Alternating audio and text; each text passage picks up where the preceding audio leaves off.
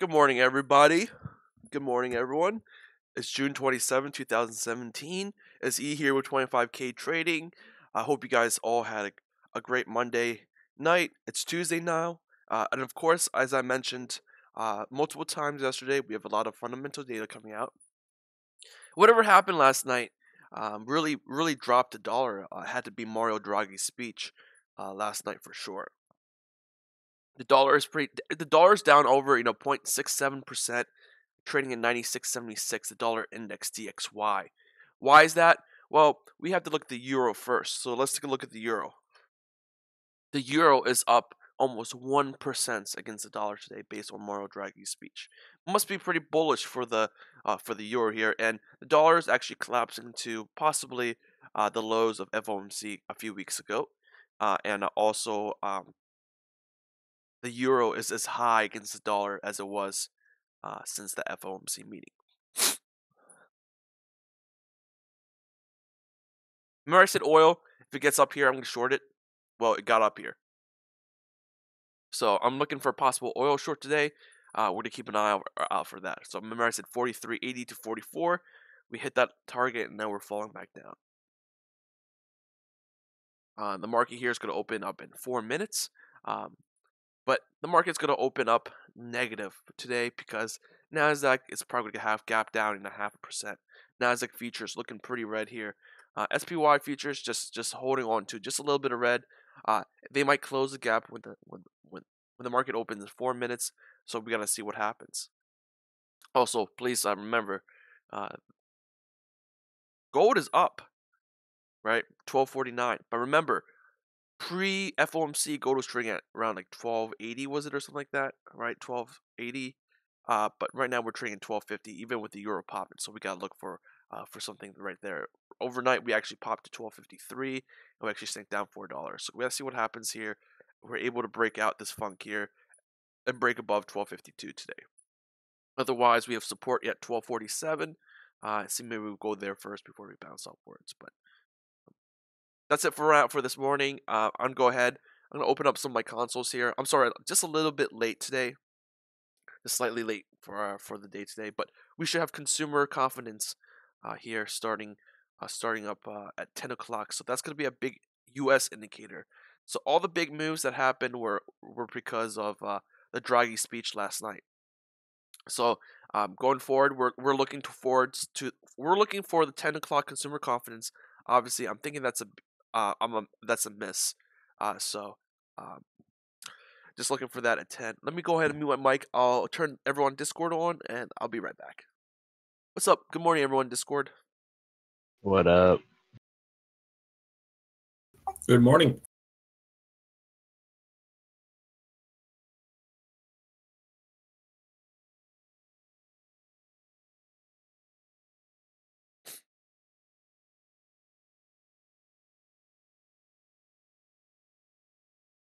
Everyone's gonna skip the open here today. 2 minutes for the open. 2 minutes for the open.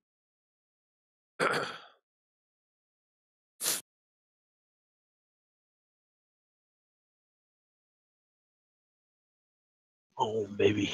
Oh my God.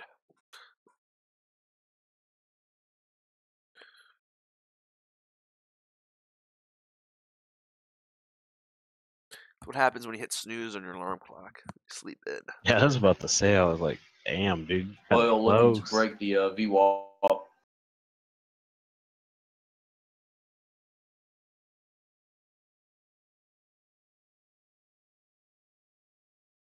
Morning, E. Good morning.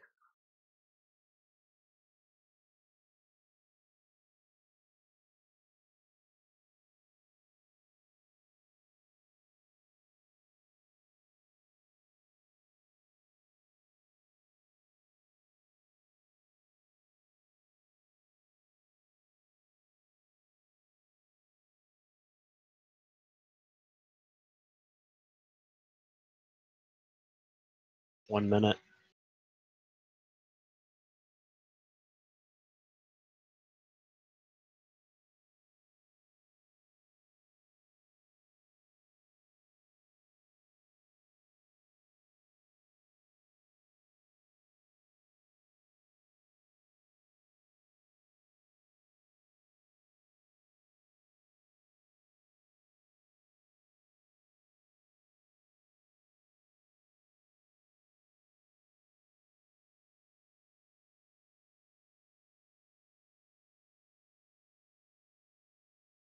Market's open.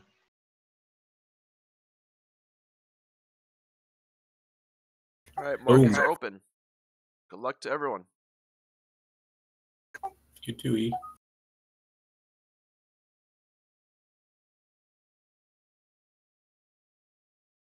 JNUG, big gap upwards, 2.5% upwards. Also, VIX is gapping up as well, just slightly, not too much. Even with the markets gapping, gapping down. SPX gapping down 0.12%, but the biggest loser here is the Qs gapping down 0.4%. Looking for XBI right now. XBI is down a third of a percent, and it's just only dropping. Next support for XBI looks around to be 79.60. Watch for that possibly to sliding up real quick here. Again, 79.60 is what I'm looking at. So it looks like the market is now open. Make sure I saw your email. I actually just replied to it. So again, guys, we have consumer confidence here at 10 o'clock, which is probably going to rattle some shit up. So just look out for that. What am I trading today? I am trading everything. Whatever there is an opening I can look at, that's what I'm trading at, looking to trade. Again, please do not base your trades just off me, right? This channel is for you to learn how to trade. Just look at someone that's been trading for a little bit and see how they trade. But please, again, to all my new faces out there, you're learning and you're being entertained. This is not me trading for you. This is you learning how to trade for yourself. And dude, Rite Aid is falling. It's fallen hard. They're falling. Oof. 20 cent drop. 6%. Yeah. Let's see what Pandora is doing. Man, dude, my shit is flagging.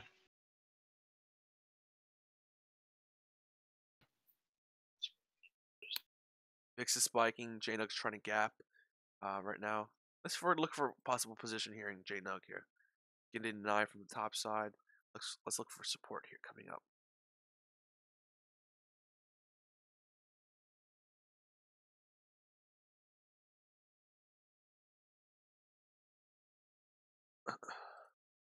MACD turning down. I'm gonna write this down for a little bit. I think it's gonna come down and then I'll bow in the dip. I think Rite Aid's a buy here. It's probably gonna fill the gap to the upside. Yep. I think everything's gonna fill the gap in the morning. Oh, unless your Qs are sliding even harder, guys. Qs are sliding pretty hard, down 0.65%. Pandora's sliding too. The SPY sliding real hard as well.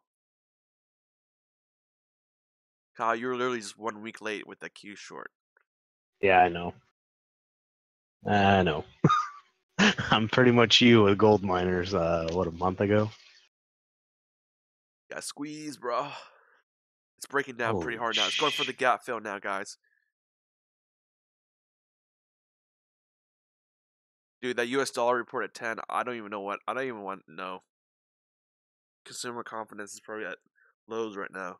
I bet. There's no way consumer confidence is up. I think it's a miss last time as well.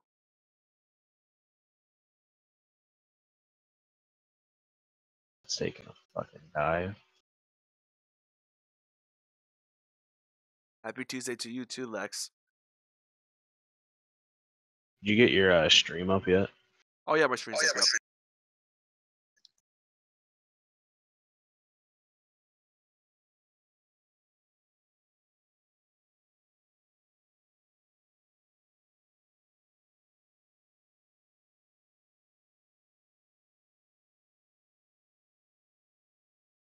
Rite Aid's coming back up. The president's being charged with corruption. Fake news. The only news that matters. What drives the market these days? You know what's not fake news though? The European Union fined Google 2.7 billion euros. Or was it $2.7? Dollars. $2.7. 2.4 billion euros. Maybe the longer they wait to pay the fine, the more expensive the fine's going to be. 2.71. Think about that shit. Their fine literally just went up 1% today because of the currency exchange. because the Damn. euro went up 1%. So what is 1% of a few $billion? A lot of fucking money just by fluctuating currency rates. Their fine just got 1% more expensive.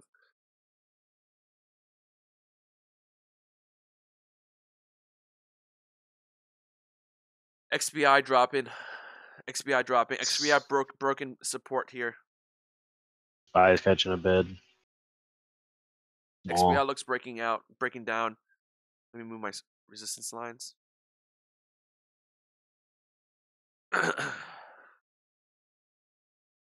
Uptrend in XBI is broken now.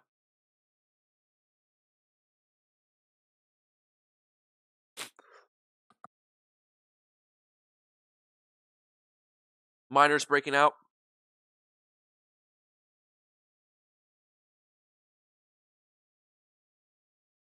I thought bio was gonna go up forever.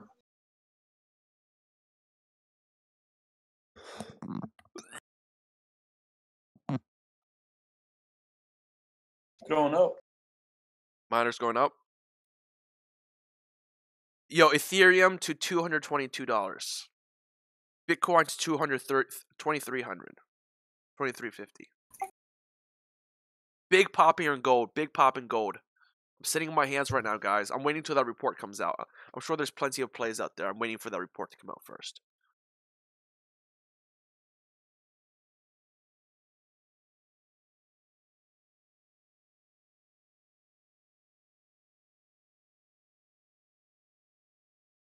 Dollar dropping hard again, guys. Euro going up to the sky. So right now I'll put on Euro because the EJ's been boring us today. I don't think the Euro's going to move. The yen's going to really move in the wake of this currency war right here. Euro's up 1% based on Draghi's words. That's up huge. Again, Euro to Draghi to the Euro is like the Janet Yellen to the dollar. We don't know who he is. GXJ pumping up new highs since yesterday. Let's see if we can want to go higher.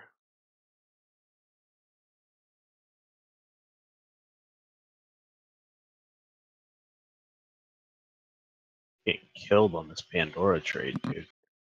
Are you long that? Yeah. Just literally slammed it.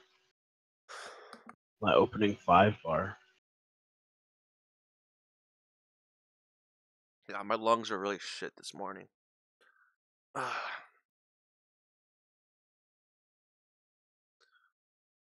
It's okay. It's all going up. It's fantasy land.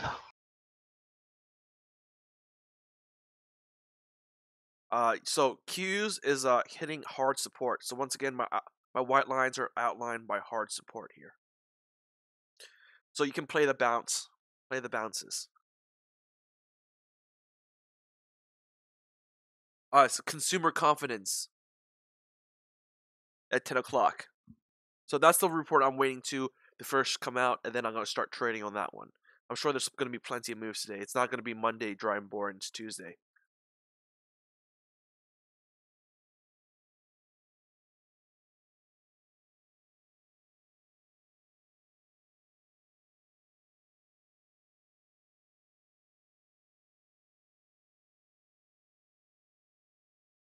Energy, financials, materials, real estate up today. Consumer discretionary, the staples, healthcare, industrials, IT, and telecom services along with utilities all red for the day. VIX is near the highs of the day. BXX. JNUG still popping upwards.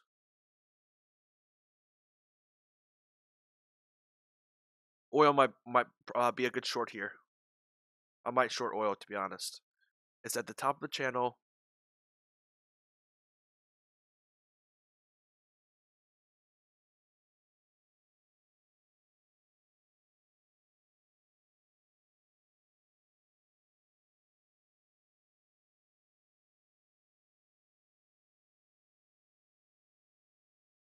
Maybe DWT shorting oil.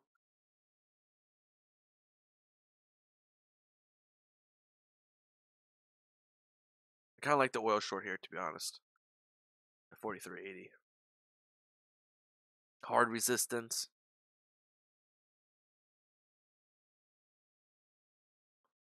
But I need to see You the sure? consumer. I need to see the consumer data first, and then I'll go short oil right afterwards at 10:30. But this is exactly where I wanted. I totally thought it was gonna pop overnight, and it did.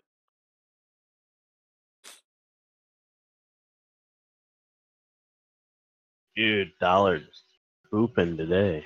Yep.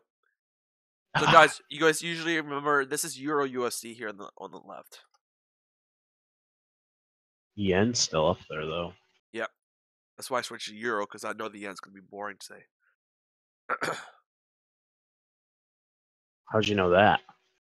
Huh? I looked at it and it wasn't moving anywhere. I looked at it.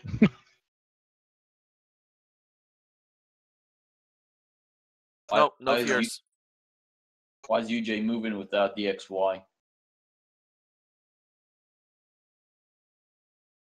What is what moving? UJ, but the XY is going down. It's because Yous are catching a it's bit. because Draghi is influenced the European dollar, so not necessarily yen.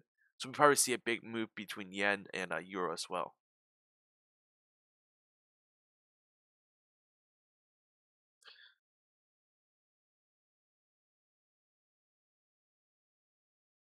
I'll be right back, guys.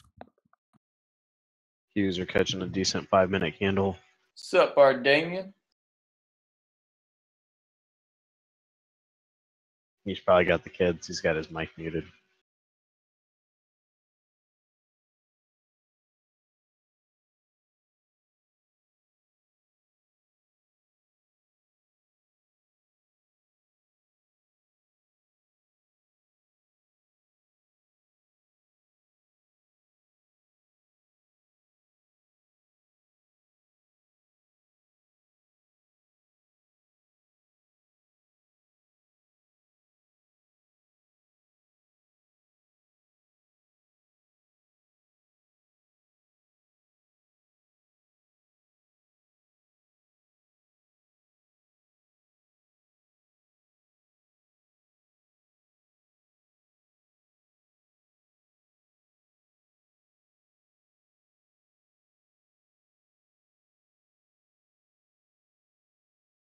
But Hughes are the only one catching the bid. It doesn't look very hot. It's all just oversold and over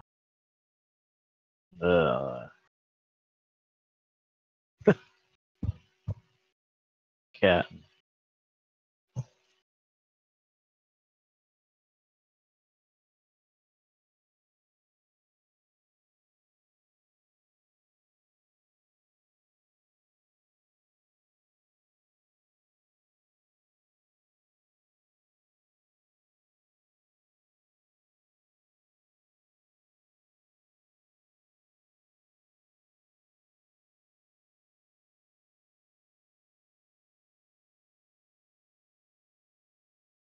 I'm buying a little bit of XIV here.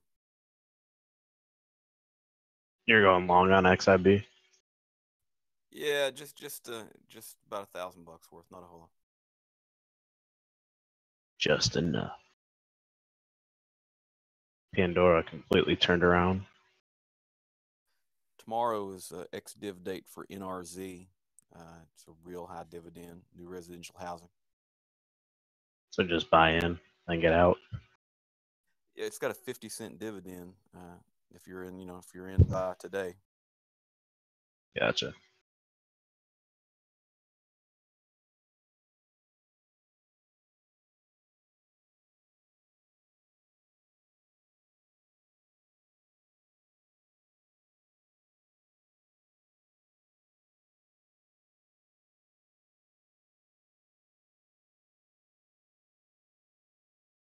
Well, that'll be wicked. That one.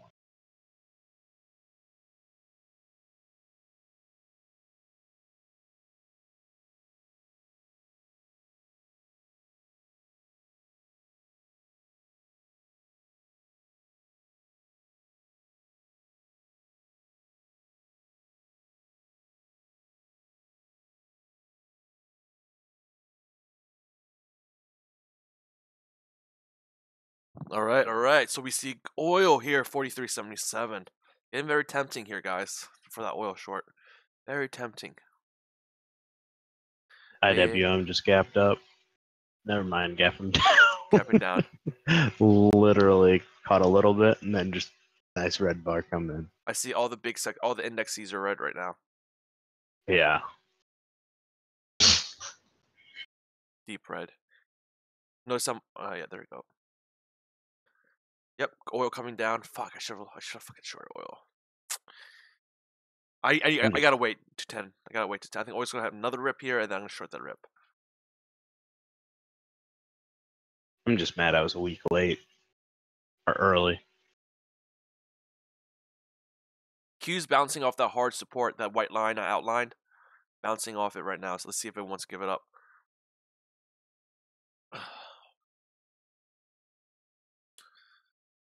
VIX is spiking.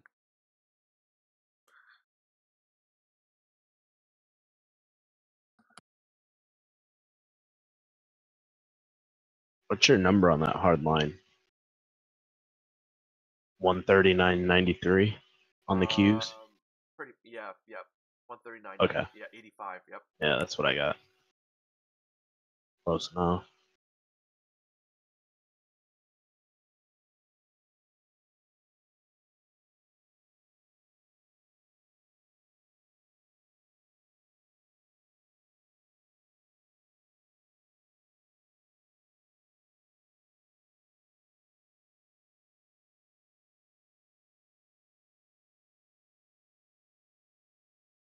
Shit.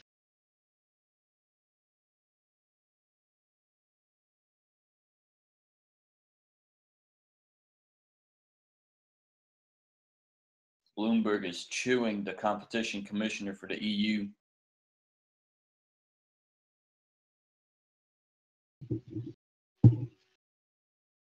Over Google.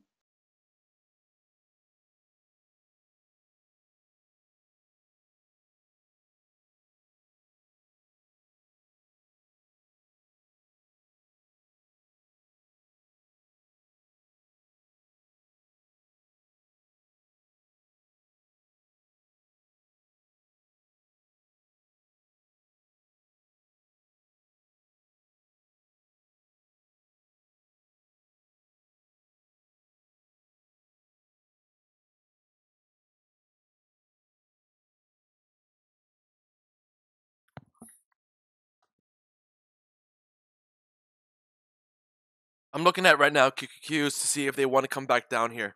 That was a hard support it bounced on. But I'm looking at QQQ, IWM, and SPY, right? The three big indexes, excluding the Dow Jones. No one All likes of them the are red. Dow. No one likes the Dow. Fuck the Dow. I don't like how they're structured. But those three guys are all red right now. QQQ, SPY, and IWM. Biggest loser, QQQ, down almost 0.5%. IWM down 0.16%. SPY down 0.21%.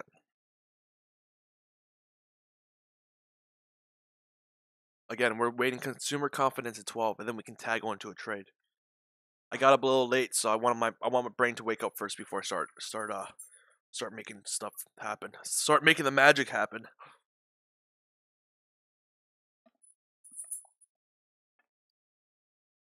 Consumer Sounds like you confidence. just opened a jar of beets.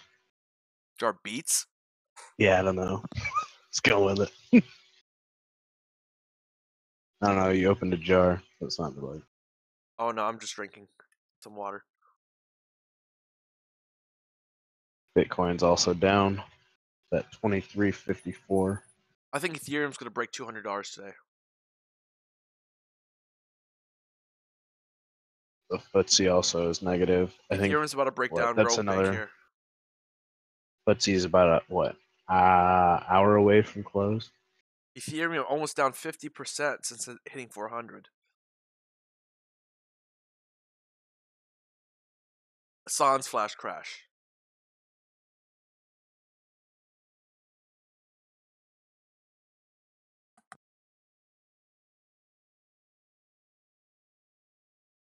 IBB's catching that bounce. 15-minute candle. JNUG is retracing. Yep.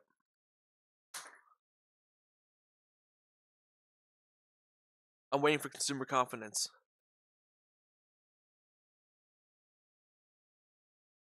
Also need to know is I'm confident. Imagine if we would have held our JNUG position. I might enter JNUG right now before the report. I think that's happening right now. 1961, 1960. It's chilling on support at 33.93, and I'm max paying at 33.80. I like to see this kind of fade. I don't think it's gonna fill the gap because we're up so much. Or actually, it's coming down. It's coming down. It's coming down. Okay, never mind. Spoke too soon. I'm gonna buy this step here.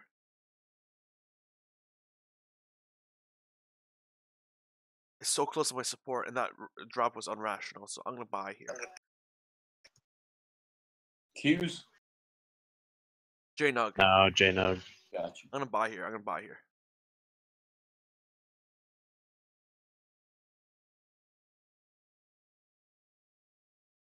$55. 1955. No, I didn't get it. Fuck you. $5 to 5 million E?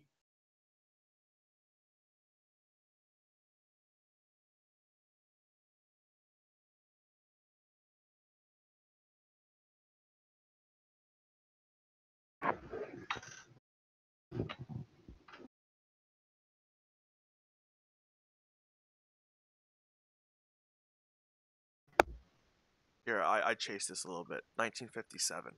1956.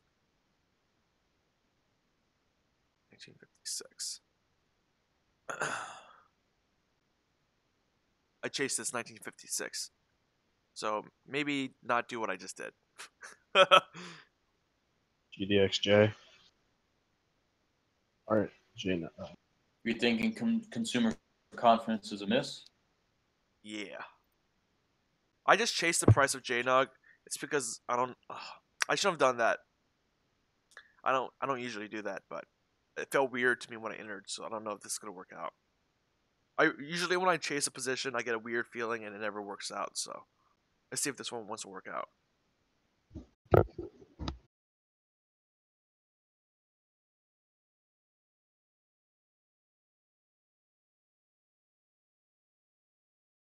I think this is gonna pull back. I think I could have gotten this for cheaper. Yeah, I really wanted 1953, and then just whoop, it just ran away.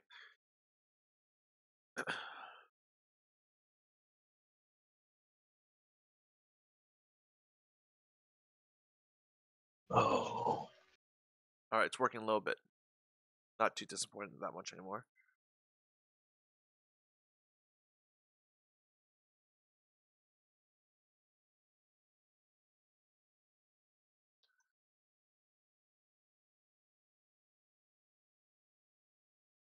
$5 minutes.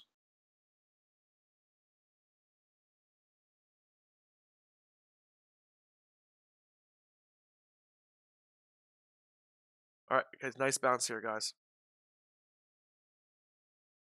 5-minute hammer. GDXJ. Let's watch for the consumer report. I'm thinking it's a really fucking big lot, like really big miss here. You think oil would dump with it if it's a miss? Actually, no, I could think it actually be a beat. Now I'm not thinking about it.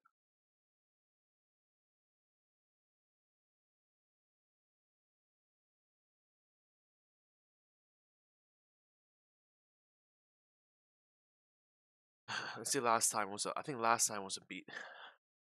No, last time was a miss. Last 2 times have been misses. It's actually declining. Consumer confidence is actually declining since March. Lower each time with a miss. You gotta see what happens at 10 though. I think the dollar drops when the report comes out because it has been last 2 times been misses, and right now just looking by trend, it looks like it's declining. So I'll go ahead with like a linear analysis there to say today it's gonna go lower. The expectations are pretty damn low for it. SPY's catching a bounce. Here we go, miners. Here we go.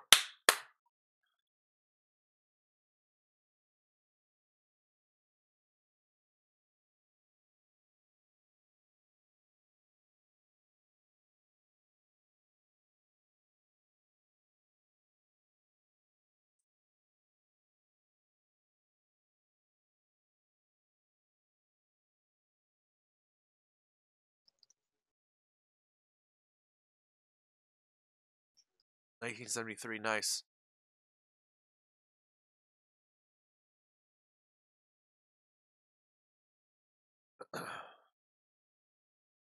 Popping pretty good well now. JNUG. Got 4 more minutes.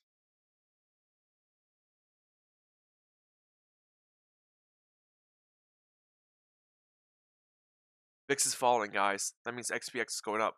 Yep. Big pop by SPX. Not really a pop here for Q's. Q's kind of dead. Q's sitting on our heavy support. Q's sitting on heavy support.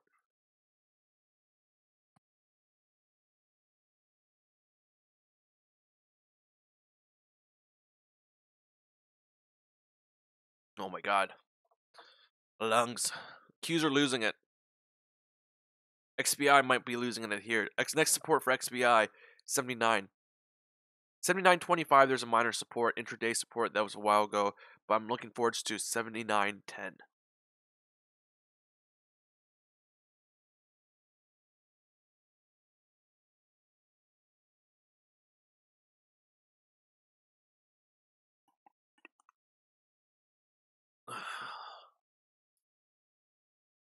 Come on, report. Come on. I'll be very surprised if this report might actually just meet expectations. Actually, you know what? I take away that miss. I'm thinking of either. Here's my ranking. I think it definitely, if it's gonna beat, it's gonna beat.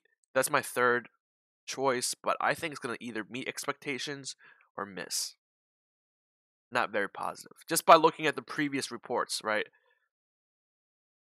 Out of the last 5 reports, 2 were misses, 3 were misses, 2 were beats.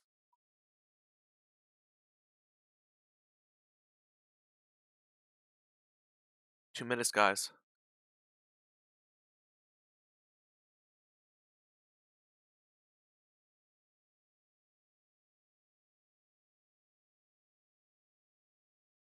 What else do you look at besides the consumer confidence? Because there's about 3 other things coming out. I don't regard the other things as important that much. We have another. Copy that. We have another 2 or 3 Fed members speaking. We have Janet Yellen speaking at 1 today, guys. Do you guys know where she's speaking at? Nope. No. See, this is why I didn't like my entry that much. Q's are going down. Q's are going down. I bought on soft support, so I'm looking for a fast exit if this does not go in my favor. Because hard hard support is at 33.81, so I would have to sit through the gap down and bite my nails through that. And Q just fell $10.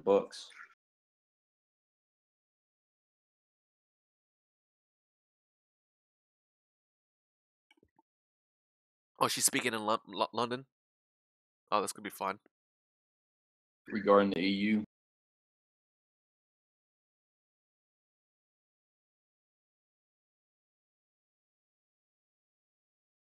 IWM low on the day. 1 minute.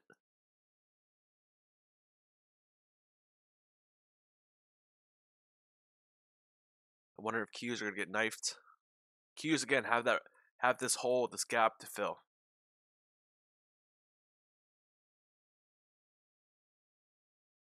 SPY holding on to its life right now. Google's down 1 point. Manufacturing index was a beat.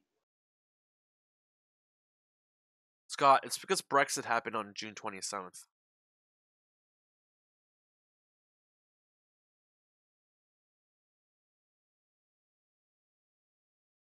$13 seconds. 10 seconds. 8, 7, 6, 5, 4, 3, 2, 1. Fake news. Fake news. Oh It's a shit! beat. It's a beat. Beat. Or maybe not. Looks like it's a beat. Damn, we beat it slightly. 118.9 versus expected 116. It's a beat. Indexes have a little green. Yeah, we lowered expectations, and it's a beat now. Let's lower the GDP. Damn it! I want to grab NQ. It's like when you're expecting a C and you get a C, you're really not that surprised. It's like, oh, still did shit, right? It's like when you're expecting it's like we're expecting an F and they got a C. It's like, oh, Gotta see. Yeah. And when you get a B, it's like, I think I cheated. Let's see what I gotta do here, though. Let's see what I gotta do in my position. Oh. Hey, it's reversing for some reason. Interesting.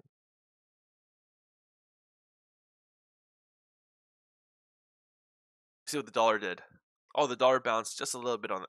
Just a little bit on that. But really, it did not bounce. Wow, it really is fake news here. Consumer confidence. You tricked me out. Really, no effect. Yeah, but VIX got a pop too. Careful, it could be a delay. VIX got slammed here. Yeah, it could be very well delayed, but I'm looking at dollar right now. Dollar should have popped hard and squeezed.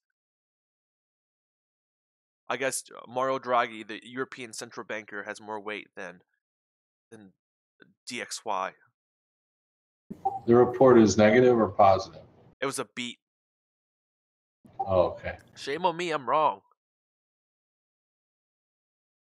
You're saying the VIX got slammed? Yeah, the VXX got slammed. Are the Qs selling off? Oh yeah, the Qs can't bounce. SPY is coming back right back down. See, is SPY dragging down miners? I'm looking at that right now, like the corner of my eyes. I wonder if SPY is dragging down miners.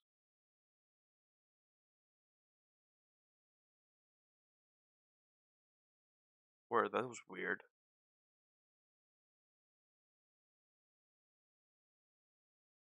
I gotta figure out what to do with my JNUG. You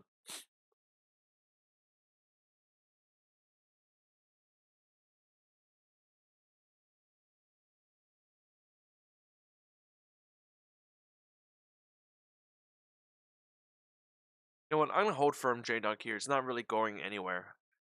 So Yeah, you're in the middle of the Bollinger Band on the 5-minute. yeah, I'm looking for a bounce here, and looks like gold's gonna bounce here. So I'm gonna go with that. The bounce on gold. So I'm gonna trust in 1249.50 to possibly 1251. Maybe a buck or two from up here. I think the lowest you're going is 1945. There goes NQ. I love this XIV, man. I love it. Oh shit! So they are inverse. Gold miners are inverse. NQ's breaking VWAP and 20 MA.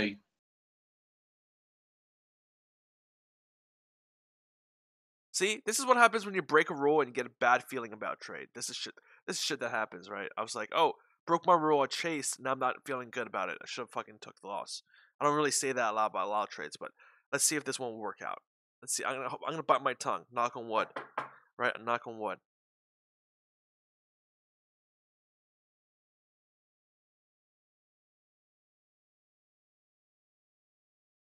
What'd you get on that? 56? I mean, it's at my entry right now, so I'm not really that concerned. I just wish I got something better, on that drop. I wish I got like 53 or something on the drop. So make me. I mean, this is still like a matter of $100 or not.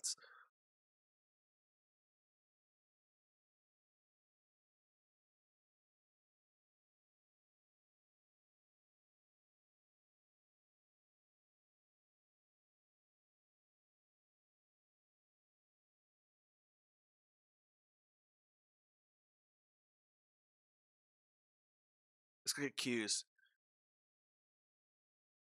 Qs popping, SPY popping. Soft resistance 1242.93 for SPY. I'm sorry, 1242.95. NQ popping.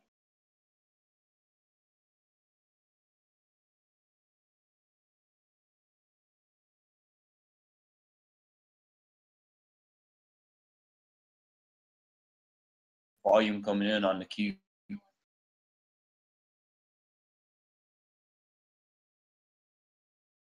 Heavy volume. MACD is green.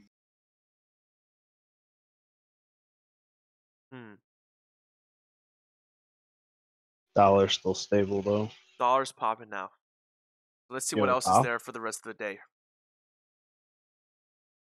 We have Dallas Fed. No. We have FOMC at 11:15. Member Harker speaking. Yellen speaking at 1. And then Kishkari speaking at 5:30.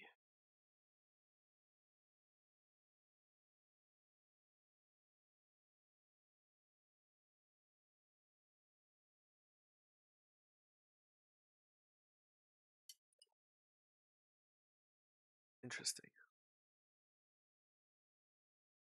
See, now it approached my entry right here. See, 33.81 was what I should have waited for. So guys, this is a word to those that are newer in trading. I should have hesitated and followed my resist support.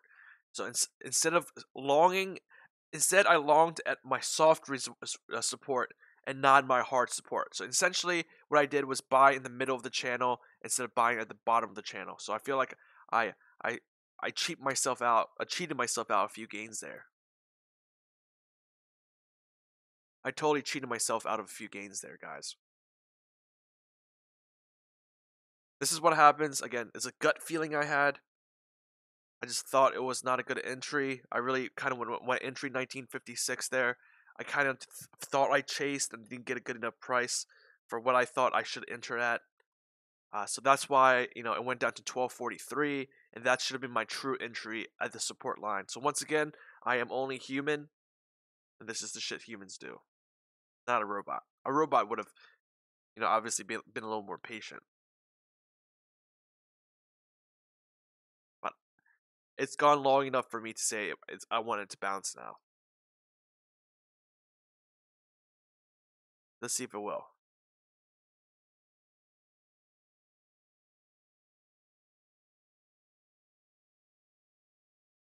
I mean, I had a draw in there. It's just I jumped in a little too early. I thought the consumer confidence would be a miss. I just essentially looked at the few last reports and they were misses, so that was my conclusion.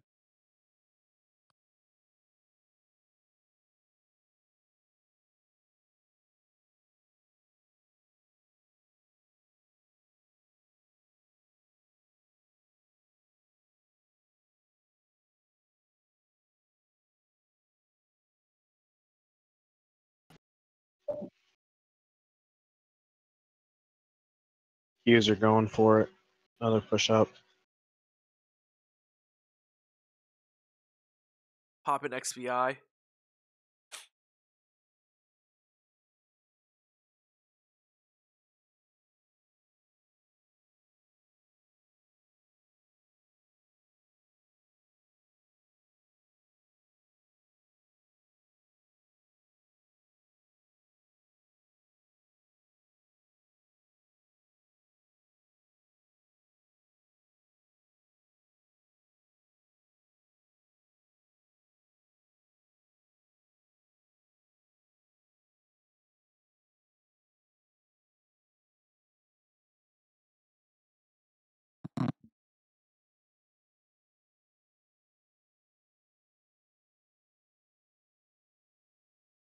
You guys, where's Janet Yellen speaking at?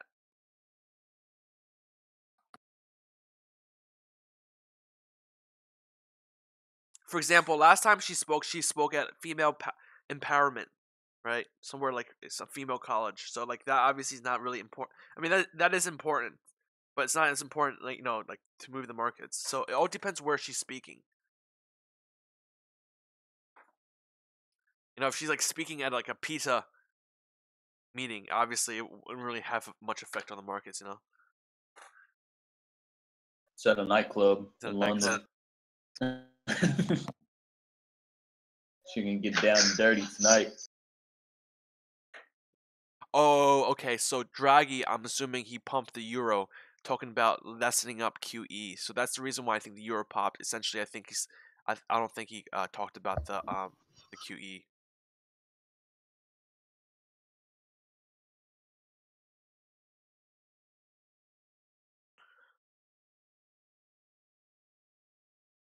So that's what I'm assuming he spoke about. So that's why the euro usually pops whenever Draghi's on recently, because they're saying they're getting better. Let's see what happens. He said, let's see what he says. Yep, plans to reduce the bank's emergency stimulus package.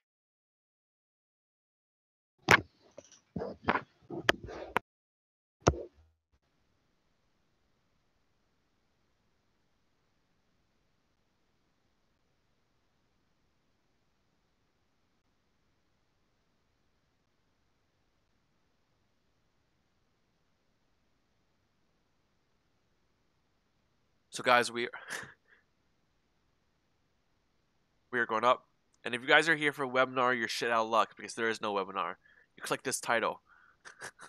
Because it's clickbait just like every other video here on YouTube. But mine actually has actual information in it.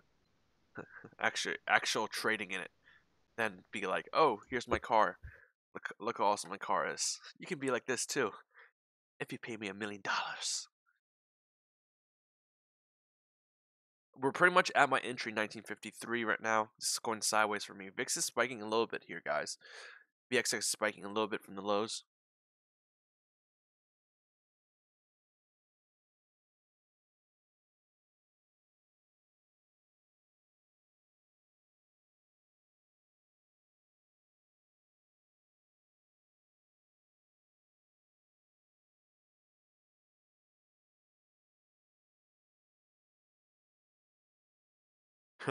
Hey, I'm just casually chopping up firewood in my backyard. I didn't notice you guys. Oh, we had a great day trading today in the open. We bought JNUG at 1956 and we sold it for, I think, what was it, $100? We made 500% gains.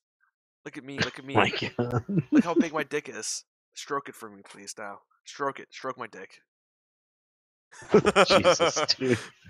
Hi, Ross.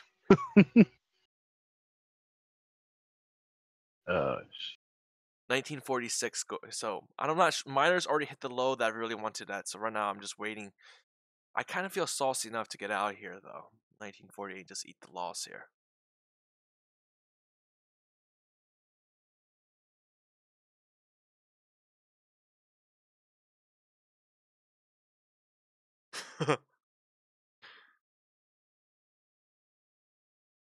Again. We're just chilling on this. My support line here is 33.81. 33.81. Come on, we gotta have this support hold.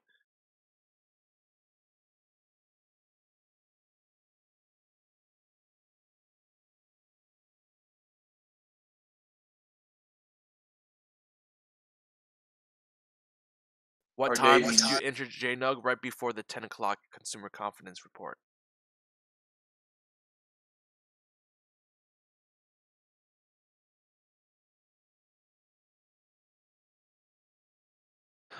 See, the thing that's concerning me is there are possible head and shoulders here on gold on the 15-minute. This is bothering me a little bit. That's bothering me a little bit.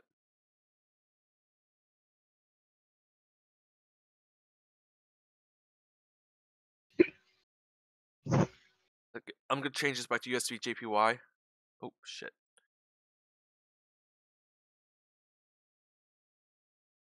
Dollar is hitting resistance now. JPY or yen might be double topping out here.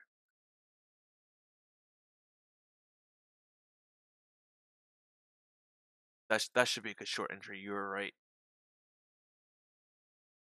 Huh. IBB looks like it wants to go lower.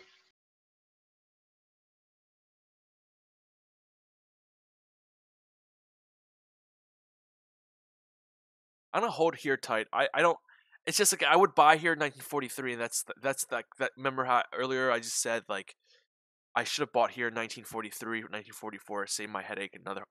Save me $120. Save me a little better my win-loss ratio. But see, I would buy here. That's why I don't want to sell here because I would totally buy 1944. And I feel like I'm giving away a good position here. I'm feeling this is gonna rip upwards and test the highs of the day today.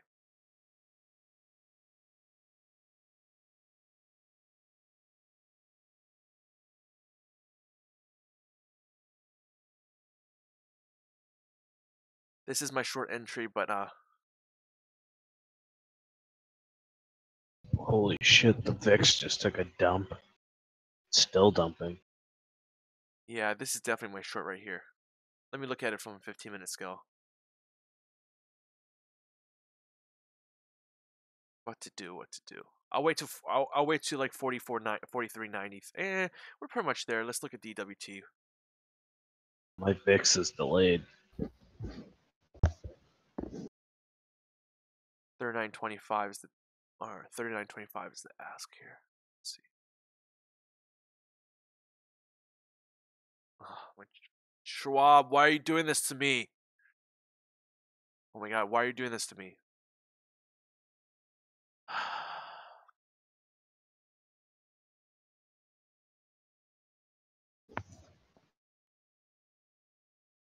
I want a short oil here.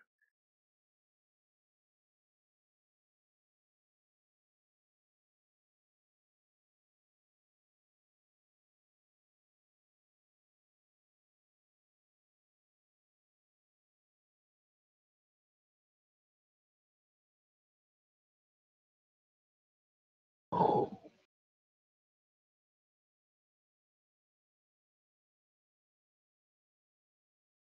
That's the only thing I'm afraid of. But it looks like the Head and Shoulders was first defense. That's sketch. This is sketch.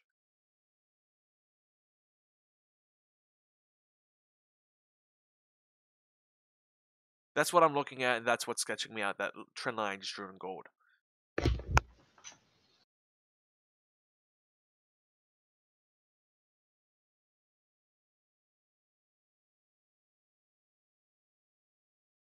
Oh, here it goes. My Schwab fixed itself. Thank you.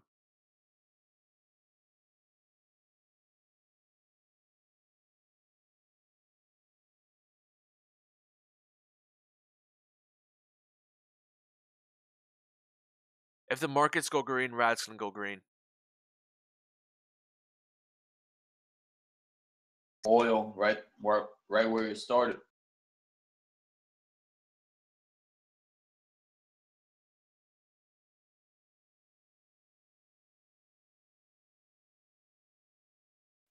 Cyber attack. Advertising company and Ukraine. Yes, Ukraine have been hit, Vonnie, by this suspected global cyber attack. Yes. Yeah, I'm gonna short here, guys. 33, 39th. Like, dude, the bid and ask for me is so fucked up. I don't know. There it goes. There we go. The price just corrected itself. Where at? No, it was just the price for me for DWT was weird for me. It was like stuck at 39.30. It was stuck at 39.39 for some reason. It was just being really glitchy. Now it's fixed itself. 39.29. Short oil? Thinking about it. It's on a 3-day uptrend. I think today's the third day. Tomorrow's the short oil day.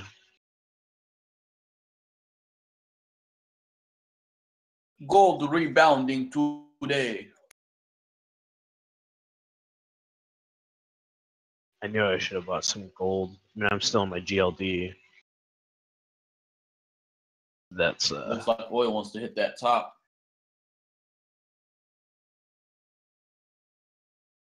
$39.24 is the ask.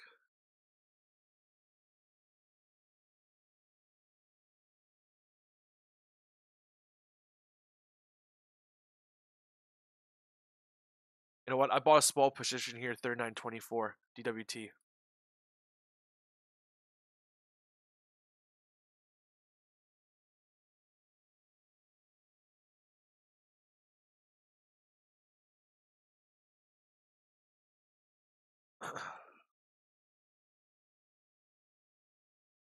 Oop.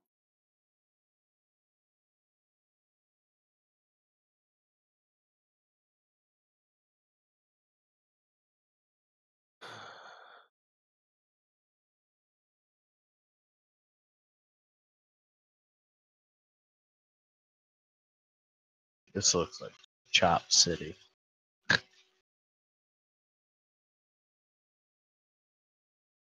Yeah, I like this short. So it's like pushing right against, and this is a heavy resistance. So I'm looking for it to go below 43.80. So I'm looking for oil to drop 15 cents or so, and then I'll close my short out then. If it does that. Right now, my JNUG trade is not looking that hot. Not looking hot at all. Be comfortable with that position. You are long right now in oil, Bob. I mean, we're up for the fourth day. It's our best run in a month. I mean, are we just going to drift upwards a little bit? But is 30 looking likely in the short to medium term? Did they just say short on oil? Yeah. In crude oil now, we get these sort of short-term speculative balance ranges. I made that up, so I don't even really know what that means. But No, I want to close. I want to close my position because of that. Damn it! Talking about What the oil and gold. fuck? What am I supposed to do with this position? Stupid JNUG position. I fucking entered. Fucking idiot.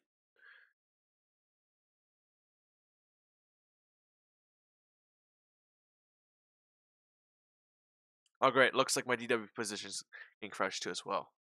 So I got to close one of these. Actually, no. That's only up 3 cents. We're good. We're good on that one. That freaked me out. It's what happens when you're on a 5-minute chart. It just goes up, 5 cents. It freaks you out. Yeah, dude, I've learned that. Dude, Oh, 5 minute shit. and 1 minute. Shit. Can only JNUG's play going those down. at open. Let me close out this one. Oil, you fucker. That's why I wanted to fucking close out this oil trade when Blueberry said to fucking short it. Oh my god. Okay, I'm getting wrecked on both Yeah, sides. I gotta do UJ's something. flying.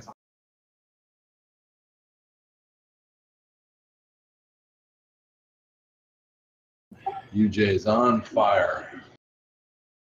Alright, I'm gonna do some key damage control right now, so you know what I'm gonna do is aka stop talking and you might just hear me breathing. Do you, man? Let's see what I gotta do here. I didn't even look at my profit loss here. So that's why I'm a little concerned.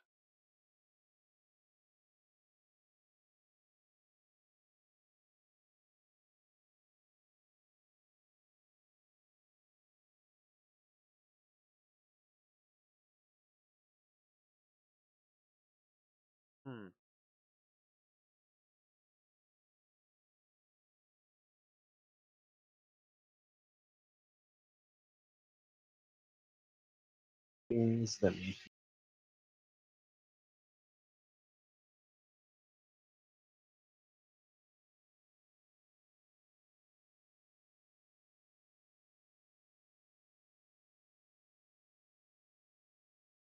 What should I do?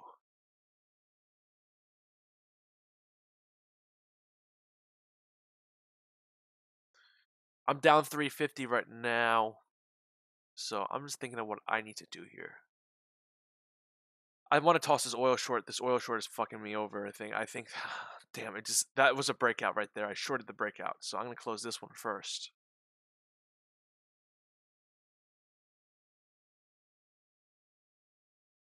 I'm okay with my JNUG trade.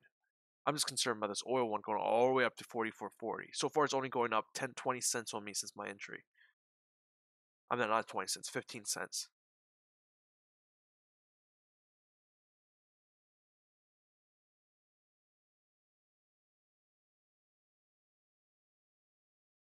I like my JNUG trade. I'm not too concerned with my JNUG trade. It's just this. I'm wondering what I should do with this oil trade. Be careful if you shorted oil with that Syrian news from last night. Yeah, I think oil's coming up. Plus, it's been up the past 2 days. Today's the 3rd day on the run. Man, I'm a fucking retard. I keep biting my damn tongue. So you just keep biting your tongue? All right, we're going a little bit. Okay, I'm only down 250 now, so it's making me think a little more rationally. Let's see.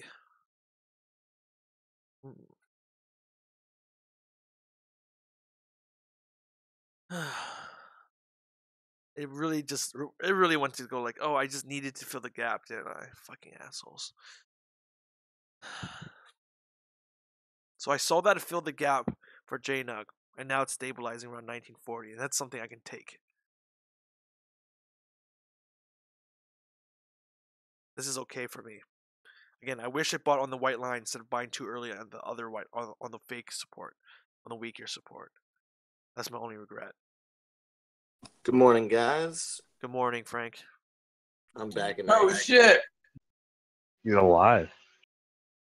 Yeah, I'm not really trading that much because I had a super fucking huge win the past couple of days, but I'm chilling. I was trading MBRX. I bought in at 97 cents, 50,000 shares. Thing fucking doubled, baby. Are you holding Rite Aid? Yeah, my right hand exploded in my lung. That was beautiful yesterday. You sell it? Nah. Yeah, I was about to say, I'm still holding mine. Dude, I got Warren Buffett in there now. I'm good to go. Yeah. I'm good for the next at least 10 years, as long as he stays alive. You playing Pandora in this run up? Damn, No, bro. I don't like Good Pandora. Dude, they're losing their CEO. I want to see who they put in there. Too much speculation driving that. Yeah, their CEO is a piece of shit. Yeah, it's all news. It's all news driven, but I'm watching Lab D. XBI just broke down a pretty serious support. Then it popped back over, and I'm looking at it very hard right now. why does everyone watch XBI, man? It's all about the IBB. Because I want that Lab D. I want that Lab D. That Lab D owes me some money, motherfucker. Doing Lab D pops, it's gonna pop like $1, $1.50. It's gonna be beautiful. XBI is gonna go to fucking 76, 75. I'm gonna be sitting fat. So guys, I've been just wondering what I need to do here. I'm okay with my JNUG position. It's the oil short I'm worried about. If this is gonna tickle me all the way another 40 cents to the upside. That's the only thing I'm worried about. If I were to hold on to this short, again, this short is not that much.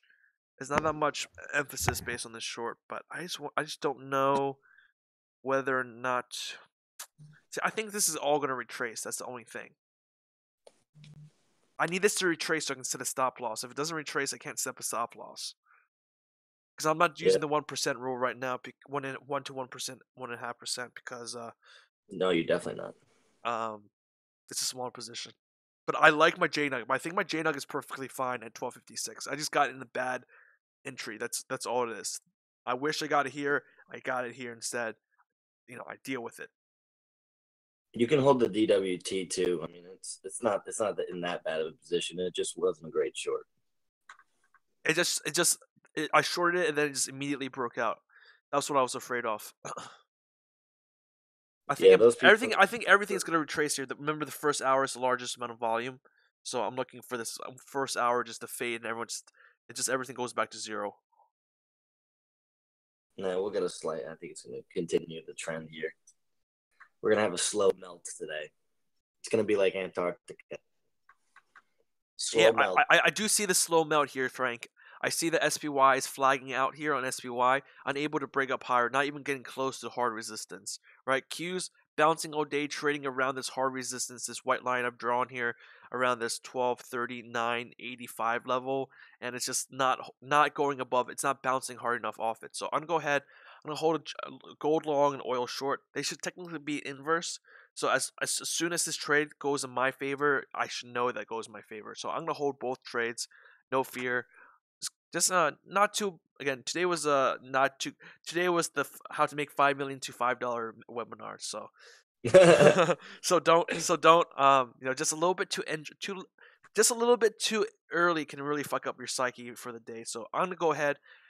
I'm evaluating all my trades. I like where everything is at. Now these trades can turn on me at any time, but I like where it's at. I'm thinking a little more confidently now. I'm going to hold both and just see what happens here. I'm only down. I'm barely down right now, so I shouldn't be freaking out like this. You're goody. Relax. We're good. You're overthinking it. Frank's here. Chill. Dollar's popping. I also saw the dollar was popping as well, and dollar's making hitting resistance and immediately falling down. So I'm looking for dollar to go down. I just want everybody to know when the time comes, I'm loading so much knack that it's going to be almost sinful. Lab D, I see Lab D. The support we're watching for is 79.57. This level of support right here. If this loses here, it's going to go to 79.25, and then I'm looking for possibly 78.63 if we actually do go to the downside, guys. 78.63 if we actually do go to the downside. Yeah, 57 is a big wall here, which is kind of weird because it's kind of ticking below, but it's not really breaking.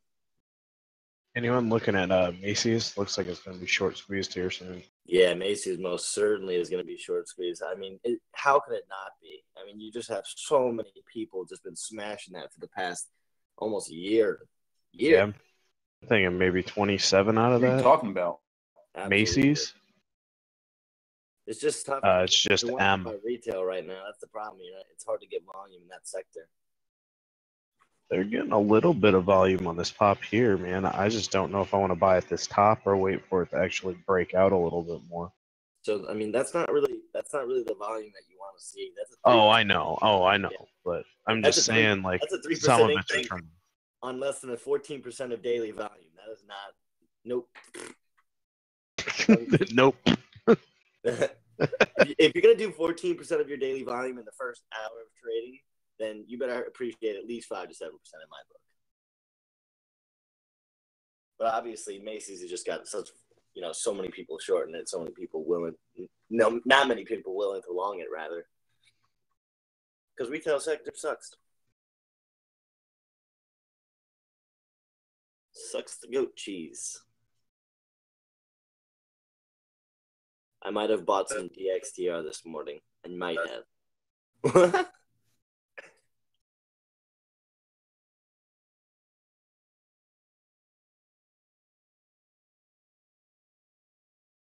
Dude, Macy's is still paying out dividends? Jesus. That's surprising. Yeah, they can afford to. They close, a bunch of stores now. With the overhead.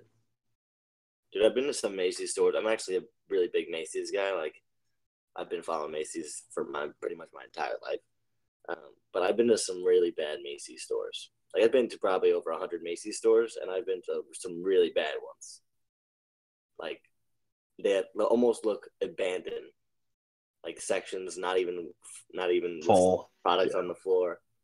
Yep, Really I know what you mean. Let the bodies hit the floor. Let the bodies hit the floor. Let the bodies hit the floor.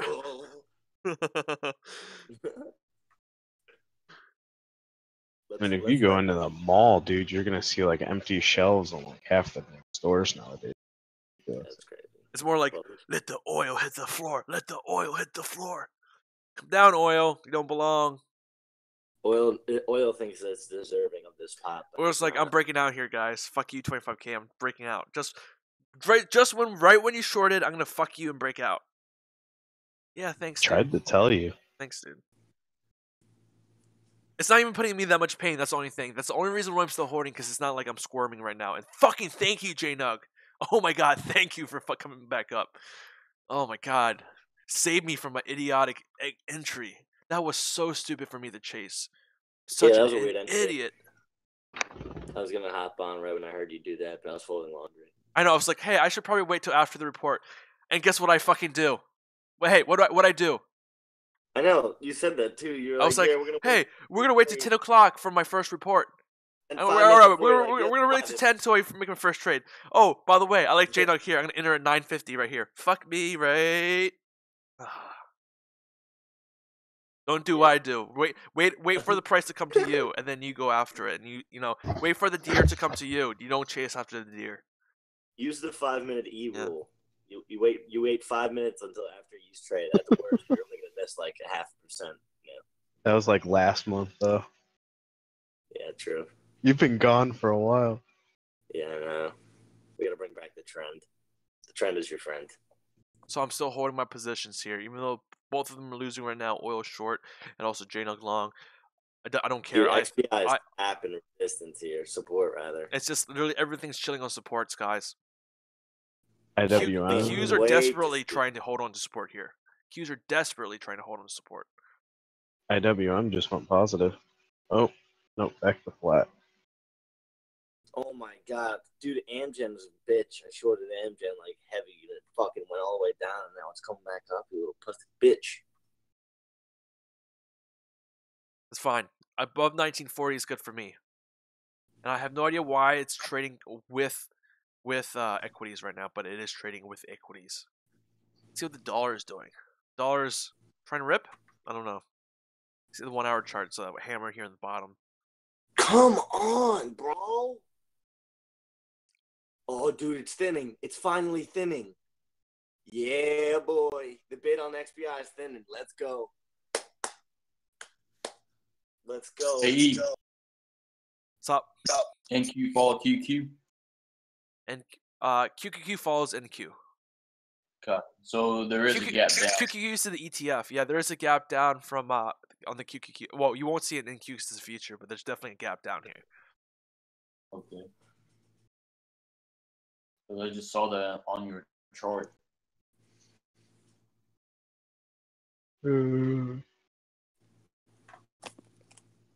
Ashok, I can answer your question with 2 very simple emojis. Hold on. Are you answering people on YouTube, Frank? No, in Discord chat. Uh, I don't entertain the commoners.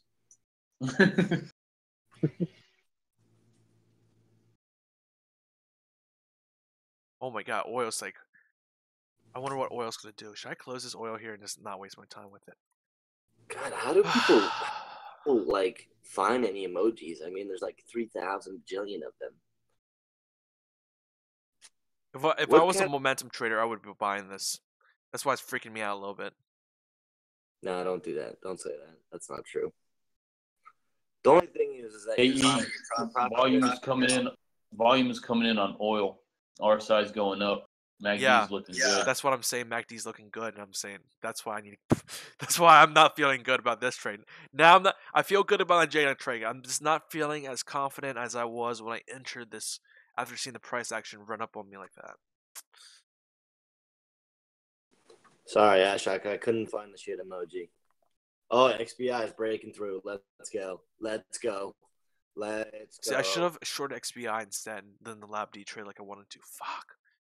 See, that's why I hate intraday oils trading. It's just like this. I hate intraday oil trading.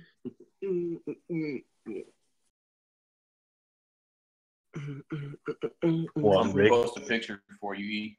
Rigs are tomorrow, yeah. Rig reports tomorrow or is it Rig today? reports Fridays. Oh, there we go. Let's go, baby. XBI breaking down new low of the day. Let's go, baby. Again, I have next support around around this level here, approaching 79.12, and then we should have a heavier support here around the 78.63 level. I consider the 78.63. See, I'm getting fucked in oil, right? Getting fucked in oil.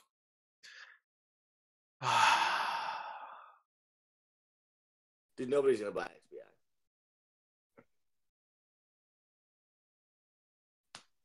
Oh. How many shares did DWT got? 500? 330, half position. Oh, that's not what the hell. It's not really crazy. That's why I'm not like. Yep. But you know, That's even with a half probably- position, that's like $300. So Get 38.70 and close that bitch. see, I don't know You if have to this one's. understand, I don't know. DWT. This shit looks like one of those days that's gonna sell off because it only popped because it dropped the bounce and then now it's breaking out. I don't know if I can hold to 44.50 though. Who's the question is who's willing to buy DWT at these prices? Not that's the problem. You're not gonna get buyers at this level. I know I'm fine with DWT. I'm saying DWT tracks oil. That's fine. It's an ETN. I don't think that matters. It's whether or not I want to. If I think oil still can go up. Man, see, that's why I say like a bounce. Oh, fuck me, right? Hey, who's watching the Qs? Here. Is it sidewinding? Yeah, it's just going sideways, dude. Chop City. It's like black eye day for me. Dude, I think you got a little. 50 MA. Oh my god, I sold my NBRX just in time, baby. Is this our debut? Yes, sir. Yeah. Oh, Damien, how was the sun yesterday? I have 44.5. That's why, John, I'm like agonizing right now whether or not to close it here. Yo, and the thing is, and I'm probably gonna close it. Oh, miners are going for support too. It's breaking top VWAP on oil. Wow, miners are going. Wow, that's not good. What's happening there? I gotta try my GDXG. I'm slacking on miners. Miners put a bad taste in my mouth. I'm fine with miners. Miners is not my concern. My concern is about this little oil short I took. I took a half position oil and it's fucking me like this. That's what's concerning me right now. God, Yes, yeah. miners in such a fucking weird channel. See, like this. Yeah, like on my I'm talking chart, you about. still got another 3 cents before the next resistance on the USO. Now, oil. Yeah, you get 2 more cents. Yeah, this is what I call I'm trying to exit as fast as I can. It's not even hitting my limit. Qs are catching a bid. 15-minute candle. Yeah, I'm out of this trade. Green. 30. I'll just take my loss. I'll lick my wounds here. That's it. IBB is going down. New low. You wouldn't wait for a pullback? I'd wait for a pullback, man. You got one more cent after that. Oh, Okay. man. What you doing, R. Davey? If you can hear in the background, making Holy smoothies. shit. Yo. Yeah, that was Yo. awful. That was awful. That was great. I usually don't use my headphones, but I'm using them right now, and that was awful. They're coming out of my ears right now. That was awful, guys. It's going up to 44.50. I'll let it do its little thing here. Did you hear that? What was that, dude? Making a smoothie. My daughter is. I'm over this trade. My bad. I'm over this fucking trade. This trade fucking sucks. Making a smoothie. It should start pulling back here, though. No, Yo, that was a literally. shit trade. I'm not looking at oil for the rest of the day. Don't ask me what I'm gonna do with oil. I'm not fucking looking at it. Can anybody tell me what's going on with the VIX? I'm so confused. Why is the VIX not popping here? We just melted almost a 0.33% across the board, and the VIX didn't pop a single cent. Because I told the VIX index to die, and it's gonna die. No, but seriously, that doesn't even make sense. What do they sell it off all in one share lots? They do what they want, Frank. I don't understand algo talk anymore, man. So. Hey, I just want to say a big fuck you, DWT. Fuck you, DWT. Eat my dick. What it is, Frank, when things don't correlate like that, you know that they're not going to stay the same. You know, the indexes are back, like S&P's not taking a huge couple green candles now. I know, but the weird thing about that is you usually think that, you know, that makes sense, obviously, but then they're not going to be working properly previous to and after. And I've been watching the VIX. The VIX have been working pretty good here, and now I expect to see a pop, and it's not there, which is very weird. Looks like Qs are going to go for gap fill. It's working for equities though. Well, usually it works for equities for the VIX, but I don't know, man. Like I said, they do what they want. No, but like I've been trying to enter UJ the last few days. I took a small loss last night when it fucked me. But UJ and gold correlation is a good example because sometimes they're just spot on, and sometimes one will just sit there and let the other one. I call that slippage when they're making adjustments. Like last night, it was just way off. They were both going up and down together and stuff. I was like, what the fuck? We've talked about that before, of course. Yeah, I don't know. I don't know if it's all market maker or just happenstance or what. Well, it has a lot to do with price action, obviously, because the buyers and sellers at certain levels are holding, you know, prices at hostage, so to speak. They should be going up or down. Yo, I'm gonna double up on my JNUG here. Double up, double or nothing. Yeah, I agree, Frank. Word. Double or nothing. Double or nothing, dude. I lost so much money in Vegas. Holy shit.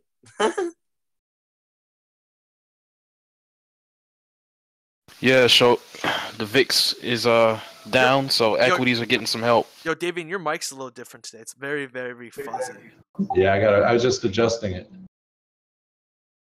You got loud all of a sudden. Yeah, you got really loud and really fuzzy. He found his voice. Is it still fuzzy? No. It's loud. It's a little overmodulated is what it is. Oh. Yo, SPY filling the gap. SPY fill the gap. Now 0 for the day. Q's trying to fill the gap. Dow Jones positive now for the day. IWM is also positive. Hope my headset ain't going out. No, it sounded good there. Might be time to get a new headset. I did have this for like 3 years. Oh, well, fuck you. Yo, if anybody wants to take a risk with me, CIE, I think just turned. I'm waiting for the dip here to 1944 JNUG again. I'm gonna buy the double dip. I like CIE. It split. It shed 30%, and now it's going up, which means that something happened. Waters have changed. I'm also in CHK too for a small little scalp. Very, very small scalp. I'll take like 12 cents.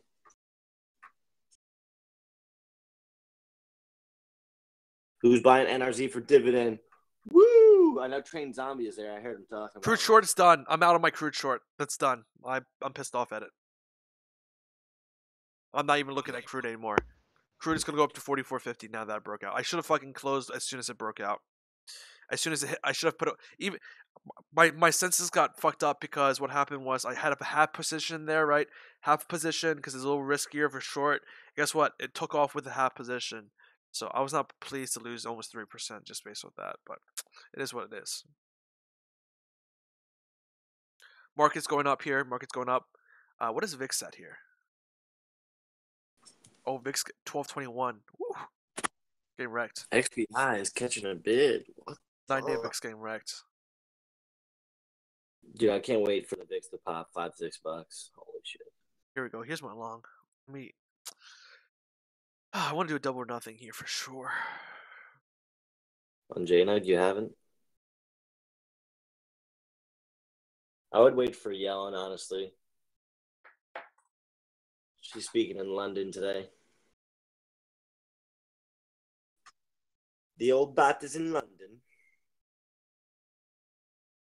Yeah, Frank, I'm loading up on NRZ. Hey, there the it 50-cent dividend, you can't beat it. Oh, dude, are you kidding me? NR what? You can't beat that shit. NR what? NRZ. That's Nice like, to hear your voice, Frank. Thanks, man. I appreciate it. It's like 48 cents every fucking quarter. It's crazy. It's 50 this quarter. They just raised their dividend. Yeah, it's just wild. There you go, 2-cent bonus.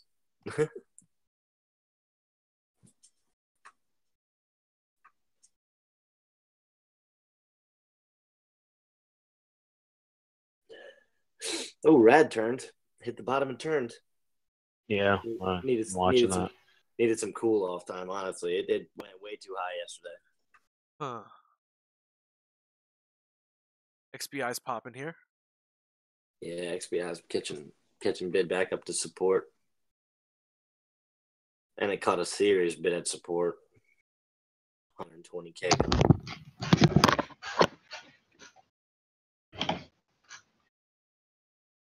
Groupon, guys. My Groupon is exploding too. All of my longs are exploding, man. It's a good quarter for the longs.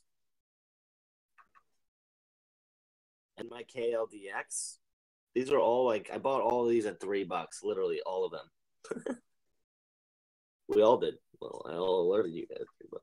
Like KLDX, mining, Klondike, whatever the hell it is. Yeah. Yes, You sir. should have got out of that a couple of days ago, and then bought back in. 55. Guys, I'm looking to average down on my JNUG 800 shares to make it 2,000. I'm hoping it dips below that white line again. I'm hoping if it doesn't dip, then it's fine with me. It's gonna pop upwards. But if it does dip, I'm gonna not essentially double up, but just add 800 to make it. I don't know why. It's like even numbers. 2,000 shares. Oh no, NAC is swinging up. I should have got it 139. I was gonna start loading too. NRZ, Nancy Revolutionary Zebra. I got it. Thanks, bro. No problem. Yeah, Z is a hard one. Z. The J and G, Z's, V's, S's, C's. I thought Robinhood was just letting me down. They do that sometimes. Dude, something I've learned when you see, Jerry, if you're trading on Robinhood mostly, when you see a penny stock on Robinhood that's below 10 cents, you buy that shit on Robinhood, just so you know. Yeah, man, I do a lot of shit like that, especially low price stuff.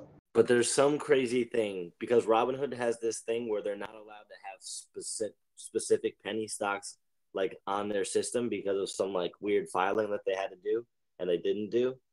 But some penny stocks, the penny stocks that are allowed, that are like on their system, their server that you can trade, they're like, because they're of higher potential, you know, essentially they're like of a lower risk asset almost. Like they classify like super risky as like D, and then like, you know, semi risky as C. So like they're like less riskier penny stocks. That's why I like Robinhood for penny stocks. Sounds good. Yeah, I love it. That's how I made tons of money on Delcath. I mean, got that puppy fucking 4 cents. Ride that puppy up, Dexter. Ride that puppy, just ride him up. Who's asked me penny stocks? Let's see what kind of penny stocks we're riding up today. How do you screen for them, though? Honestly, I just I don't know. It's hard to explain. Okay. I keep snapshots of every single stock I ever look at. So you just keep revisiting them. Well, yeah, I keep using a virtual tab with them. You know how people put their pivots on charts, with a marker or a pen. Yeah. I do that mentally. I just use price action and I draw those pivots using the prices. His process involves baby oil, yoga, and a Ouija board. And a ton of THC. Hey, whatever fucking works. There you go. And it's been working, so I don't break it. I don't fix it. I can't trade and bake. Can't think that way. See, I think too much when I don't bake, so that's a very big problem. If you think too much when you trade, you'll always be a loser. Yeah, dude, that might be so, man. I've thought a few times and lost. You're right. It's so much it's kind of weird because people yo, you're a day trader, what do you do? Just buy high, buy low and sell high? Yeah, that's exactly what I do, but it's not that simple. It's not that easy to. Yo guys, I doubled down at 1940 JNUG. That was my double down here. It hit my support right here, 1940, and I just bought and doubled down. Now I'm averaged at 1250 at I'm sorry, 1950. I'm short oil here, I have guys. $2 grand. I'm not I'm $2 grand, short oil. 2,000. Yeah, oil's a good short here too. So I doubled down on that JNUG, guys. That's a double down right there. Got a little too greedy. Come on, XBI, go back under. I don't know who just bid you up, but that was stupid money.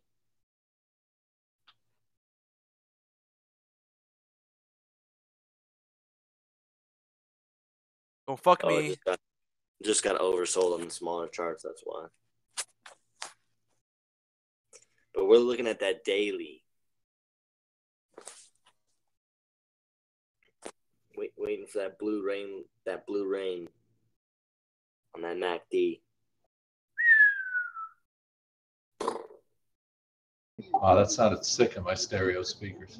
There you go, baby. Sound effects courtesy of Frank. Fuck! This JNUG's not looking good, That's dude. not looking good. That is not looking good at all. That's a new low. That is not looking good for me. Yeah, miners are I scared. am exiting. I think I'm just going to take losses all right here. That's too much. 1933. It has to bounce now. Gold has to bounce for me. Let me look at dollar real quick to confirm. I'm likely going to exit. It's fucking UJ going up like this. Breaking my balls. It looks like the same formation from the gap down on the 26th.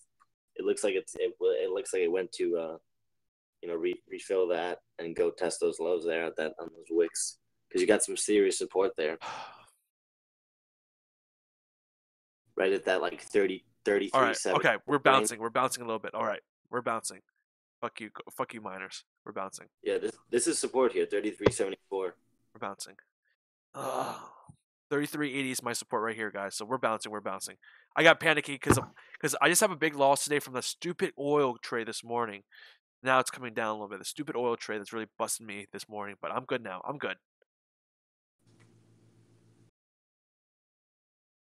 I just do not want to see another low created. I want this shit to bounce back to the highs, $34. Let's do this. Oh my God, Dexter's exploding, guys! Holy shit!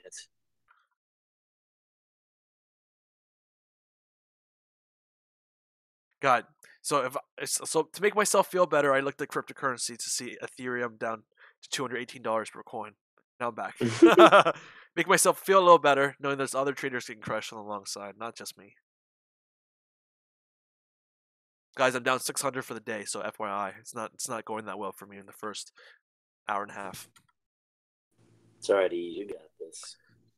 All I need right now is a bounce from miners, and I should be good for the day. Guys, I'm if you thinking missed that miners was a fucking bounce. 1640 on NRD was looking good.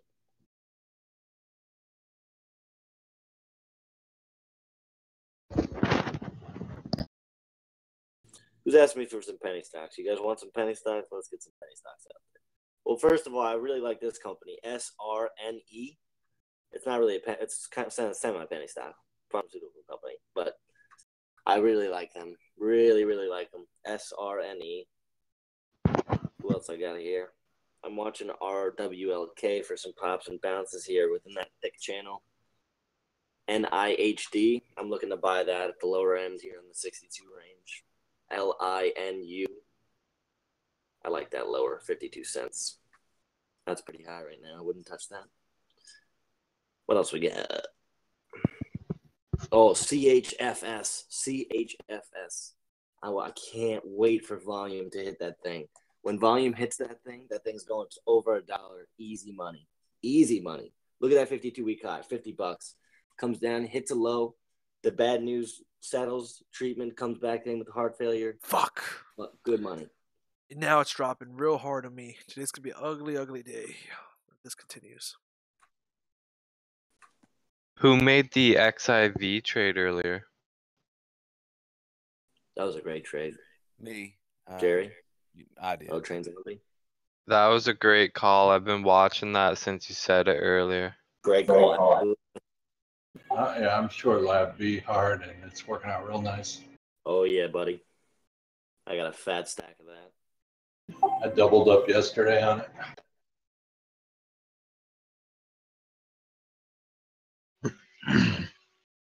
Hold strong. Hold strong.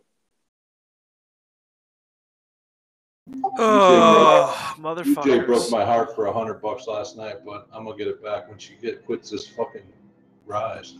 Just so you know, I mean, I'm an advocate for the hold strong here, but this could test your pain another 14 or so cents. I think it's gonna go back to my entry, so I'm not worried. I'm just pissed at myself more than I don't care about the money. I'm pissed at myself for breaking my own rules. That's it. I chased the price this morning. You guys were. You guys welcome to rewind back and hear me bitching about me entering too early, but this is what happens when you enter too early and chase a trade. It's what happens. Yep. That's why I trade contrarian always and never chase. I hate doing momentum trades. That's why I never chase to the upside. I always trade against the price. Right now, it's just not working. Right now, just not working for me. If you look back at the I think it's like the 23rd, is it? Yeah, 23rd. There was a pretty decent gap up there, and it was followed directly by a gap down. So I think that this is going for a retest on that gap down there. How are we liking a short on oil right now, DWT? Oh, no, I don't ask me about it. I got fucked. It's not my trade either, to be honest with you. Just because of the not my trade today. Profit to risk, isn't that great. I don't like my risk loss ratio there. We are humans. I'm just a little beat up because again I broke my rules. My rules are there. I even said this morning I'm not trading before 10 o'clock, and my two trades were pretty much at 10, like one right before, one literally after. I didn't have enough patience. I kind of after yesterday's a big day yesterday, I kind of just ran in head first today. I thought there was a report on oil today. Tomorrow. What happens when you don't eat breakfast? Bro. JNUG, you piece of shit. You gotta eat breakfast, bro.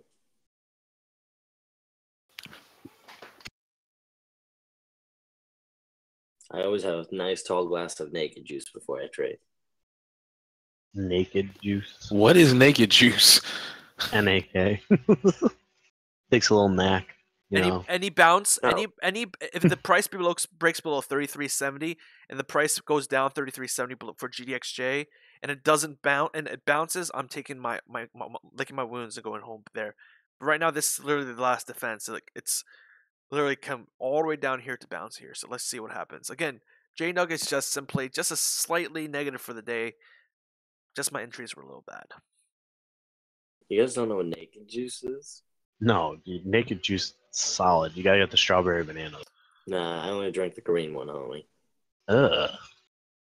Strawberry banana, geez, that's like a sugar bomb. Yeah, it's that's great. 64 grams of sugar on that thing. Also, 40, but have they made a peaches one yet, though? no. I like the coconut one sometimes, the protein coconut. No, I'm not a big coconut fan. I only do coconut milk when I'm like fucking hammered drunk. Like weird. Or that coconut water, sorry, not milk. Sup? No, I'm not even telling you. Never mind. Fake news. You'd get pissed off. You want to know what feels good? Going a week without carbs first, and then just running on fats. No, I'm pretty sure that doesn't feel good. Come on, we need the second reversal of the day. I'm counting on JNUG to be normal again and do these fucking 2-3 reversals per day. Exactly what we did. Exactly what we did yesterday. Let's do the same thing today. I don't know who mentioned it the other day, but somebody said buy QID, and I did. And thank you. Yeah, that was me. That's going right in the bottom of the portfolio. It's sitting for a couple of days. Yeah. I bought a week early though, and I got out already. I fucked up. But I mean, I didn't have enough free money, so I was just like, I had to get out of it, open up. And it looked like the Qs wanted to retest that high, and I was like, yeah, fuck it. I was 1 week early. Yeah, you just gotta wait it out, let them shake the small fish, in my opinion. Yeah, but I was in like, I literally thought it was going to tank like that couple of days, so I threw like about 80% of the account at it. Oh. See, the funniest thing about this position is I'm only down 1.2%. It's not like I'm fucking dying here. Yeah, but you're emotionally distressed from I'm emotionally distressed because my oil pisses me off. Like oil just sniped me down to almost 3%, 2.7% right off the bat within 10 minutes, and that's what pisses me off right now. Especially because I entered in with a small position too. Yeah, because you knew you were wrong. I knew I was wrong. Exactly. Yeah. I knew there was a lot of risk going into that short, but the gains could have been there. That's a perfect example. People ask me like sometimes why I don't like, because normally like I don't sell off half of my position or I don't buy back half of my position and stuff like that. And the reason for that being is because I feel like people who do that are not confident in their positioning. You know what I mean? Like I go all in when I want to go all in because I've calculated that entry, so that's where I want to go all in. I don't need to buy in lower. I don't need to, add a position. I don't need to do any of that. Guys, yo, there's a new ransomware attack hitting the airlines, banks, and utilities across Europe right now. Another one of those hackers hitting everything. That's probably why Bitcoins is going down so much. Honestly, so much hackers in the air. It's only a matter of time.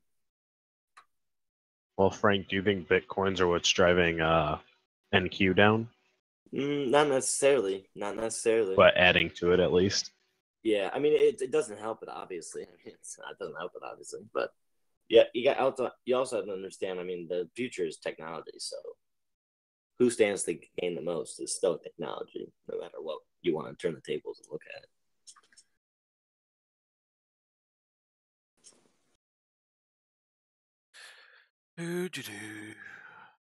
Yeah, I think you should go back and listen to like you trade, because you said right after you traded, you're like, "Yep, I chased that. That's wrong." I never double down usually like this too. So you should just make amends. I hate when I go back to zero, especially I have a great start to the week, and then boom, Tuesday comes and oil fucks me like usual. The worst. But you know what's the best? When you have like a terrible week, like you lose like a couple of G's Monday through Thursday, and then Friday's like a massive day. And then you're like, hee. I just gotta sit this throughout 9:23 here. So, if I want to make $1,000 profit, I better be ready to lose $1,000 profit. That's all I gotta say for that. No crying over spilled milk. I'm not gonna mention anything else like that for the rest of the day.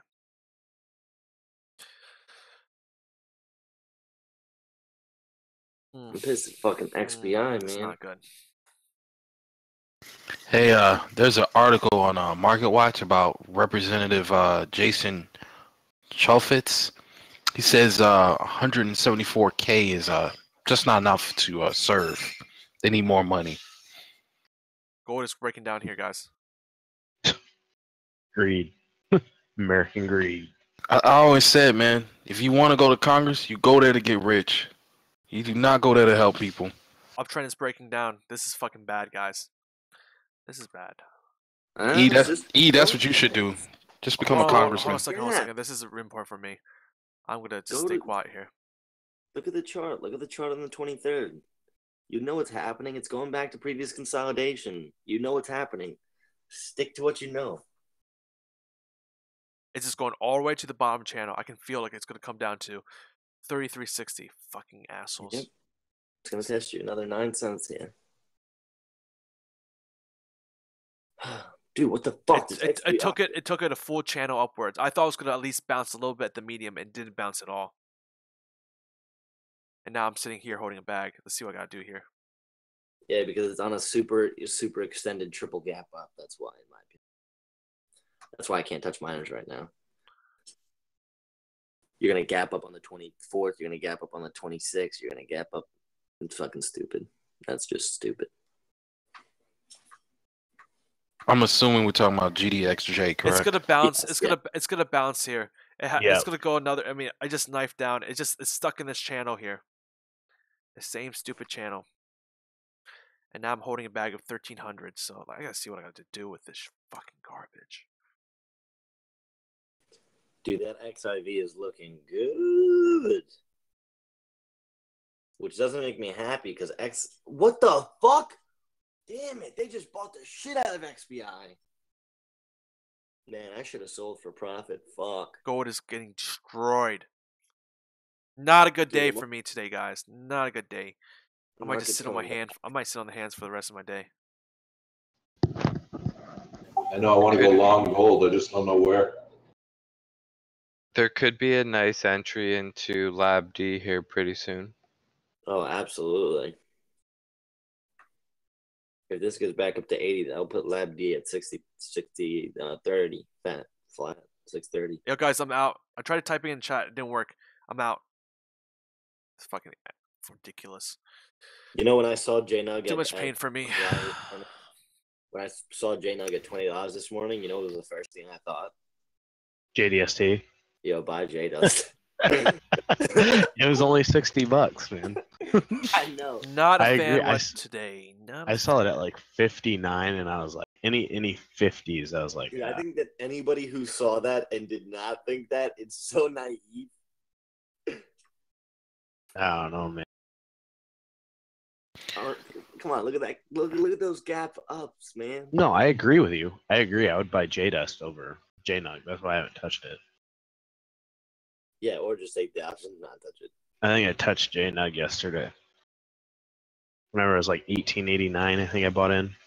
Yeah. Dude, honestly, a JNUG is just a sheet killer. Now I'm a negative for the week. That's the only thing I'm pissed off at. And now I'm gonna start only revenge the second trading. day. It's only second day of the week, dude. You know you're gonna make it back. I know I'm gonna make it back, but I'm just fucking. Oh my god, guys! CHFS just popped. Oh my god, from 61 cents. Oh my MFG on no volume. What the fuck is going on? Who just paid 5 cents more for that shit? It went from 61 cents to 67 cents before my eyes on fucking 6K, 17K volume. Right as I was talking about it. Fuck me. I should have just bought it. I bet you it's going to catch a bid here. I bet you it catches a bid here. Oh, I'm going to try to buy this puppy low. It's gapping. Oh, yeah, this is mine. This is mine. This is mine. This is mine. Hello. You're mine.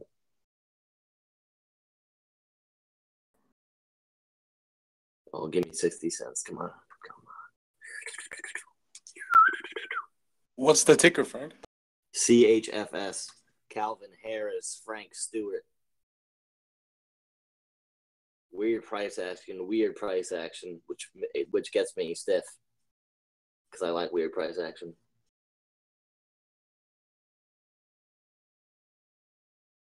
Come on. Oh, that is.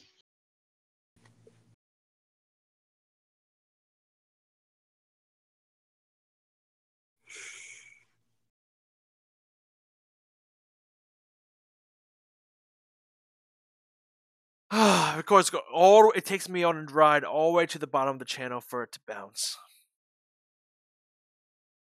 Yep. Fucking dickheads. So I told you, 20, looking to fill that out. It might even go for that bottom of the wick. Could have another 4 cents here. And then it's going to consolidate. I give it probably an hour, maybe 2 hours of consolidation before Yellen speaks, and then we're going to get either a pop or a drop. And if I had to project, it's going to be a drop to a lower resistance around 1840. Lower support, rather. Well, 2 days ago, I could have called it fucking resistance. That's the crazy thing.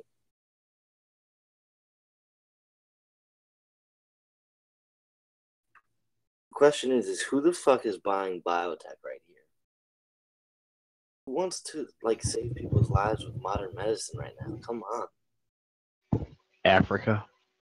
No, I'm just kidding. Everybody does, obviously. It's the bulls, man. The bio bulls. Yo, I'm buying back my shares in 1910. This thing looks like fucking wants to bounce.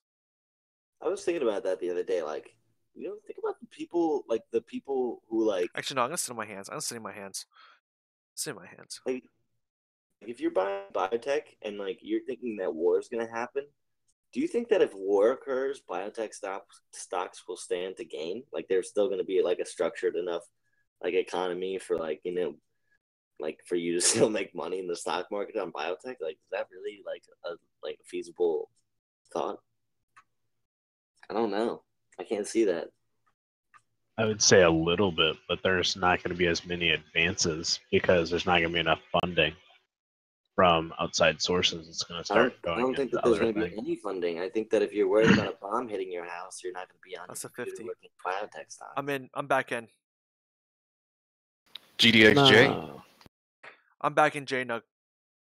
Oh, okay.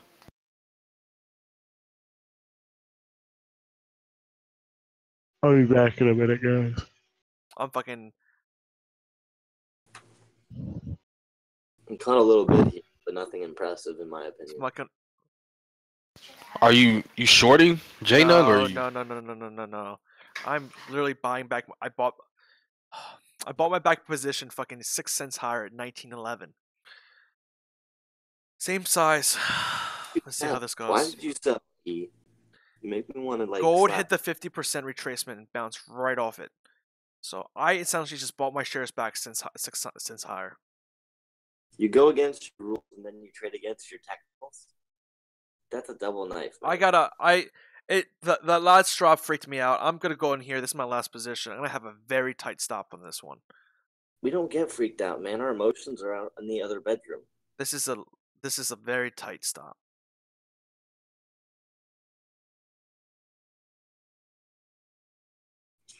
Whoever's in that XIV, I don't know. I find whenever Frank talks on the mic, I always lose money. Thanks, Frank. Yeah, I know, man. I'm sorry. I feel like I'm Let's just see if this hammer holds. I'm looking for the 15 hammer to form here. That's the only thing I'm going off, a 15-minute hammer. So I think this can bounce a little bit. Let's see. Dude, there's so much action on the GDXJ right now. Oh my goodness, watch out, dude. Oh, if this swings the wrong way, it's gonna pound. Oh, you got buyers here. I don't know what the hell this is. What is this about? What's going on right now? I gotta fucking hold this, guys. Sorry. I was dropping and UJ should be all right. Dude, there's sellers here. I mean, everybody who's buying is just getting swamped. This is the OGX I know. It's giving me heart attacks before fucking noon. OGX I know and love. Hey, I've been watching BOFI, the bank stock. I've mentioned it a couple times over the last several months, but I think it's making a reversal finally. What's that? What's the ticker? BOFI. I've been adding shares in my long account for a while now. Dollar's falling down too. I don't think the hammer's gonna hold. I'm sorry, Ryan. No worries here. Edward Octopus Frank Intelligent. BOFI. Oh, BOFI. BOFI. I think I like the chart a lot. I like the round bottom. Yeah, it's definitely a nice looking chart. I don't like the positioning of this buy-in right here, though. 50-50 in my terms. So for me, gold has to hold this level right here. If gold doesn't hold here, it's going to go lower. If gold holds here, it's going to be good. 1247 is what I'm looking at. You know what's fucking odd? I'm right now looking at UJ and U.S. dollar versus Chinese yuan, and U.S. dollar versus yuan is in the toilet the last few hours, but UJ is up. UJ's being a bitch. Dude, the yen sucks. I fucking hate the Yeah, yen. it's the yen depreciating off of low.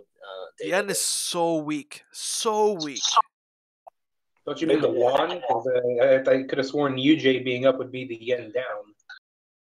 That's correct. Yen's down. Yen's down. The yen is weak. So if the dollar holds constant and the yen weakens, UJ goes If up. UJ goes up, that means the yen's getting weak. Yeah, and I'm saying that the U.S. CNH is down, so it's like the yuan is up, then the dollar, and then the yen is the weakest. All right, Well, give it fucking back to me. It's almost like a chain effect with currencies. It's very hard to explain, but obviously the United States dollar and the yen are the major ones, and then they're based off of like a string. So it's going to affect the CHN differently than it's going to affect the yen and everything else. They're all adjusting at different levels, especially right now with the euro, because the euro's been appreciating drastically. So it's throwing all of those currencies for essentially a loop. Well, anyway, I've noticed that the time that gold did its flash upward crash here. Hold on, let me check something. It was last year. This time it was because of Brexit. Wow, it's been a year since Brexit.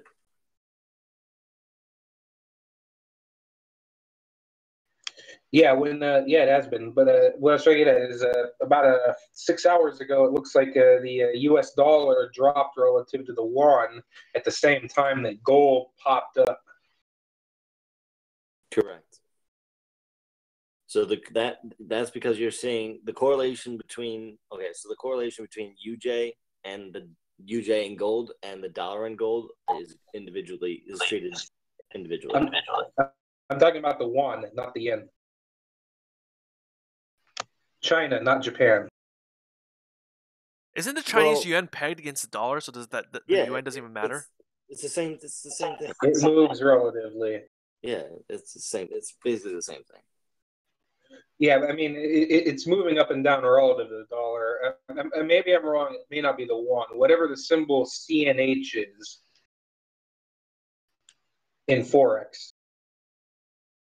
CNH is, that's Chinese. Yeah, that's what I thought.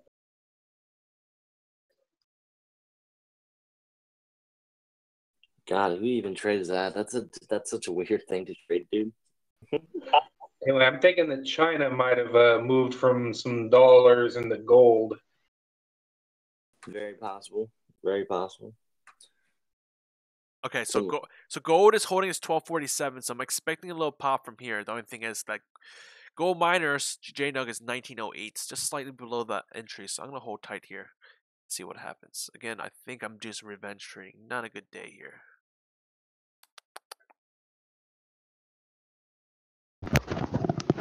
I just don't hear many traders trading the USA or USD CNH relationship. I've never heard anybody trade that. If it moves, I try to trade it. I think CNH is Hong Kong. Offshore yuan. Oh. Right, it's offshore. You just wanted to. How do you pronounce that? The currency. How do you pronounce it? Yuan. YUAN? Yuan? Yuan. Oh, shit. Yuan. But then what's the CNY then? CNY. Isn't that the one? YUAN? I mean, you guys just can't pronounce it because you guys are white or American. Yuan. Yuan. Yo, guys, whoever bought CIE with me, that's how I do it right there, boys. I'm up 14% already. Let's fucking roll. Okay. That's racist, D. It's pretty racist, man. I'm not gonna lie. You can't pronounce my shit. Hey, Like, if not like anybody- Juan. Juan is Alright, pronounced fuck it. Yuan. Können Sie Deutsch sprechen? I'm going to my safe space. Here's Lab D, guys. Here's the Lab D entry, in my opinion. Ah, fuck you, Yeah, I'm taking it JNUG. again. Oh my god. Come on, baby. Do some reversals for me. Don't be this boring shit where it goes one direction. Do what you did yesterday, just the opposite side.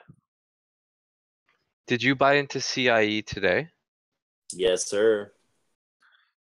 When did you buy in? I'm a big money baller. 257. Wow, that's impressive, man. Yep, I know. Thank you. Sorry for being. A little more emphasis on that trade next time. I overlooked that. Dude, I was trying to. I told you that it came out of a split. It went down 30%, and then it came up, which means that something changed in the waters. That's classic. That's classic reversal on a split right there. Damn. Yep, I'll be riding that for quite some time. Because technically, it's only at like 38 cents right now. Less. It's at 23 cents right now. No, less. 18. It's not even at $3. 18 cents. I think it's split at 15 cents for 15 to 1. I was watching. I've been watching that thing for quite some time.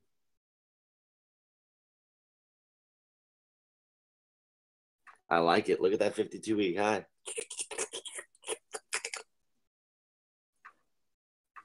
Well, I guess we're waiting for Yellen. Oh, yeah, we are. The entire market is frozen. Oh my god. Fuck me.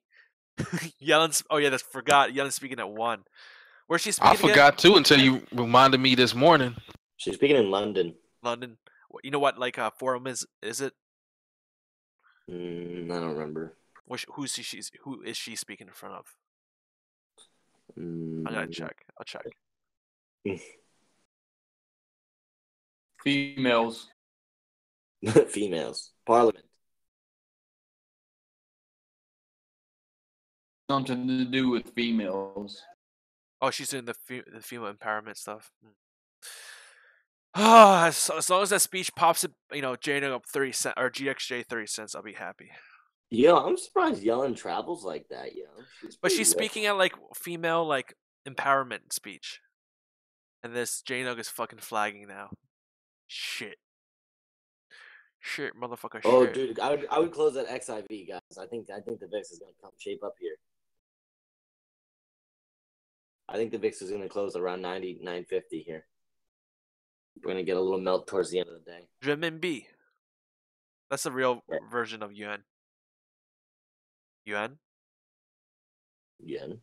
Renminbi. Oh my God, CIE is looking like a. Okay, E, this is messing with me. Is it really pronounced yen? Ain't even pronounced yuan? No, it's called renminbi. RMB. Right, but they have two currencies, correct? The yuan and the renminbi. Renminbi. Well, there's offshore yuan and there's onshore yuan, which I'm guessing mainland Chinese currencies pegged. That's why it's always manipulated. So whenever the Americans manipulate the dollar, the Chinese just manipulate the yuan to follow the dollar. And it's pronounced yuan? That was yuan. Oh my god. No, it's pronounced renminbi. You guys, I gotta be honest. RMB. I traded Forex. Like, I've known about Forex. I've traded Forex. I've never heard of yuan. Chinese currency should make you yawn. Juan is a guy from Mexico who sells sombreros on the corner. That's Juan.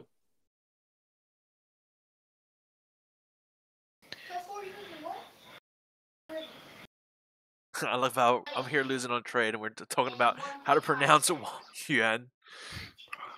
Renminbi. That's the pronunciation. We're keeping it as that. My bad, man. You're still in JNUG? Yeah, I mean, I'm fucking revenge trade. I'm about to get out of here and just sit in my hands now. Get out of the loss. Don't take it, man. Oh, no, I already took the loss. I just went back in.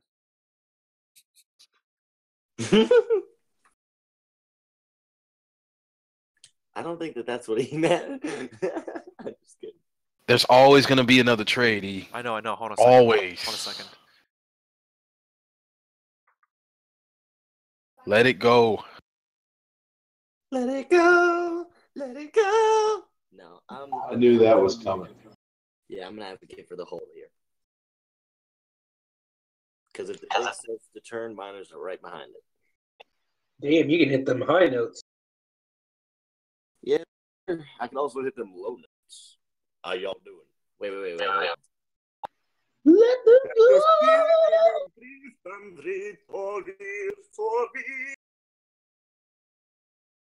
How's that? Oh, yeah. There we go. Was that zombie? Hey, Frank, the VIX is back in the red. All I gotta say is, if I decide to make E an intro sequence, I definitely want to have that as part of it. They're pumping oil up. Pump it up. Kill that VIX. Putting blocks on it. Whenever we're doing the background vocals, I always get stuck doing the choir, the large choir lady.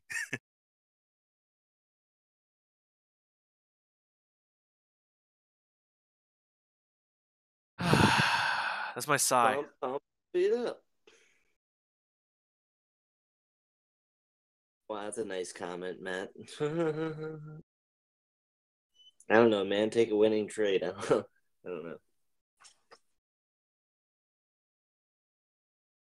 I'm honestly biased towards my trades, so I don't want to go pumping my own shit.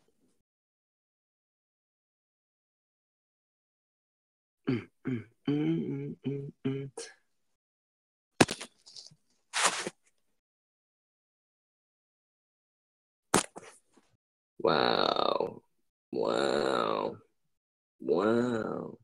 AVEO is pumping back up. I'm holding this fucking bullshit. This is not fucking me. I've seen this shit too many times. Too many fucking times. Double fucking reversals on fucking channel. I fully believe in my white lines. The only reason I'm holding is because I believe in fucking magical white lines on my chart. So if you believe in magical white charts, magical white lines, I believe in magical white lines. Let's fucking go to the magical white lines to the upside. Fuck it, whatever. I don't care. I could go for a magical white line. Let's go to the middle magical white line. Let's do it. You try to fuck me? Yeah, I just bought 200 shares at NA. Look at the 30-minute candle on gold and look at on GXJ. Yeah, gold's the higher time frames. Matt, you want to buy right now? I would buy UVXY right now. Honestly, I would buy it right now. And look at the 30-minute too. It's not impressive hammer, but there's definitely a 30-minute hammer for sure. If you're gonna go for that, that's a scalp, so you gotta have at least 10 Gs. If you want something smaller, I'd go for CLSN probably. I don't know, it's a risky one. Maybe some LabD at 631, medium range. But I like UVXY here. If you get 50 cents by the end of the day, that's a nice 5%. So I like 5%. It's not a bad day to make 5%, if you know what I mean. Hey, E, are you thinking about jumping in Lab D today? No, I got to take care of this problem here. Lab D is the lowest of my concern problems today. Gotta make sure this JNUG works out. I just want to see the reversal come in. This shit way too many times. Is filled, so there's not really a reason for it to go back down from here, which is good. But like fucking panic selling right when it broke there. Right when it filled the gap and bounced, there was no real significant bounce.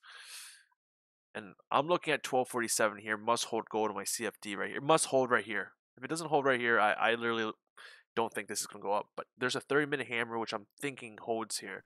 And we're almost going to lunch, 30 minutes until lunch here. Just matter of fact, if it doesn't want to pop. You know what I think?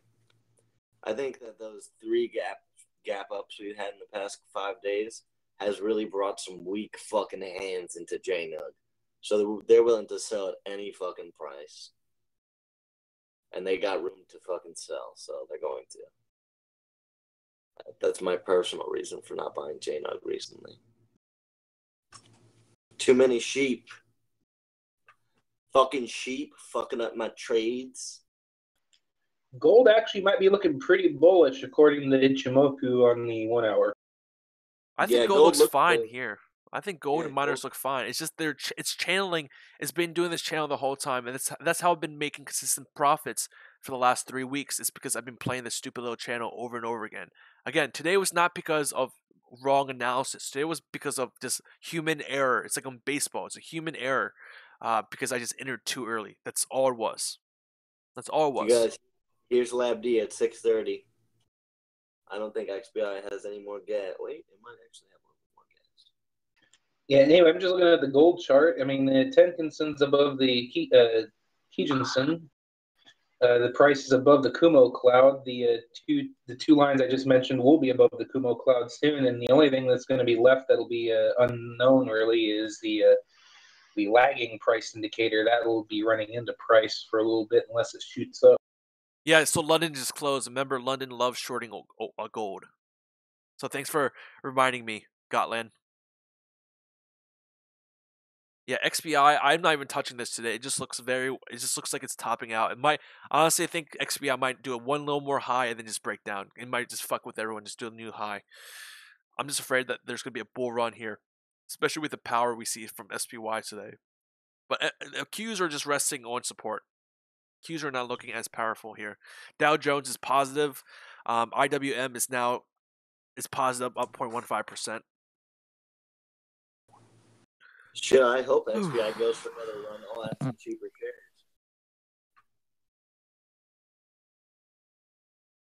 Notice how I think the price is for JNUG is getting for GX is getting squeezed here. Higher lows, lower highs.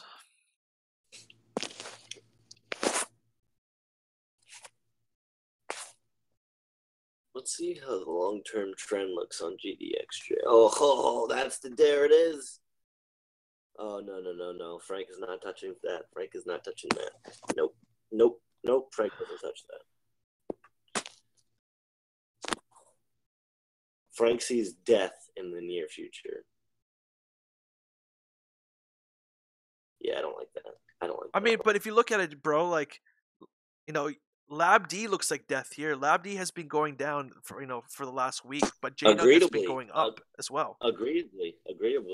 If you see that the bio and miners is almost inverse, with bio going up heavily in the last few days or last week or so, but gold miners has also gone up as well. So I'm sorry, they're not inverse.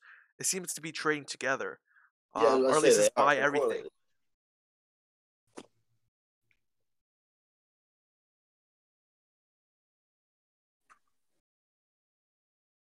Which is why when it breaks, it's going to go back into regular correlation. I'll be shorting LabD as JNUG will go up hypothetically. Long gold, you can just chill here all day. London's done. If the markets are selling off, money potentially is going into bullion. See, the only thing is, I see a SPY falling down with the miners right now. It's fucking trading. Dude, dollar's going down. There's no response. Dollar's going down. UJ's getting slammed upwards. Yen is the biggest loser here. Yen is going consistently up while dollar is going down. Dollar's almost at the lows of this day, but yen is now making high after new high, about to run 112.4. Like what? Well, the dollar side of the pair is making a new high. Yen is actually going down.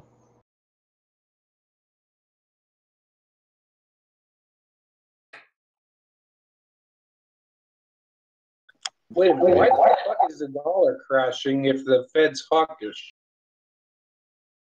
That's a good call on the XIV exit, Frank. I'm glad I listened.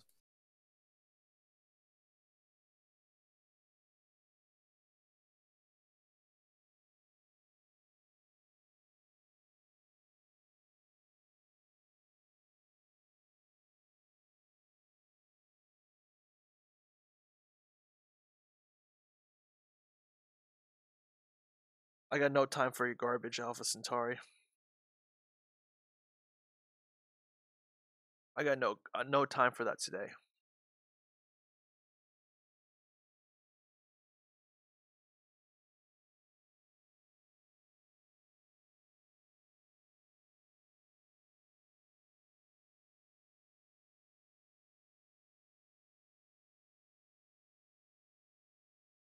I got no time for losers to come in my room and just fucking bitch and moan about technical analysis is not true and day trading is not. I've done this too many times. You need to leave. That's it.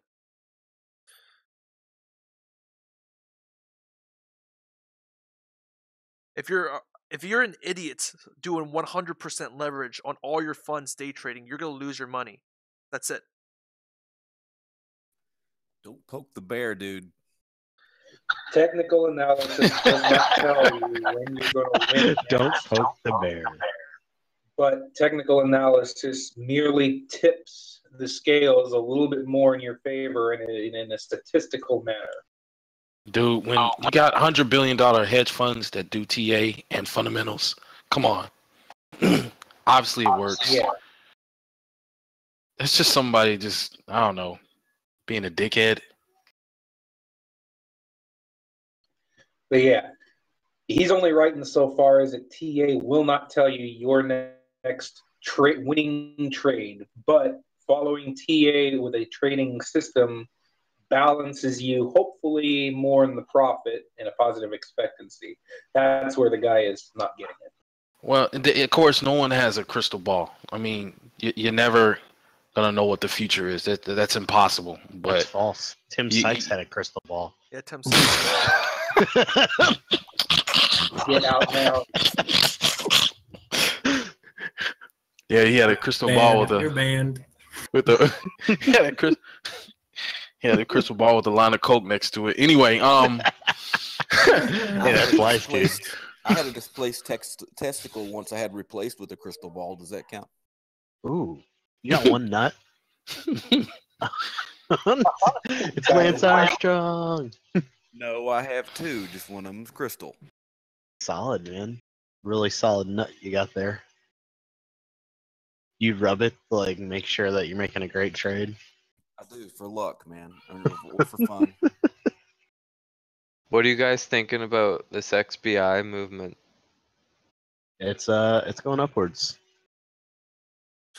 Alpha's really a beta.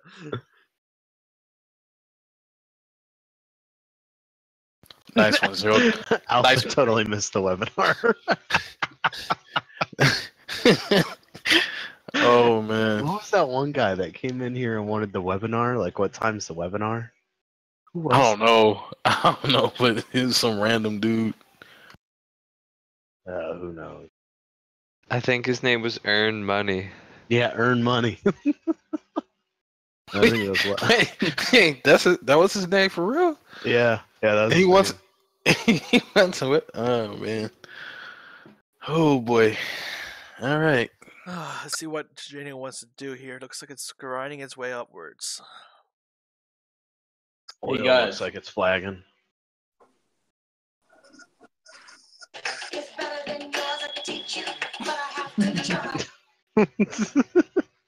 My milkshake's better than yours. That should be your intro.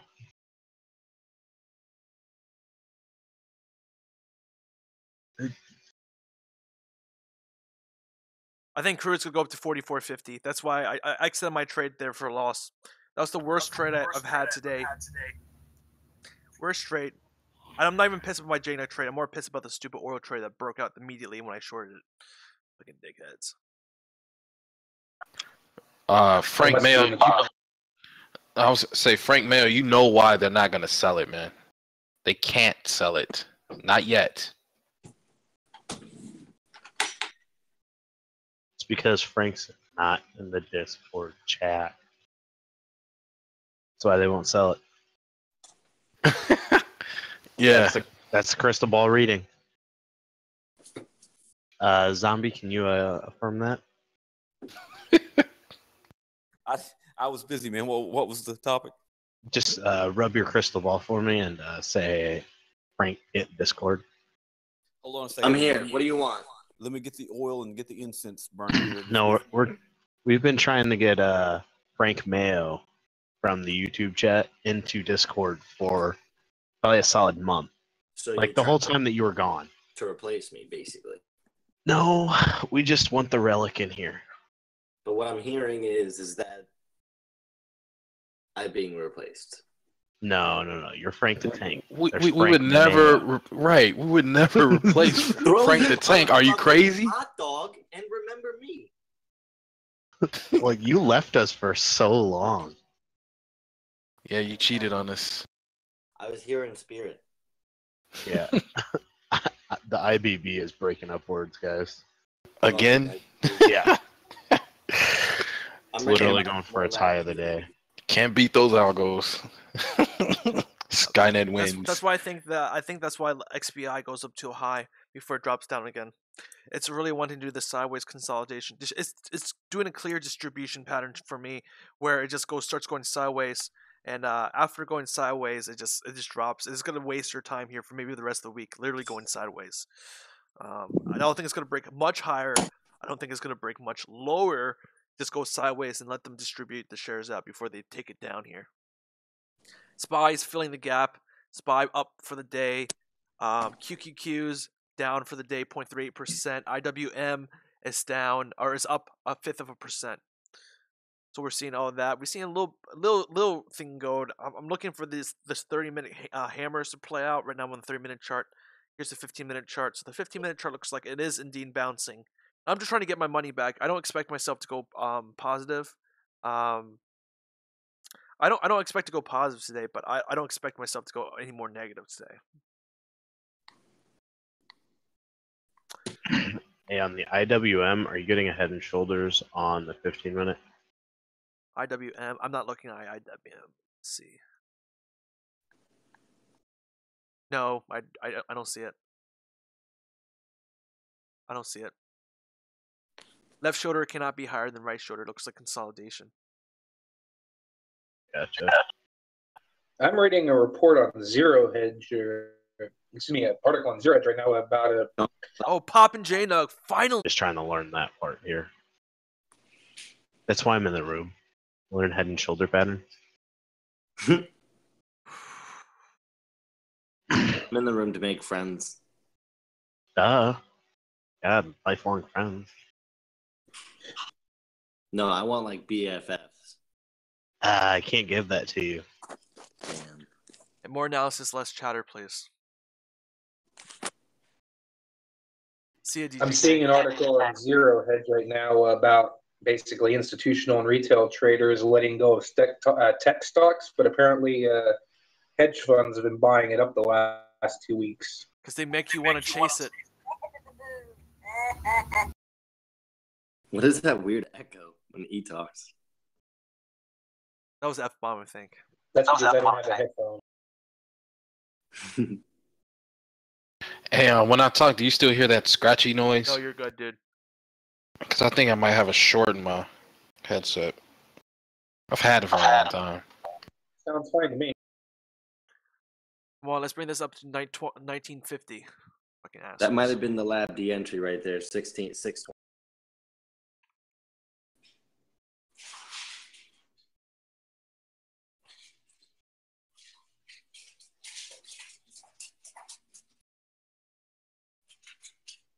Unless you can get this cross on the 15.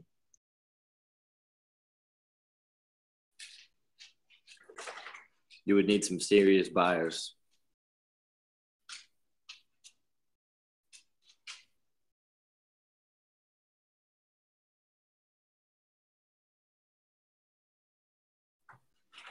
And I can tell you right now, those buyers are not coming.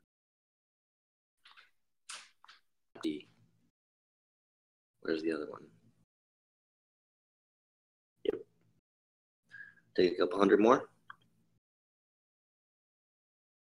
What price did you just buy at? Qs are fading.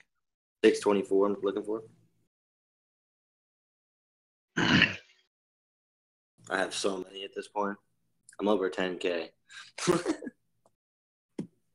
Yeah, looking at the 2-day chart, XBI looks pretty topped out here. I'll be going in with you. Most certainly is topped. I think Bio might go up to 81 real quick. That's going to be the last gasp. Yeah, it might. It might not, though. This is very close to breaking out. At least like a chop area. But if you look at the chart, like, so we had that, like, that initial pop up there right on the 22nd, which is like that, huge top there. And then we corrected down for like maybe, fucking small retrace, that small correction there. And then we topped out again. So that's pretty much a double top for me, even though it's hot, it's higher there. But then we have that second slightly lower top, which is even more confirming that this thing is weak because it didn't have enough gas to even confirm a double top there. And now we're just correcting back down. And now the buyers are just saying, no, I don't want to lose money. I don't want to lose money. Do you see that pre-market 81 touch on the 26th?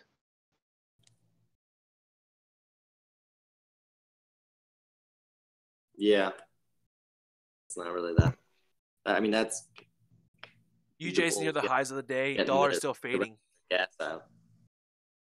Sorry, what were you saying about that? That was the Bulls getting the rest of their gas out, trying to milk it before the open, in my opinion. It's interesting, but yeah, I would think so too. Oh, look at that huge sell-off here. Just dipped 30 cents. Yeah, I didn't even get my buy in there, which I'm happy with, obviously, but yeah, there's nothing behind this move. Come back down. That was just a cross on the smaller charts there. People getting horned.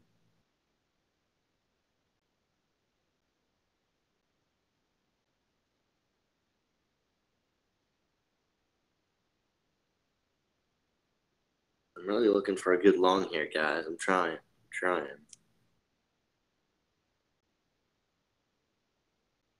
So I'm still here, and I'm up 10 cents. Really, it's just mellowing out this loss I've had this morning. I just don't know what to do with this. Do I close here? Do I wait it a little bit? It's just like I need to see gold above 30 cents higher, about 1247. We're just chilling on the 50% retracement right now. That's all it does. Chilling right now at 50%. We have to see I need to see the dollar actually contribute to bullish gold. Right now it's not. Qs are sinking down. I think SPY might have hit the highs of the day. VIX might actually be able to go long here. But I'm not going to rush into any other trade. If I was a betting man, I would either short SPY or I would out of all these trades, looks like short SPY may have some juice in it. But of course, I am not going to do it because I'm in the shitter today and I'm just making sure my JNUG trade doesn't blow up on me.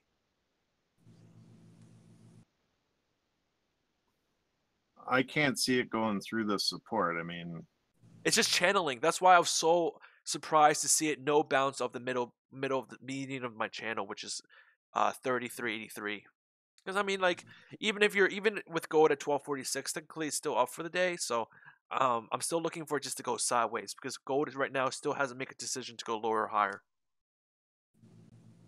The gap that we had from the $2 billion sell from London, right? It got filled, pretty much. Right? So I mean, like, they dropped at 1253. We went to 1253, 90, and now it's at 1253.06. So essentially, they were $1 away from filling that gap. If you probably look at GLD this morning, you see that big gap. If they could have filled it, if it opened up the highs, I just trying to see where they want to bring the price here. Again, I'm not looking to go back to even. Today's one of those days. Oh my God, EJ's going through the roof above 112.4 dollars popping as well.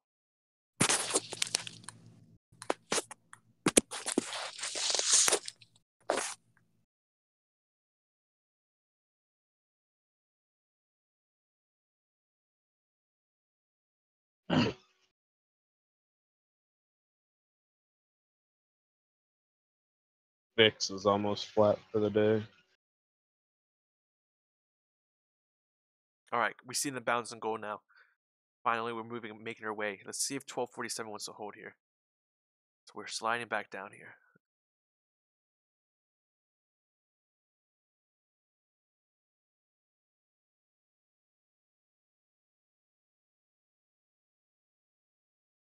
Dude, I think the dollar is going to eat dirt this year.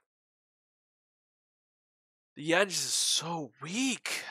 Even with a strong euro, the yen is just getting demolished by both dollar and euro. Holy shenane. Head and shoulders is forming on UJ. Maybe that's why. The head and shoulder is breaking out here. I'm going to get rid of this white line here and let me just place it here.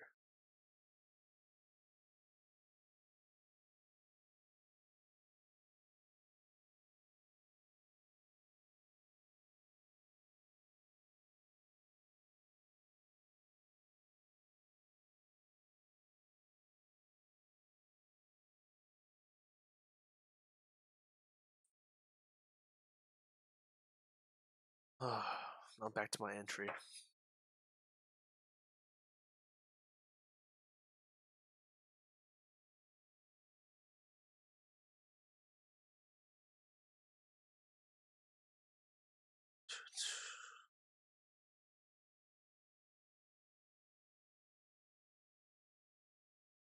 So many wicks on the 15. 7 minutes to the 30.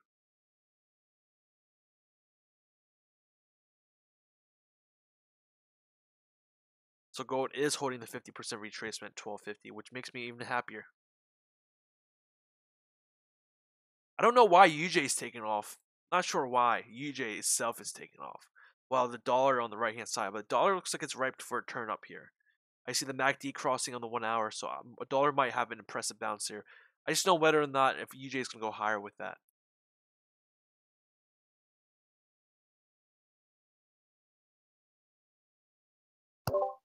Gold kind of looks like a diamond bottom on a 30-minute chart.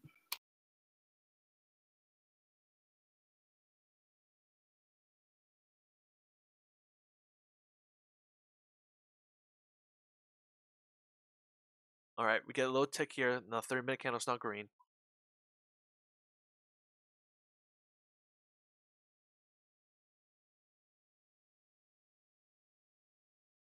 Hey, UJ, give it up a little bit. Get denied by 112.4.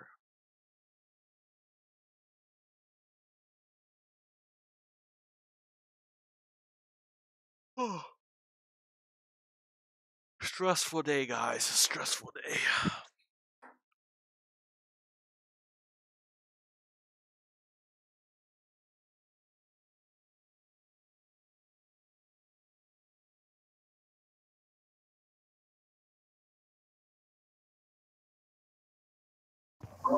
SPY's coming down. Qs are coming down. Qs breaking support. Be right back.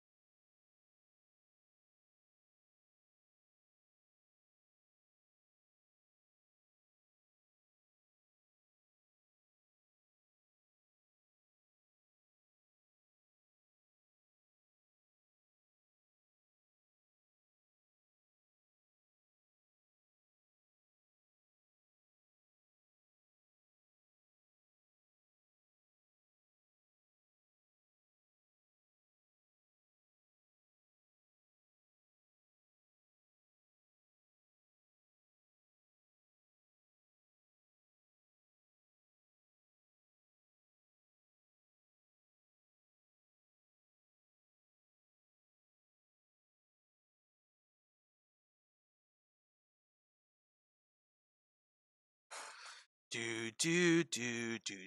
Please don't be boring. Dollar's going down. UJ's going to new high. Is this fucked up or is it me, dude? I gotta see what the euro's up to right now.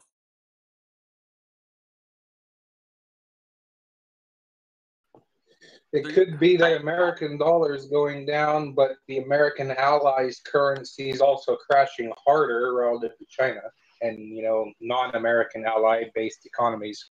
Look at euros going up 1.12%. Bitcoin might break 2,300. Did it break 2,300 yesterday? Yeah, it did.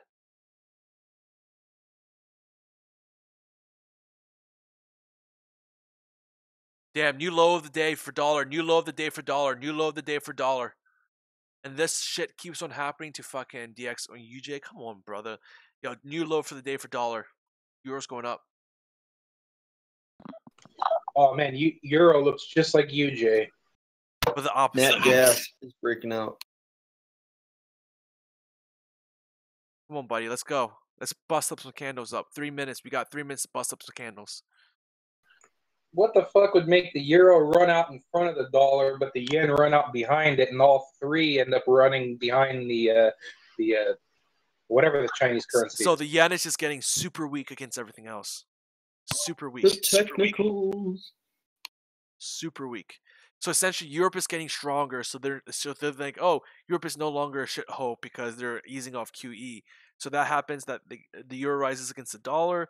The dollar is still relatively strong. So it's essentially the yen is the loser out of everything. So that's why the Asian currency is devaluating against pretty much everything. IWM just made a new high of the day. IWM. What the fuck happened? What happened to Japan? Japan just sucks. Japan, what happens is they're a country in huge debt. Think of Greece, Greek, whatever. Think of that country as a poor country in debt, a poor country that can't pay back its debt. Now think of a country like Japan. Do you think Japan's a poor country? No, Japan is technically a richer country that can pay back its debt. That's why no one really cares that Japan is QEing, even with their currencies going crazy, because Japan still has technology, innovation, and such. You don't find those kind of industries in Greece. Think of the U.S. in 10 years. Yeah, we'll be lucky if we'll be that, 20 years, 10 years down a crapshoot.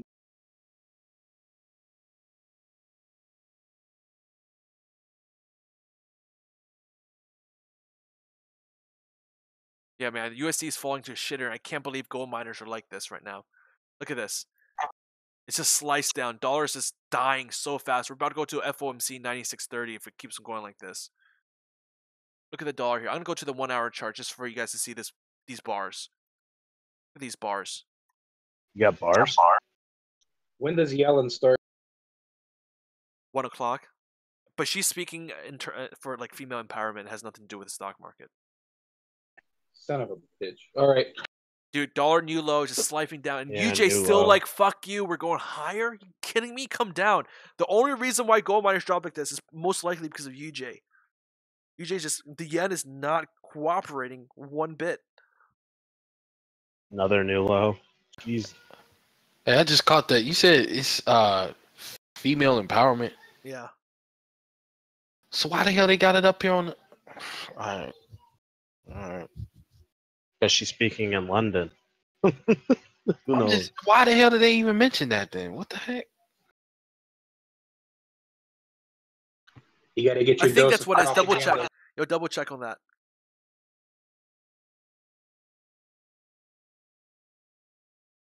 Yeah, that's the difference between someone with doing QE in Europe, and it just all depends on the country. If you're a rich country, you can pay back your debts. If you're a poor country, think of someone that's like someone that's wealthy that has a debt. They can always pay it back, in the future. But someone that's poor likely will just go bankrupt / default. You don't really see Japan defaulting because they're a rich country, quote unquote. That's what I think it is. Everyone double check on that female empowerment thing. I'm not too sure if it's exactly what it is, but just double check for me just to make sure. Minions, go minions.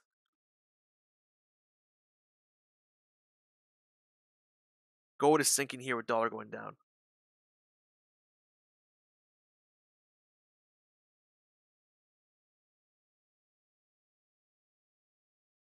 I'll turn them down, Brian.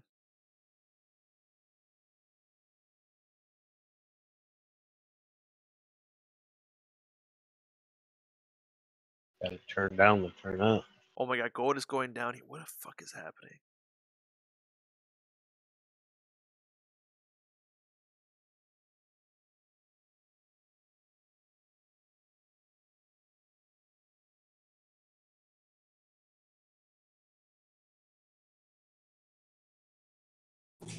Guys, I go to make breakfast and I come back to find absolute sorcery.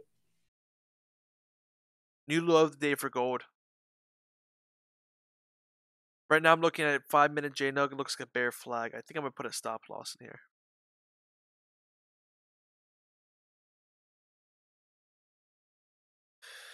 What to do, E? What to do?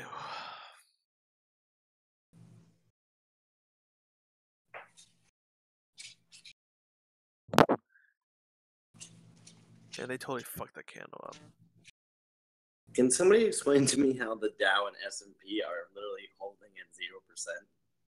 I don't understand how the equities are up with the dollar down right now. This is a huge drop in dollar. It's the only thing from keeping them to go back to the all-time highs, man. You get a pop in dollar, let's see this go skyrocketing. Hey guys, am I too loud now? You're good. I turned you down, Ardavian. I had you turned up on my side as well. Yep, Mike.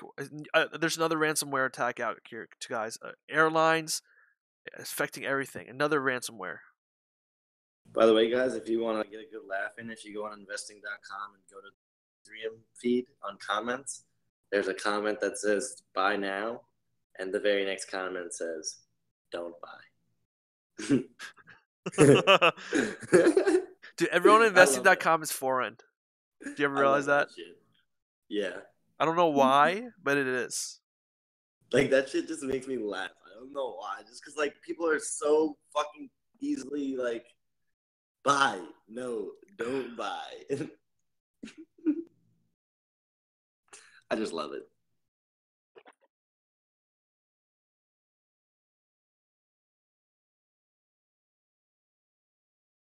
Buy now. Don't buy.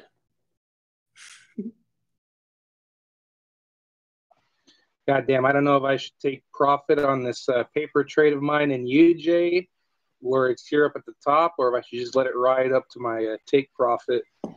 Let it ride. I don't know, man. The yen is looking incredibly weak. What is the yen against? How's the yen performing against the euro? Weak. My guess is it'd probably be a double of moves of UJ. You're the FX guy. You can Euro's up. Euro's up $1 against the yen. Yeah, my take profit is 113.54. I'm thinking the euro's crushing the yen right now, and that's why. You said 113.54? I'm thinking the euro's crushing the yen. No, that's my target.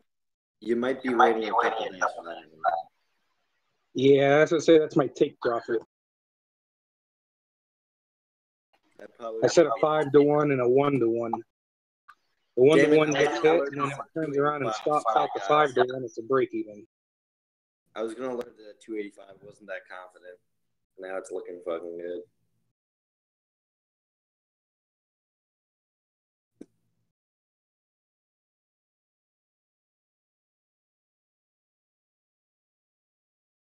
All right, I gotta sit here tight and just hope and pray to dear baby Jesus if he exists. I'm not even. If he does, I hope he's not a baby anymore. I like baby Jesus. I'm a welfare guy, so I like the baby Jesus.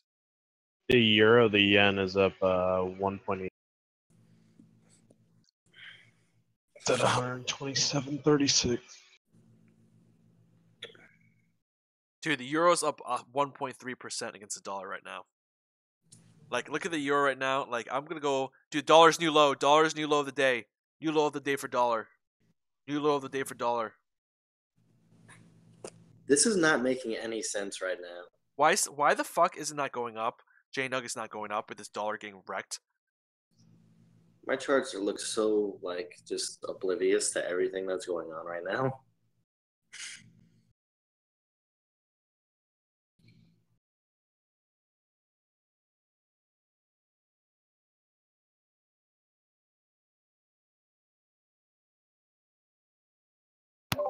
Price action over everything.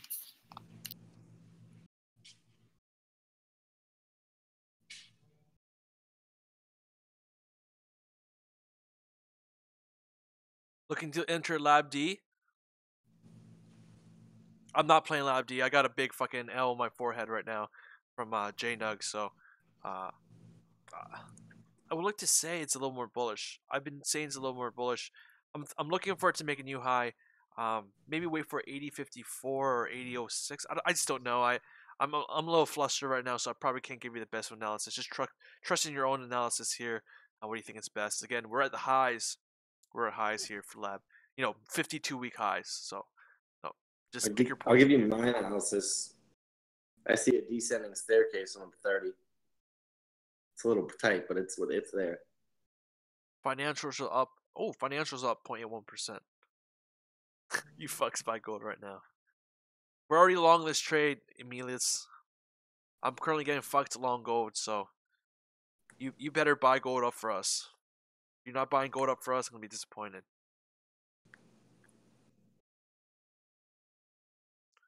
Guys, by the way, I'm buying the UVXY like towards the end of the day, probably like 2 p.m., maybe 1:30ish. Just so everybody knows.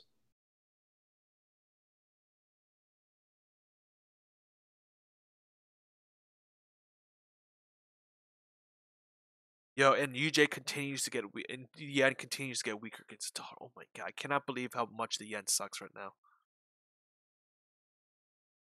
Cannot believe.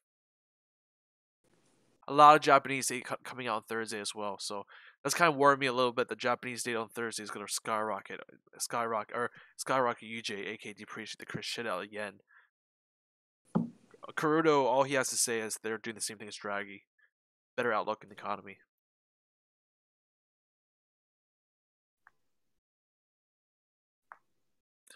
And of course, gold is going down.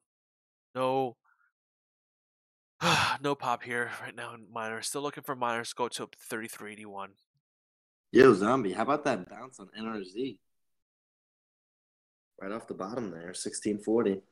It's nice and slow going up, man. But I think by the end of the day, it's going to really pop because people want to. I think it's going to be. I think before it the will next div day. 1690, which is S1. If you don't buy it before tomorrow, you don't get that div.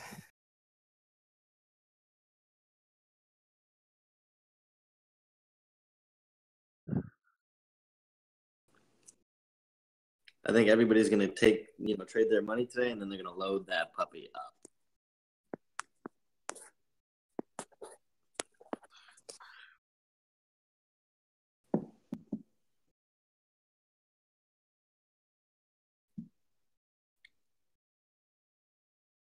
On the last dividend, it went from 16, like where it is now, 1620 to 1770.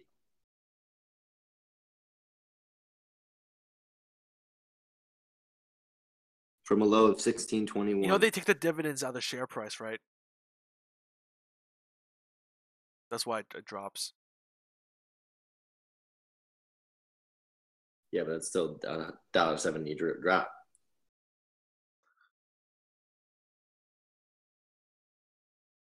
You buy gold at 12.50. Emilius, we buy gold at 12.50 too. It's killing me too right now. That's why I'm down grand. I thought it was gonna bounce, but no, it didn't. It did not. Not one bit.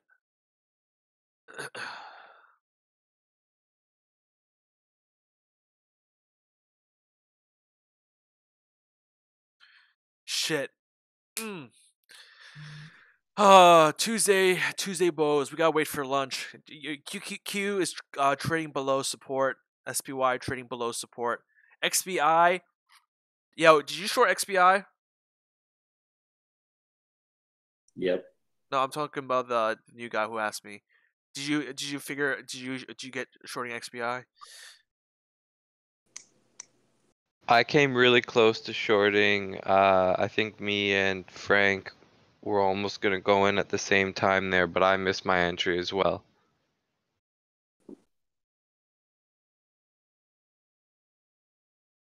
Sometimes it's just like today's entry in gold miners.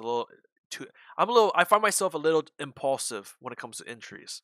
Maybe that's why I do really good at entries. But sometimes, like today, a little maybe too impulsive.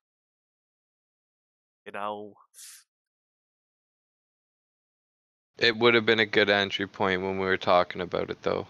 Yep. Usually what happens. Come on, Gold. I'm looking for gold miners to do something really stupid today. Come on. Just prove me wrong that you're not bad. You're a bad JNUG. Oh, Mayo opened up. It was fucking halted. MYO. If you want to watch some price action, this puppy's fucking wild. MYO, let's check it out. Just got unhalted.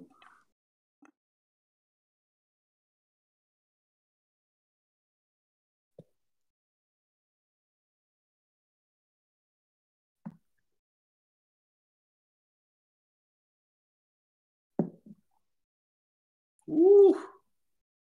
I feel bad for those motherfuckers.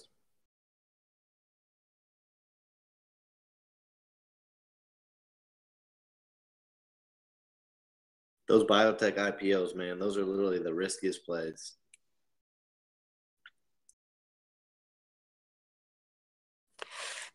But you can make millions. Dollar bouncing. U.S. oil calling for possibly next move up. We'll see what happens. SPY, XBI. See what happens. Dude, I'm freaking out. GXJ is like down 1.15%. Oh, woe is me. Woe is me. Tries is up 14%. Amelius, yeah, Janet Yellen's talking about women rights. That has nothing to do with the stock market today.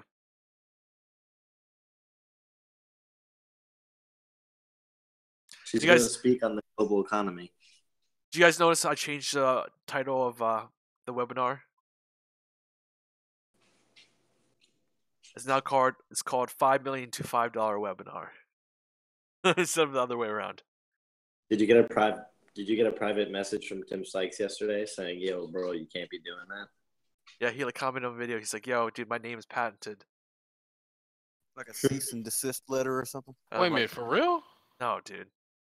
Oh. He's a pussy. I'll challenge him to a fight. I'll beat his ass. Did you Please see, record it. Did you see Kendall? You better tell Tiny Tim to calm down. Kim Kardashian tried to patent her ass. Timmy Turner. She tried to get a trademark on her ass, so every picture of her ass she would get a royalty from. She gets enough royalties from that. I would insure that ass. I say that would only work if she never went out in public. Give that shit an insurance policy.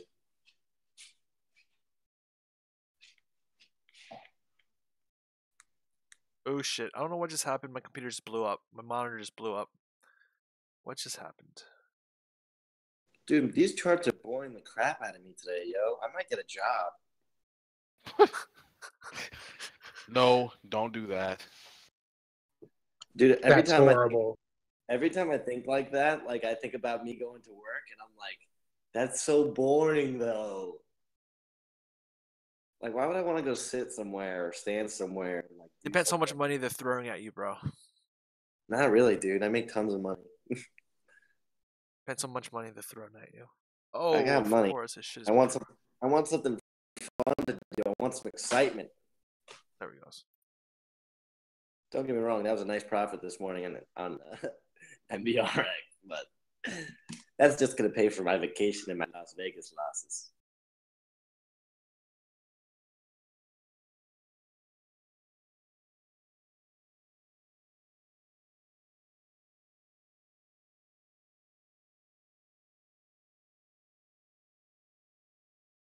Come on, XBI, let's go. Miners are looking better. They formed a higher high there.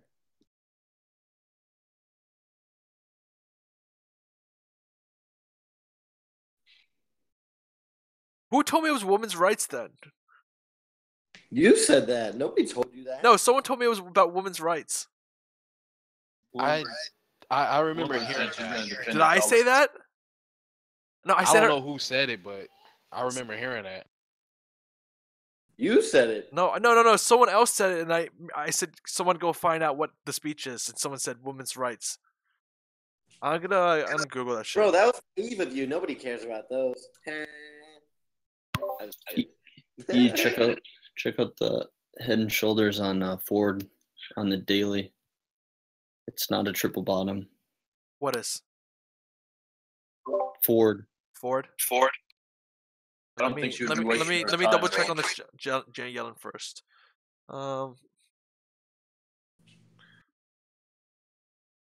She's definitely going to speak about the dollar. Yep, she's going to speak about the dollar. She's going to talk about futures traders. Durable goods, also I'm seeing that as well. She's talking about the recent reports that have been out. Historically, Yellen speaking has been good to the dollar.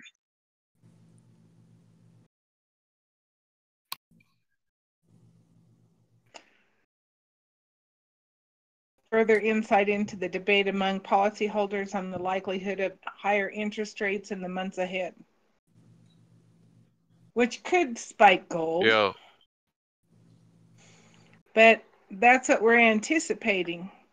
And if they know that we're anticipating that, they might go JNUG or J-Dust. By the way, they're gonna release her speech as soon as she's an important figure. Everything's already planned, and now she's not like going in and what's it called, like thinking about not free balling the speech. She's she has a pre-written speech, so as soon as the time hits at 1:30, whenever she's on, that speech should be released to the public immediately. So, oh my God, who was that? I was just talking about me. I was taking off my boxers. I wasn't talking about Janet Yellen. Thought somebody fell out their chair or something. I want to say the euro dollar is quit moving up, and so has the dollar yen.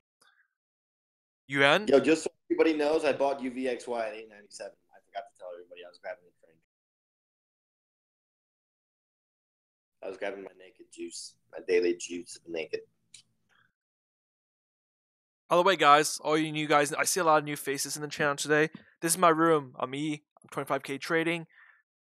Unfortunately, this morning is probably one of my worst mornings I've had literally in like a month and a half. So I'm sorry that this is your first time watching my channel. You had experienced that. But we are making an upwards move in JNUG now, and it's making me feel slightly better about myself. So if you do like the channel, I'm here every day from 4:15 to 9. I'm sorry, 4:15 to 9. I'm here for every day from 9:15 to 4. If you like the channel, hit subscribe. If you like today's video, enjoy our chatter and banter in the background. Hit the like button. This channel is a free channel. It's not like the other channels out there where there's a subscription or anything like that. This is community based. We're all helping each other here. But you can donate to me through my PayPal. Yeah, you can donate through me through the chat if you wanted to. And me. Or you can make bad trades and donate that way. I would love it. Yeah, or you can donate to the market. There's three ways to donate. Donate to, preferably not to Frank, but to me instead. And donate to the market.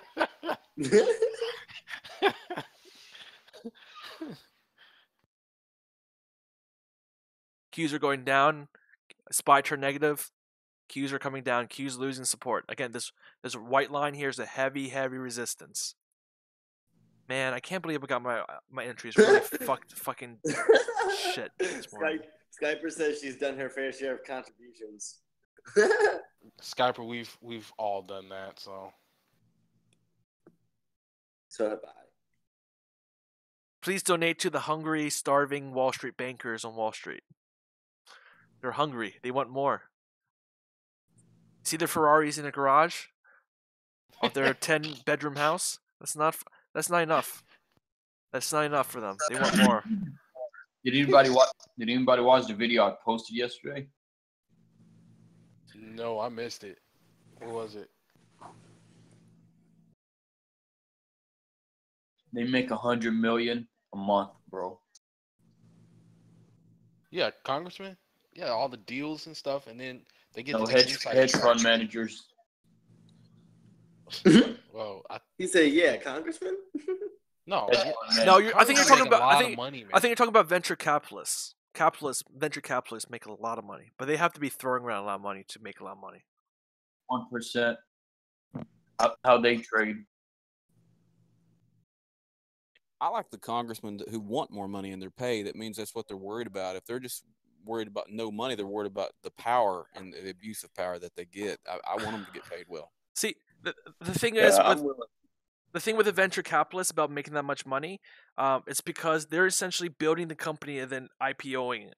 That's the whole point of venture capitalists. You're making money before the company even gets IPO'd. You're not trading the stock after it gets listed. You're already in the company when it's dirt cheap. Before it was a penny stock, before even that step. If that made sense. You're an investor. Yeah, you're an investor. You're an actual investor. For example, if you needed to invest, in Uber, I think with Goldman Sachs you needed a net, I think 1.5 million with them in assets and 500,000 in cash investment. The minimum investment for Uber was $500,000. Dude, congressmen make a lot of money. Think of the contracts that they get from doing legislative bills and things like that. And then there's other things they can do too, like insider trading, which they don't get caught on because they're protected by law. So yeah, they make money.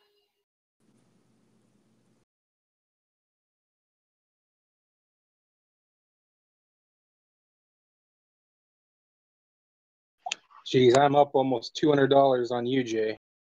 You just ripping, man.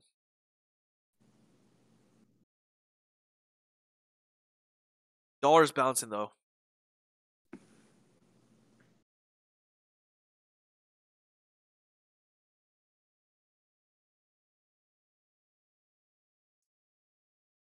Can JNUG just go to $20 today? Like, I want to fast forward time here.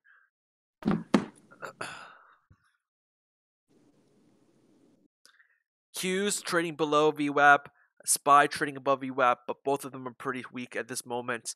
SPY is up or down 0.06%, Q's down 0.58%, IWM up 0.17%.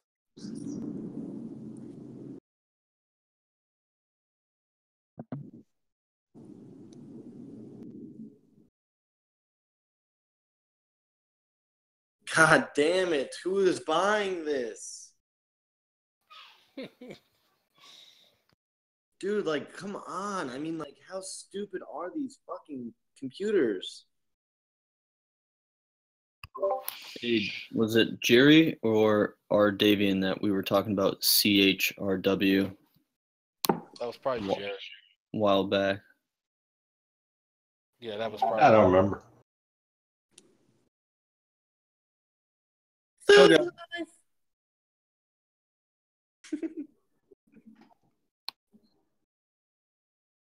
Yo, guys, guess what I'm doing tonight? Reckless things. Dude, Yeah, oil's coming down now too. Oil's coming down to 44.14. Yes, I'm going quadding. Yeah, oil is coming down. I mean, that Following trade that was battle. whatever. I'm just watching it right now. That was the biggest. That squeezed me for sure. So whatever. Yeah. If they were planning to squeeze this, 50 cents to the upside, they completely achieved their goal. Well played. Well played by them. 12.46 here. There's always another trade. I'm looking for 33.80 to close out my GXJ trade, and then I'll reassess from there. I have 33.80 being like the breakout point, man. If it breaks 33.76, 78, it's going for 434 in my book.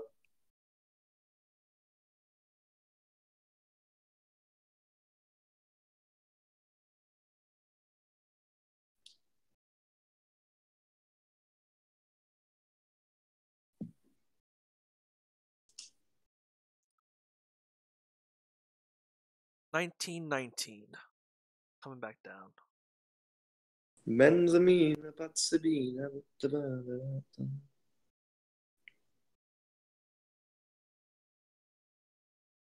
GDX making new lows. Yeah, GDX trade's coming down too.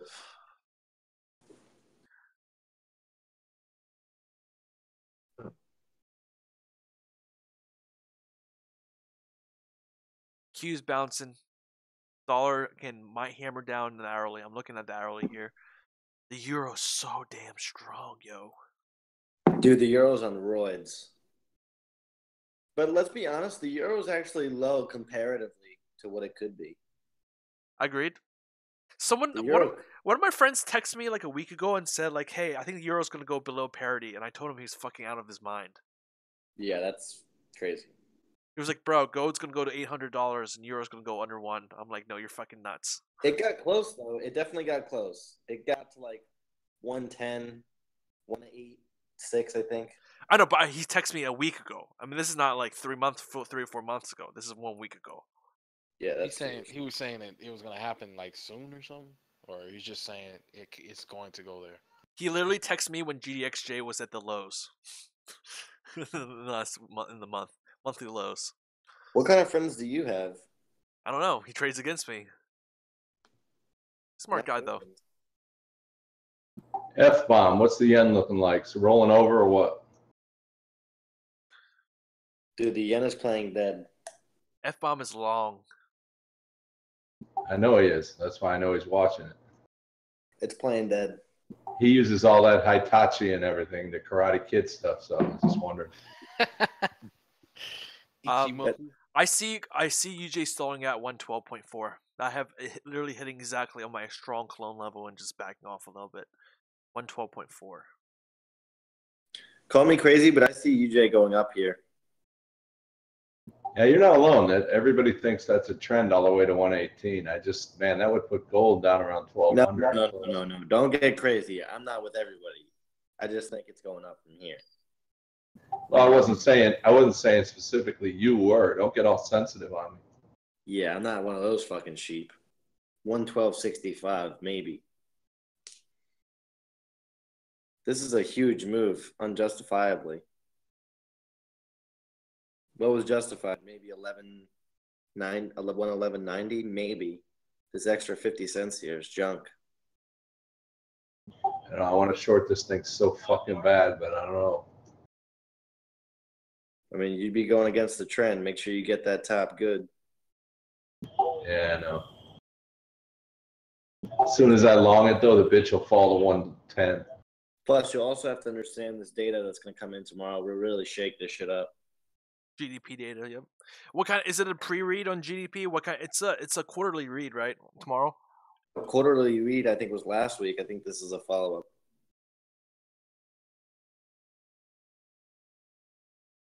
But the shit was weak last week. Yeah, probably not going to have any trades today. Fuck.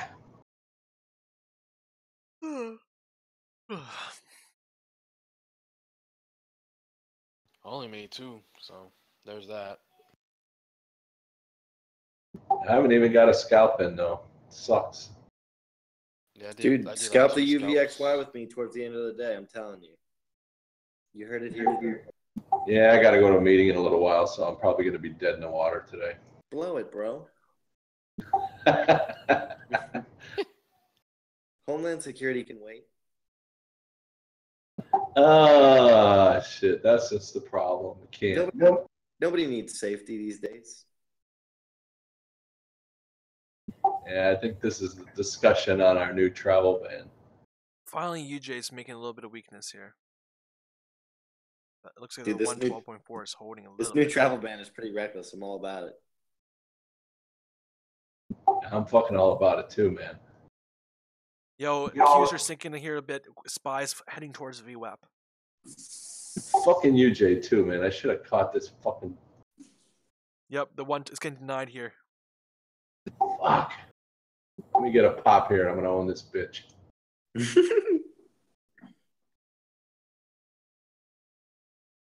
Oh yeah, Ryan, you're forward. I'm sorry. Ryan, you still there, buddy? Ryan?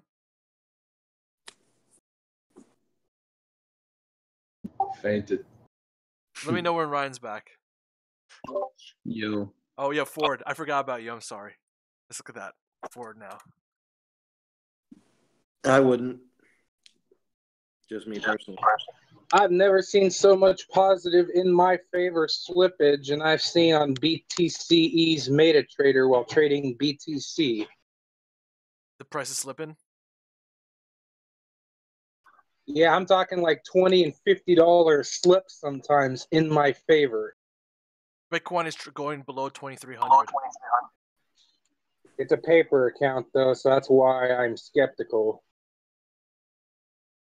So Ford, I still think it's bottoming out here for a rip up to 1250.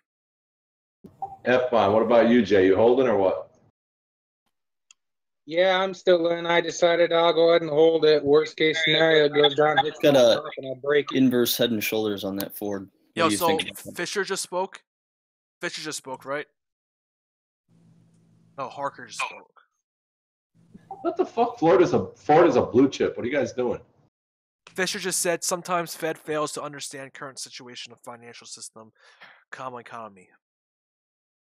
Oh, this will probably cause a dollar drop. Well, again, I still like Ford, man. It's just it's going sideways. There's really no other. No, I know you like it. I'm asking you about your opinion on the inverse head and shoulders. Do you see it there? Left side high volume, right side low volume.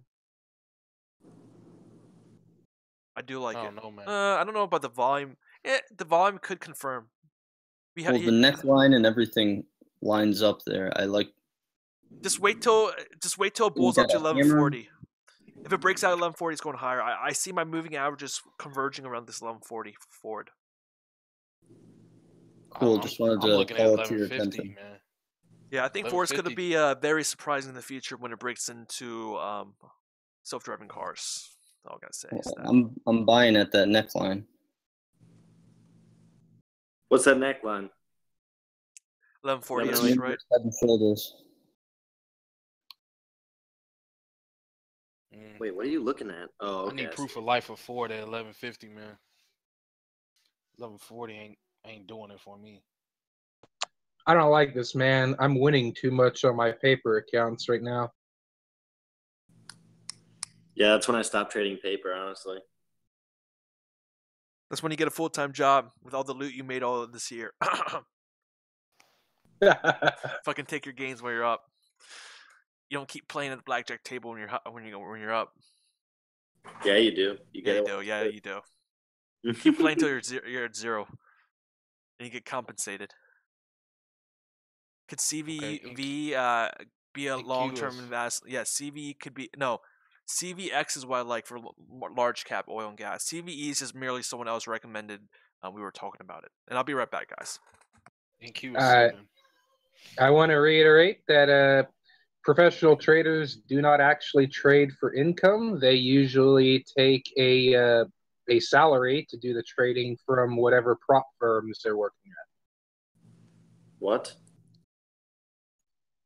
Yes, most professional traders do not trade for income directly. They take a salary from the hedge funds they work at. Of course. We're not doing that. We're day traders. We work for ourselves. Well, yeah, but I mean, I think when I picked that up, the point was that taking income out of your earnings is just going to kill your compounding power. Well, I'm not going to trade with all the money I've ever made from trading. That would be redundant, wouldn't it? You'd be richer faster. What you're supposed to do is let your account build up first. You're not supposed to just start living it up. Yeah, dude. I always secure like, for instance, I keep my day trading account either at like 100,000, 50,000, 150,000. Like, depending on what season it is, like if it's earnings season or not. And like, I keep that amount after, like, at the end of the month, I check out whatever's over that amount. I check it out. It goes right into my, bank account. So if I'm at 150,000 for that month, and at the end of the month I'm at 183,000, I take out 33,000. I'm not trading with that 33,000. That's my income. That's what I made.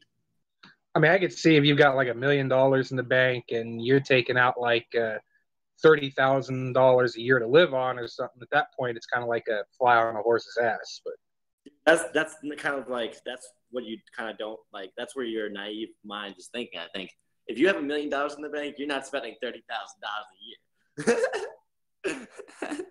Well, no, but I mean, if I want that million to be 10 million, you know damn well I will do that. Yeah, I don't know. Yeah, but you still gotta eat. You still gotta pay rent. You just gotta pay bills.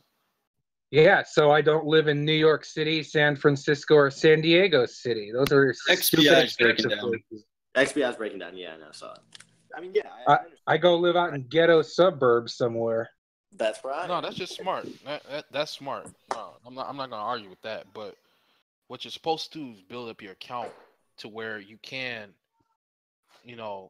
get a sufficient income once you are consistent. I mean, that's kind of what your Roth IRA is for, in my opinion. That's why you should have a retirement account. Yeah, SPY's dropping down. SPYs and Qs are dropping. Qs new low of the day, guys. Yeah, and don't get me wrong, I'm talking more like the $25,000 and less traders, especially under 100,000. Yeah, you got to go all in. You got to be balls deep. I mean, if you have $150,000, you can literally play it safe, and you can double that money within a few years. Yeah, but wouldn't it take a lot longer if you're taking half of your profits as income? Dude, honestly, Definitely. Because not only that, you're pressured into making money. So if you're day trading, you need to make sure you have enough money set aside to live on, right? Because it's everything you have is variable income. There's no fixed income when you're day trading. You don't have guaranteed money every day. So that's why, like, when you're taking out money, you should always also take out the tax amount as well. So you're not really fucking yourself over. That's why you can't keep on depleting. If you're trading 50-50 and you're not going anywhere, essentially, if you're a day trader, you have to be the best because you're using that money as well, right? You got to pretty much live. You're using that money. Essentially, if you're a trader that can literally goes, their account flatlines, goes up really a lot, goes down a lot, goes up a lot, but in the end, you're making zero money, right? If you're that kind of trader, day trading is not for you. You're fucked because you have to draw down your funds to live, right?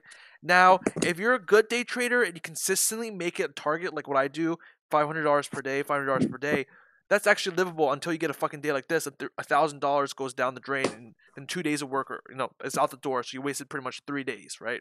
Same kind of thing that happens here. And now JNUG is getting liquidated for some reason. Well, so here's the thing. I'm against E on that. See, because I don't think you should ever put a limit on how much you should make. You should always have a stop. I mean, you know what I mean? Like, obviously, you should always know when to stop. But having sounds like limited profits, unlimited losses at the moment. Exactly. No, I don't. I disagree with that. Since if you're trading as a human, you need to set up target. Essentially, you're working as if you're making a salary each day. I'm salaried at $500 per day, right? You're being consistent. Yeah, but a salary entail losses. I can't go for a salary job and lose money. Exactly. So you have to be consistent. $500 trades a day.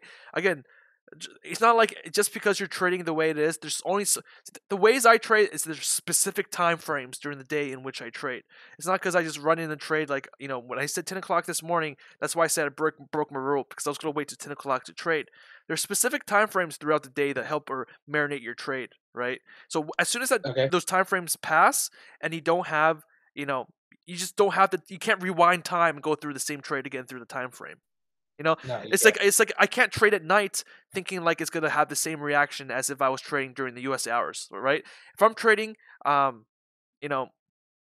example, SPX futures will behave differently during the U.S. market hours than at night. So you can't technically trade 24 hours. There's specific times and days, session 1, session 2, session 3. You got to time each session right and correctly on the buys whenever the traders come in because traders are constantly entering and exiting the market. For example, there's a lot of traders that literally trade session 1 the first 2 or 3 hours a day. And when it comes to lunchtime, noon, they stop trading for the rest of the day. Or there's some traders I know that only trade afternoon, after lunch, after 12 to 3.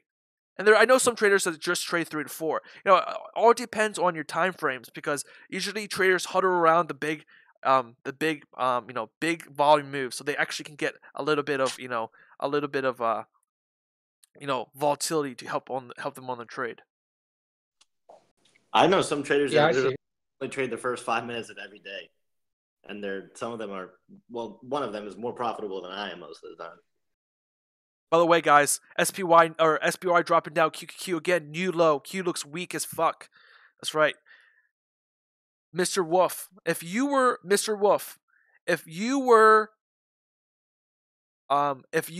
long VIX on Nasdaq, I wish there was a VIX public VIX for the Nasdaq. My VIX is good. Yeah, I would have entered that VIX trade, but I'm fucking stuck in this JNUG trade, so I'm gonna make sure this one works out. Too bad there isn't a VIX that tries to buy up every security it can legally get a hold of. Yo, XBI is taking a shit. Let's go. Let's go. And plus about trading, there's no days off. You don't get salaried paid days off when trading. You have to trade all the time if you want to make money. The more days, if you're a good winner and you can time each thing perfectly, or not perfectly, somewhat well that you're always winning and eventually at the end, you still need to trade every day at 9 o'clock, 9 to 11. Every day from 9 to 11. You can't just sit out 9 to 11. Otherwise, you're missing out on potential income, I tell people all the time that they can't do what I do. I mean, you have to literally be watching what you're doing all the time. I stay up all the night, all throughout the night sometimes, watching commodities, watching markets, studying, reading articles. Oh, I do that too, but I don't have any money in it. Well, you're training. I mean, I did 5 years. I originally started researching stocks when I was like 14 years old. So by the time I was trading, like 15 and a half, 16, I was like, oof. Plus, I had a great mentor, which really helped me. Dude, I'm twice that age now. You're so lucky, dude. I wish I started that young. That's why I'm teaching my son, daughter. You got to be a hustler, man. When the other kids were playing and doing stuff, I was hustling. Make your kids read books and play instruments. Yeah, no. I read tons. Make them. I don't know. As much as I hated playing the piano, I feel like for that reason, there's a reason why I do things in life differently. Even though I only learned piano for a few months or years, I don't know. I feel like if you're teaching your kids anything, making them like read and shit, like educating them, they'll grow out to be, a little more curious later in life, I guess. Oh, yeah, hopefully something a little bit better than Steinbeck. There'll be a little bit. The big thing, honestly, is confidence, right? Because as humans, like, we're constantly trying to understand and like interpret the world around us. So the sooner you try to do that, the more time you have to do it, basically. That's why people who meet me say that I'm far beyond my years. Because when I was 13, 14, 15 years old, kids were playing at the recess, doing shit. I was checking out books in the library that were heavier than I was. And I was bullying Frank the Tank on the playground. I was kidding. I was a nerd. I was with you, Frank. I was the coolest nerd, man. I was the coolest nerd. I had all the friends. Everybody loved me because you couldn't hate me because I was just me. I kept it real. As a class reject, I pretty much went and did the computer lab most days during free time. Yep, me too. In elementary. I was reading about quantum physics at like 15. Like, that was my big thing. And when I turned 15, I was like, I want to learn about quantum physics. So I went and I got the biggest book on quantum physics I could find. And I spent like 6 to 8 months calling different people. Damn. Until I understood what was in that book. When I was in elementary school, I was just trying to make sure I wouldn't get my butt whooped every day. Same. It's just something with when you wear glasses and you get good grades. They don't like that in the city. Gold. No, it's especially bad. Oh, I gotta look at gold. Hold on. Gold's popping. Fucking give me my money back, you fucking assholes. Yo, if we break 33.80 and continue to go up, I'm longing that shit, dude. I'm longing another I'm taking revenge, but I got long nugget. Oh, you're at another 5 cents before breakout there, E. Dude, money. It's like when you're under $1,000 lost for the day, like, put your fucking hands up in the sky. I'm not losing that much. Dude, I'm so mad I didn't buy more Lab D for a couple extra cents down there in the 20s. Fuck. However, I kind of fucked it up because I averaged up because I sold at 905 and I bought it back, or 1905 and I bought it back fucking 1911. Kind of salty that I did that, but whatever. Whatever's. I had to in case it kept on sliding past that because that was a pretty critical part. I just wanted to make sure that the hammer came out before I bought back in, and the hammers did come out, and the confirmation of possible reversal was worth the 5 cents. Salt. The salt is real. The salt is real. Now this can go up to $20, please. What's short tech? What's short QQQ? What is that? SQQ. Oh, SQQ. What about Stocks L? It's Stocks S, right? Is down. SQQQ is a 3x ultra short of Qs. So essentially, it's a 3x of Qs. Frank, you should just play the Qs all day. I want to short the Qs, yeah. Yo, so when I start working, I'm gonna start having I'm gonna start trading at night futures. So if you guys trade futures at night, I know a lot of you guys can't day trade during the day because you work or stuff like that. So I want to start doing what full-time people. I don't think it's proper for people to trade intraday while working a full-time job because you have a dedication towards your full-time job, of course. But at nights, again, a night is very good for scalping. Oh, 1937. Join the dark side. Trade Forex.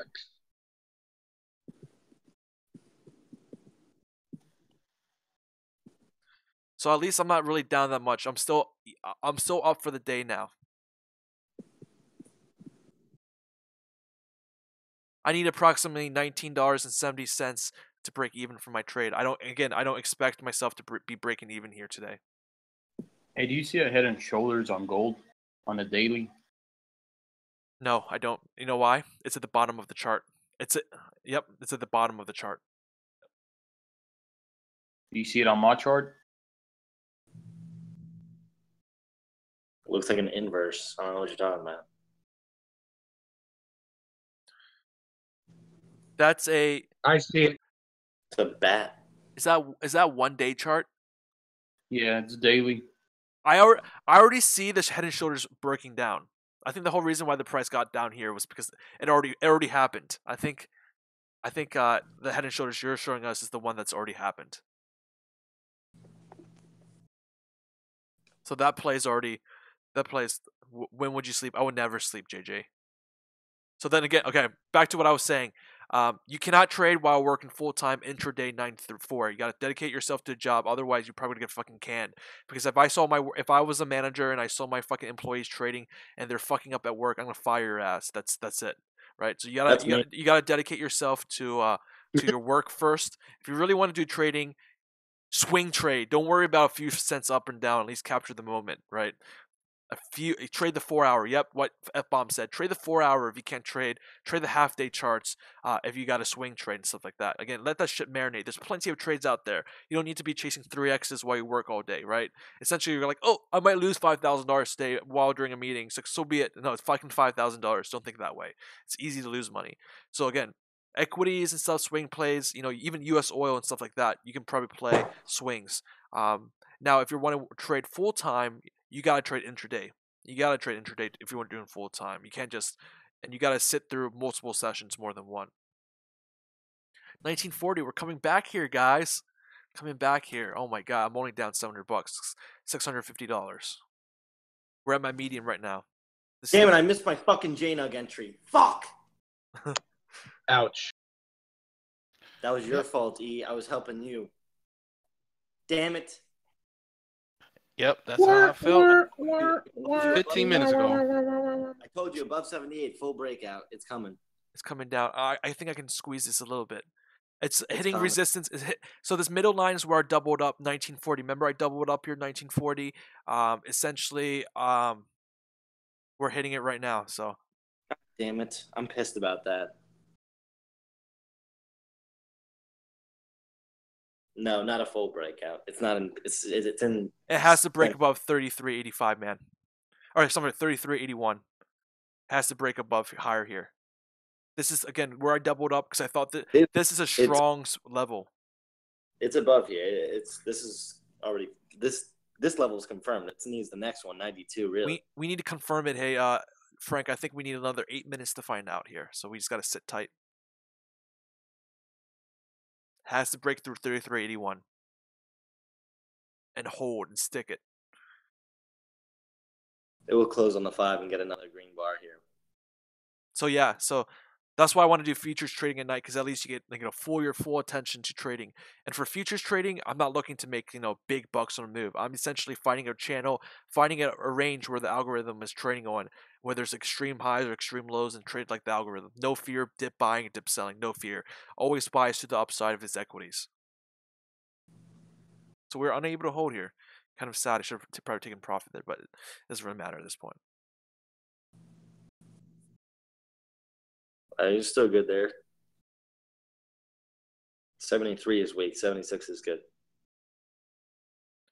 Nice job, Daffy. Great trade. Way better than what I'm doing today. When are you going to start doing that, E, at night? Start that late August. Join the dark side. Trade Forex. I think gold is on its way to 1,300, dude. The way this chart is looking. Imminently, yes. Futures trading is just a lot of in, out, in, out, in, out. Fast, take money fast, or you're fucked. That's how futures trading works.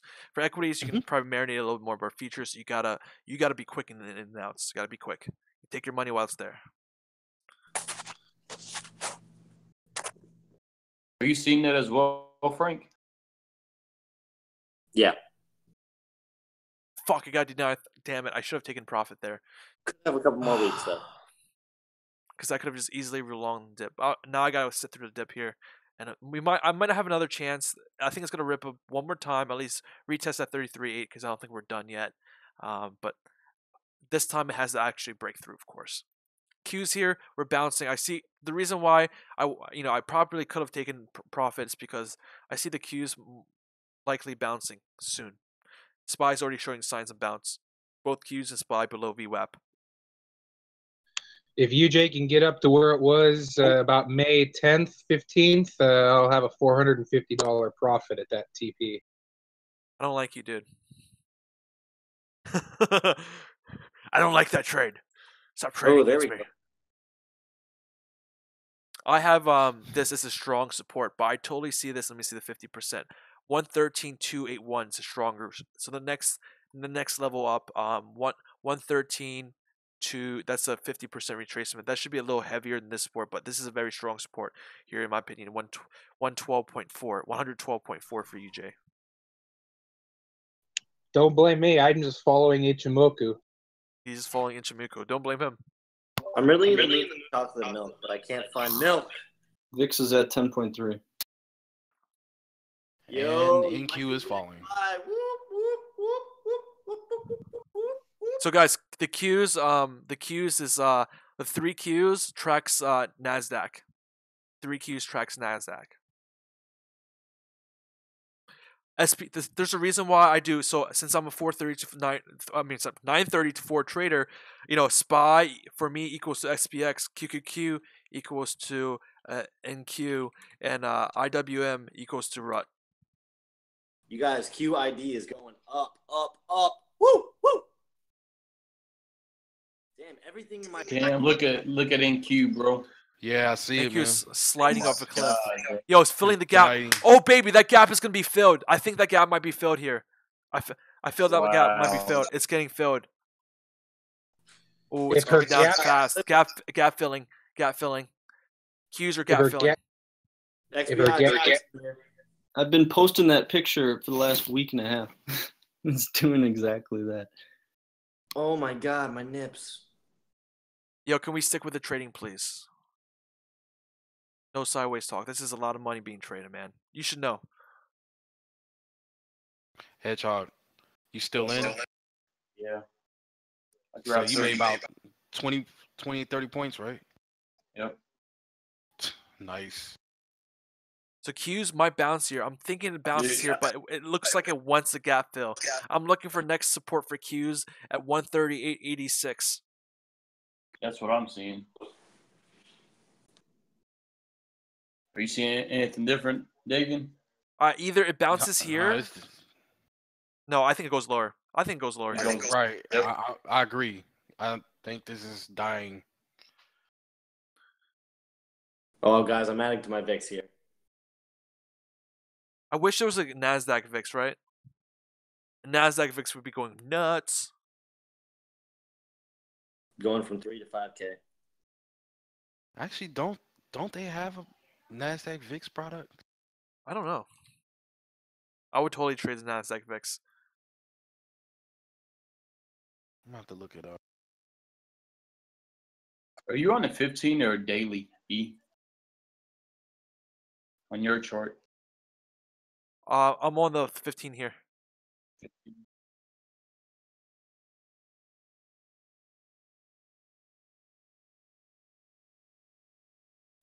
Damn. Yep. It's filling the gap on the 19th. Let's give it a little bit. But guess what though? There's another gap up. There's 2 gaps up. All right, I'm disconnecting to put on Yellen. VXN. Once it fills this gap, I think it's gonna go straight up.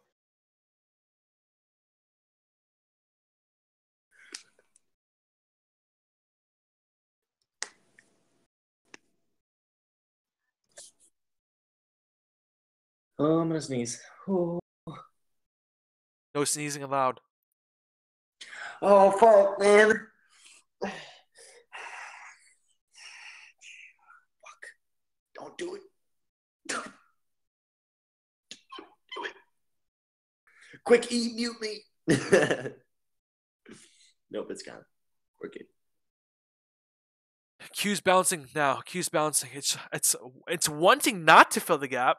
It's wanting one not to, but it's not necessarily you can always get what you want. So again, It doesn't work. Let's see again. It's been how many days since that gap? It's been how many trading days? 26. How many trading days? 1, 2, 3, almost 5 days. Today would be like the 6 days. XBI, what are you doing, man? Why are you going back to resistance, bro? 1, 2, 3, 4, 5, 6, 7. 7th day. 7 days to fill the gap. 7 trading days. Am I gonna play Yellen live? I can play Yellen live if you guys want to hear it. I don't think she's gonna be very important, to be honest. If it's not gonna be important, then just forget it, man. I'll have it playing here in the background, or I have CNBC up right now. If you guys hear anything that's important, just let me know. I'll throw it on. Well, I'm gonna listen because she's my GFF.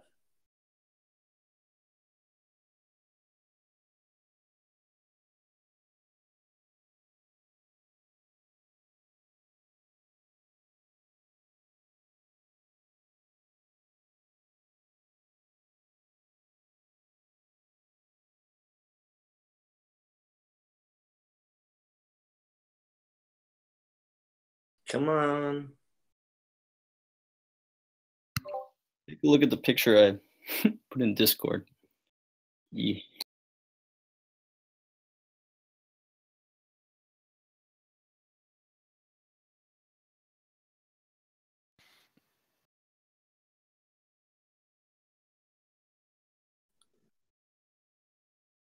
Did you make this?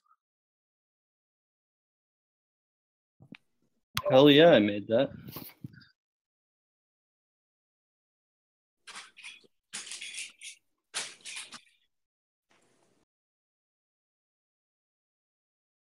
Wow, good call. Like it. On the money, kid. I wish I can like your trading view thing, but I'm fucking I don't really care about trading view likes. I'm banned from trading view. That's how badass I am. How did you get banned from trading view? I don't want to talk about it. It's because I was more superior than a moderator there, and he can't admit that I am. Bro, you can't do that, E.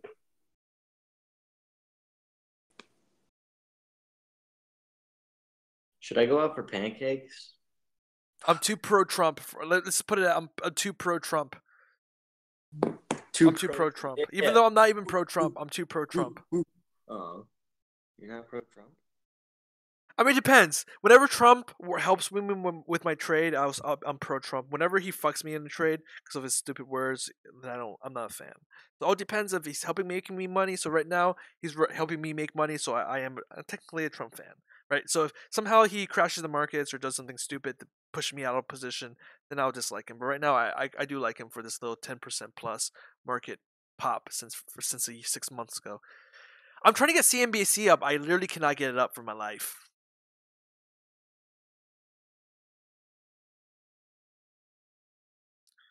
God damn it, JNUG.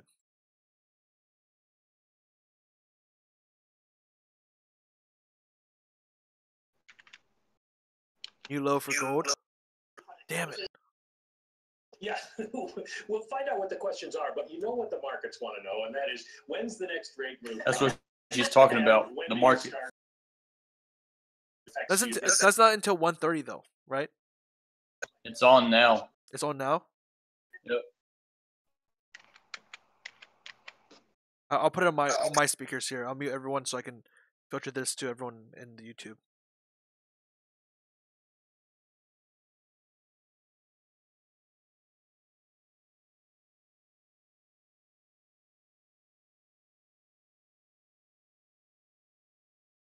So guys, I'm filtering this to you. I'll also mute my mic as well.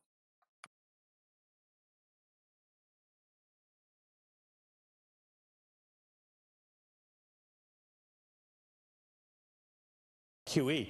And so the Fed has been very closely watched in terms of market reaction, and Janet Yellen works very hard to minimize that. But Fed officials will tell you they don't really care. What they care about is how a market reaction might move into the economy. If it destroys confidence, if it causes people, a big drop in the markets causes people to pull back on spending, that would matter to them. But the markets going up and down, they look past. Matters less, they look past. We also heard from Patrick Harker today, didn't we? He was saying there's not enough information to form a view on the fiscal impact of President Trump's policies on the day that the IMF downgraded US growth because they didn't want to count in any stimulus from Trump policy either.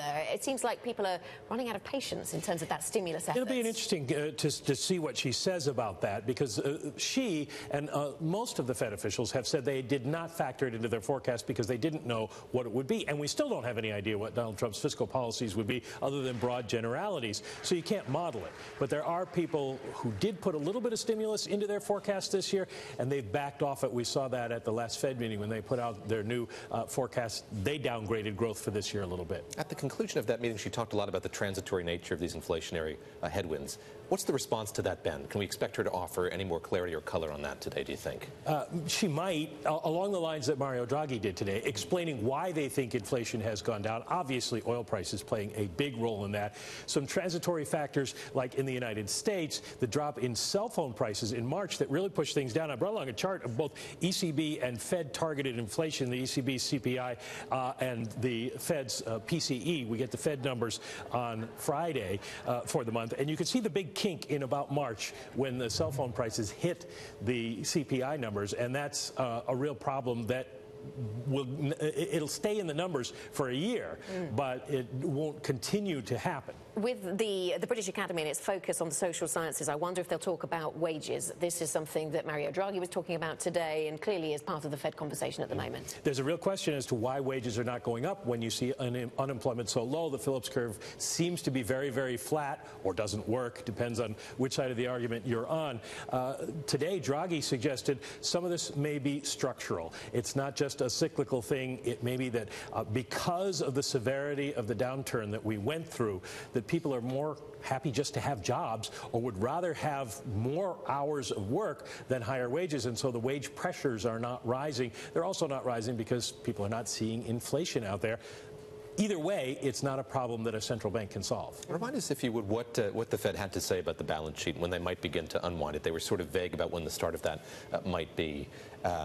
Do you expect we'll get more clarity on that, maybe if not today, as we get closer to the end of the year? Yes, they'll probably give us some guidance in speeches, if not in appearances. She will have her testimony to Congress in July. We'll see if she talks about it then. The feeling was they want to get it underway by the end of the year. Of course, she and Stan Fisher may not be reappointed next year, so they'd like like it underway before they would leave office. The only question is, do they start in September or do they start in December? People write off the November meeting because it's a non-press conference meeting. We know that they're going to do $6 billion a month in Treasury bonds, $4 billion in mortgage bonds. So the parameters have been basically outlined. It's only a question of dropping the checkered flag, the green flag. Checkered flag is when they finish. Not yet.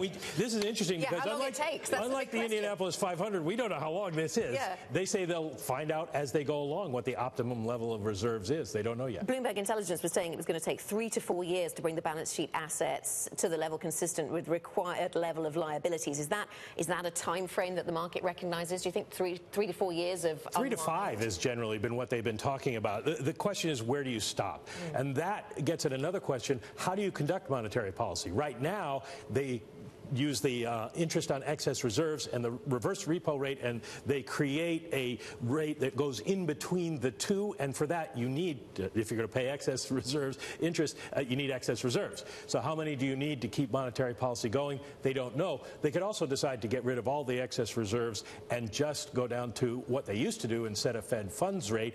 That would mean they would need a balance sheet only large enough to absorb all the currency in circulation, which is now about $1.5 trillion. Mike, what's the consensus about when they begin this balance sheet unwind, if they in fact leave, if Stan Fischer is not reappointed and if Janet Yellen leaves as well, how much the Fed would continue to follow that path? Well, the idea is that they start it in motion, turn out the lights, and lock the door. They let it continue to roll off on a pre-programmed basis so the markets aren't disrupted, so Treasury knows what its refinancing is going to be. Mike, thank you very much. Mike McKee joining us here. Let's now go to London, where Fed Chair Janet Yellen is speaking live at the British Academy. So we're rather eclectic in the use of tools. And I'll talk a little bit more about that. But I'd say the workhorse model that we most often use to not so much forecast, but do what-if exercises. If something changes, if the price of oil goes up or down, or there's some other shock to the economy, what implications might it have for the economy's path relative to a baseline? And also models that we would use to consider monetary policy strategies. Our workhorse model is called FRBUS, FRB/US or FRBUS. And it's a large-scale model of the macroeconomy. It is the intellectual descendant of the very early models. In the 1960s, economists were very optimistic about their ability to model the economy. They began to develop large-scale models. This work was done at MIT, at Penn, at Brookings, at the Fed. And the Fed, although use of these models in academia fell out of favor, the Fed really needed these models for the work that we do, and work continued developing this model. And so FRBUS is an intellectual descendant of those early models. And they have some of the characteristic that you described. So first of all, they tend to have sticky wages. Holy shit, guys. And therefore, let me pause real quick. Dude, markets are dropping. SPY new low of the day. SPY new low of the day. QQQ new low of the day. QQQ new low of the day. And they do have a long-run growth path. I don't know that I'd say it's exogenous, but it depends on technology and capital accumulation and other long-run factors. And there are mechanisms at work through movements in wages and prices and possibly monetary policy responses that would bring, as you said, the economy back to that growth path. But let me just say that models that we use, that process can be very slow. And importantly, when the economy hits the situation that prevailed starting in late 2008 in the United States and then in many other countries, we had lowered short-term interest rates to zero. So monetary policy was constrained by the so-called zero lower bound. We have found out you can cut interest rates a little bit below zero, and some countries have done that, but we typically think of zero as low as short-term interest rates can go. Then the natural equilibrating mechanisms that are operative in those models are very, very slow. And so they have the realistic property that without some policy response, the economy can be away from equilibrium for a long time. We have other models that have been developed, a kind of model that's become very popular in recent times called DSGE, or Dynamic Stochastic General Equilibrium models, that are micro-founded and fully optimizing, and we have a variety of those models. But then let me say, for actual forecasting, and that is a critical part of what we do, we don't really rely on any of those models. We take their insights, and then we use a variety of tools and judgment to try to forecast what the path of the economy is going to be over the next couple of years. And one of the things that you find when you use a model in forecasting is that there will be mysteries at any time. You will have some key equation, an equation, say, forecasting consumer spending. That's 2/3 of spending in the economy. And maybe the model equation says consumer spending mainly depends on income and wealth, and then you find out it doesn't fit. And, for example, after the financial crisis, consumer spending was just very depressed, period after period after period, relative to what any consumption function would have predicted. That becomes a mystery that commands the attention of our economists, and they will spend a lot of time trying to figure out, are there special factors in play? One of the things that we found was surveys made clear that consumers' expectations about their future income, which of course is relevant to consumer spending, fell dramatically after the crisis, and possibly for good reasons. You know, we remember after the Depression, attitudes of the public toward investing and toward risk changed discreetly in ways that were very long-lasting. And there was the models didn't give households any good reason to believe that their incomes would remain depressed that long, but that seemed to be what was going on. And so we try to look into that. And then finally, I'd say, we don't just use models. We also talk to people. And one of the virtues of having a central bank like ours, which is dispersed throughout the country, we have 12 regional reserve banks, is we have a wide range of contacts in the community: businesses, households, labor, people, nonprofits who are operative in the community. And we talk to them on a regular basis about what we're seeing. And sometimes one learns, sometimes you don't learn things from that, but sometimes you learn things that are very important that you would otherwise miss and that would not appear in models. And so I will always remember, for example, the year leading up to the financial crisis, when my contacts, of course, we were all focused on housing and the fact that housing prices were very high and the dangers that could cause. But my contacts, my business contacts in that year kept saying, money is available for absolutely anything. Banks are throwing money at anything without really seriously looking at the prospects. And people said they had never seen anything like it in their lifetimes. And I will always remember particularly an anecdote. I had a director who was a principal in a private equity firm, and he described crystallized for me. He told me a story about how his firm was contemplating bidding on a major U.S. company, taking it private in a leverage buyout. And there were quite a few private equity firms that were also looking at this firm. So it was going to be quite a competitive situation.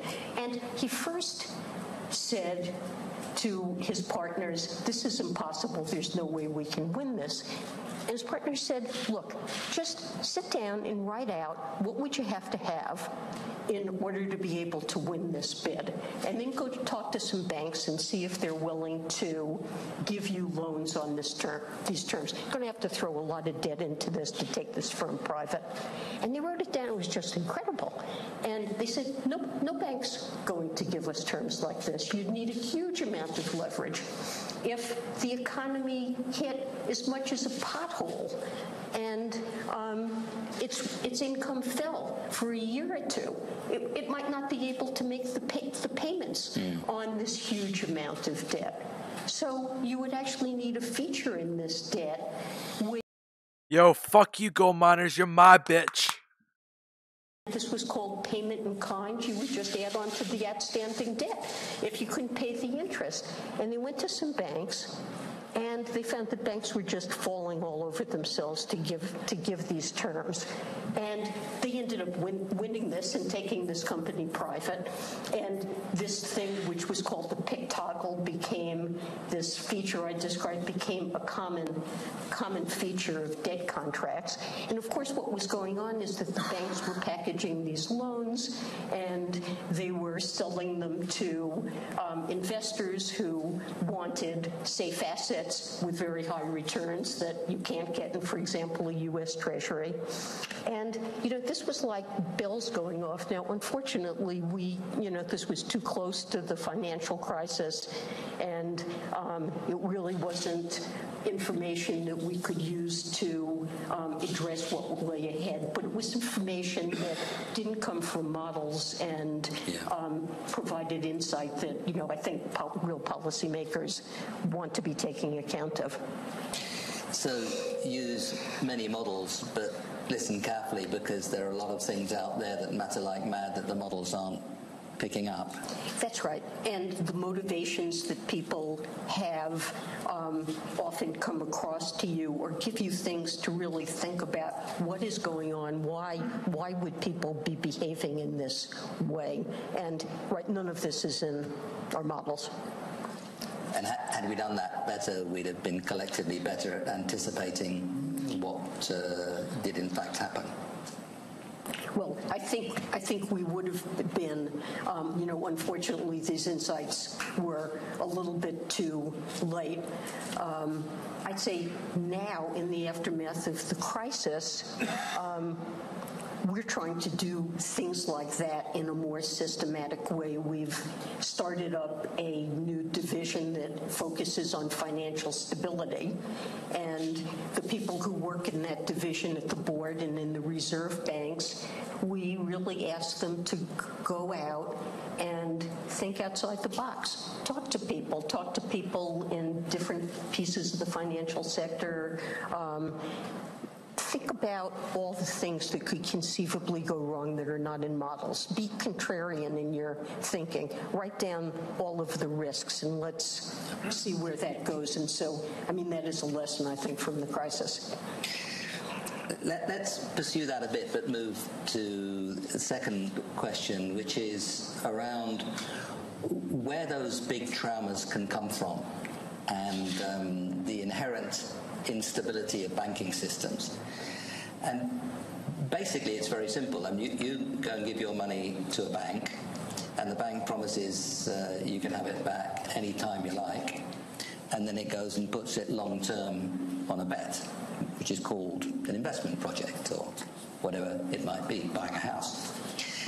And it's what our friend Mervyn, who's here, has called essentially alchemy, that the promise is that you can have it back any time you like. It really is gold, and they've got it, and they'll give it back to you.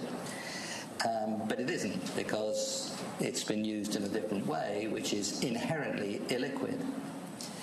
And therein lies the instability of a bank. And that won't go away because it's in the logic. If we had perfect markets into the future where we could hedge against absolutely everything, then you could take most of that risk, or in principle, if they were perfect markets, you could take all of that risk out. But you can't, because those markets don't exist. You can't transact for every good at every point in time in the indefinite. Guys, so if you guys are listening just my voice now, if you're listening to my voice, I've been typing in chat. I exited my JNUG 1950. I'm only down $477, making my losses much more cleaner here today. And became extreme. So you have to ask yourself the question, what can we do? Or have we done enough to reduce the probability of those kinds of risks which we recognize as inherent? Well, let me just say, I'm delighted to see Mervyn here. I'm honored that you've come, and Mervyn has written a brilliant book about exactly this and the kinds of things we can do. And, of course, every financial crisis has the same character that you just described. It's essentially a bank run, a situation where the financial sector is borrowing short-term and investing in much less liquid or highly illiquid assets that can't be liquidated, and it is telling depositors or those who are lending short-term, anytime you want your money back, don't worry about it. And that works fine as long as not too many people want their money back at the same time. And that's typically the case as long as there's confidence in the soundness of those institutions. And when that disappears for any reason, suddenly all the missing markets and imperfections you're talking about, if I see depositors lining up around the block of one bank and I know it has problems, how do I know the bank on the next block didn't invest in exactly the same things and may have exactly the same problems that are about to come to light? And so you have a situation of contagion, and essentially you can get a massive run on the entire financial system. And that's really what happened in this that's what happened in the Great Depression. That's what's happened in every major financial crisis. And in this financial crisis, the runs were centered partly in banks, but not so much in banks, also outside the banking system in a sector we call the shadow banking system. And we threw into place Mervyn and my predecessor, Ben Bernanke, were immensely imaginative. Society should be grateful that they were there to think through how can we intervene and to provide the liquidity that's necessary to these markets so that credit doesn't dry up in the economy. Well, in the aftermath, you asked, are we safe? I think you asked me, are we safer now? So we have been very focused on making sure that the core of our financial system has enough capital that we can provide assurance that our major banks would be able to go on lending and providing credit to the economy even after a very severe shock. We do what are called stress tests. And the Fed just completed the first half of these stress tests last week. And we hit the major banks that we subjected to these stress tests with enormous shocks. Unemployment increasing to 10%, huge declines in house prices, commercial real estate prices, enormous shocks, and publicized exactly how each of these firms would fare and what losses they would take in every portfolio and what their capital position would be at the end of that. And I think the public can see that the capital positions of the major banks are very much stronger at this point. This year, all of the firms passed the quantitative part of the stress test. And So we've built capital, we have strong capital requirements, also liquidity. So suppose there were a scare and depositors decided we want our money, we're worried that there's something wrong in your bank. Well, having enough liquidity that you would be able to meet deposit outflows that could occur, let's say, over a 30-day period, even if they were severe. We've put in place for systemic banks, internationally active banks, liquidity requirements that hold an order of magnitude more liquid assets. And we've also changed the system in terms of how derivatives work.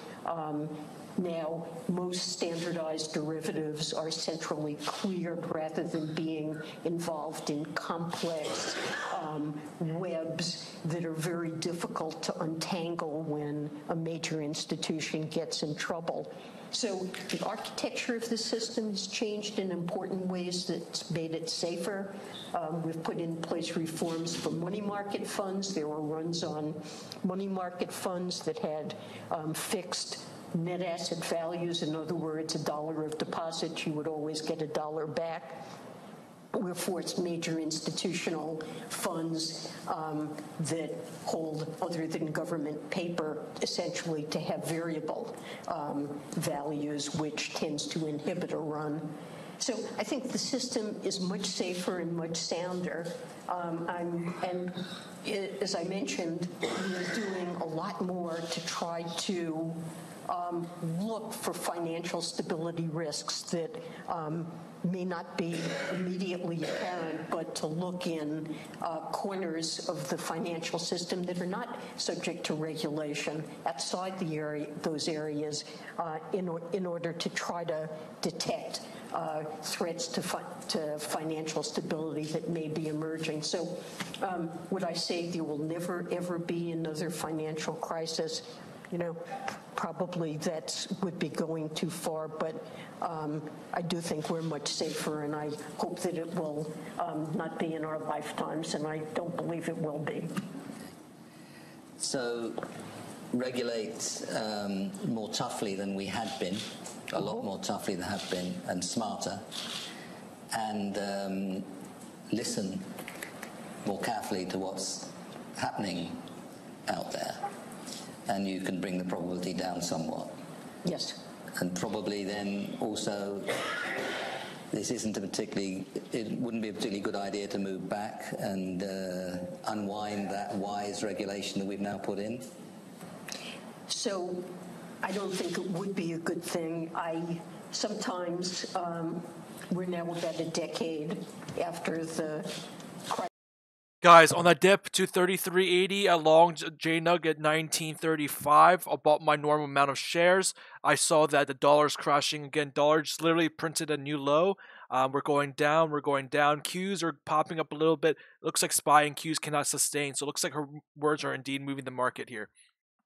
Central to sustainable growth. Now, I would say in the case of the Fed, and this is probably true in other countries as well, over this last 7 years, we have written many regulations to improve things, and some of them are very complicated. And I do think that regulators should think about the burdens that they're imposing on those who are regulated. And we hear consistently in the United States that especially for smaller banks, for community banks, now they're not subject to the same regulation that systemic firms are. But in general, that looking for ways to reduce regulatory burden, but without in any way compromising stress testing, capital, liquidity requirements that have done a lot to make the system safer. Very good. Janet, I'm keeping an eye on the time, so we probably should shift to our second line of inquiry, which is a bit less about models. So probably the more technical bit is over, you'll be very pleased to know. And this is now more about the way that economists and policymakers look at the world. And I want to go back to the period around the end of the, or maybe the beginning of the 80s, where we had on both sides of the Atlantic governments that were focusing on, I think probably in their own kind of language, restoring the powers of the markets, reducing the powers of the unions, deregulating across a whole swathe of economic activity. And then at the end of the 1980s, we had the collapse of the Soviet Union and the regimes of Central and Eastern Europe, and a kind of triumphalism that the free market economy has shown its tremendous power and strength, and the other way of doing things has collapsed. It's true that the other way of doing things had collapsed. And so we had a sort of continuing wave of deregulation, the idea that, in Bob Solo's language, all that exists is efficient, because were it not efficient, it would not exist, the fundamental Chicago theorem. Except, of course, if governments interfere and mess it all up. And I don't think I'm exaggerating. That was a kind of basic approach which some economists and some politicians fed off each other. And I think in retrospect, and I'm saying this, Janet, I'm not trying to put words in your mouth, we sowed some of the seeds of the crisis that came later, following the kinds of arguments you were putting earlier.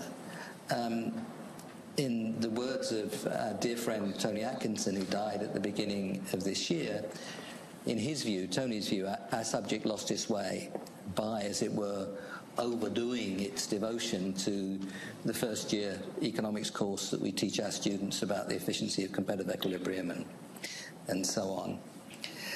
And do you think we're doing better than that now? Are there bits of our subject, behavioral economics, institutional economics, which would make it less likely we'd feed a very particular line about the damages of governments do and deregulate, the importance of deregulation and so on? So let me start by saying, first of all, I agree with you that we did go through a long period in which the free market works perfectly, and brand of economics that didn't focus on market failures, market imperfections, but was very much oriented toward markets work well and government messes it up.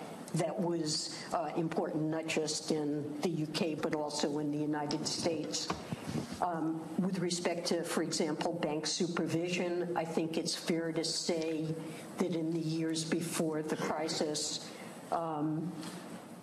supervisors had gained comfort with the idea that CEOs knew how to manage risk in their firms and were motivated and had every reason to do it, that market participants who bought, for example, bonds of financial firms where there could be losses would be motivated to provide a kind of market discipline on risk-taking. There was some confidence in that.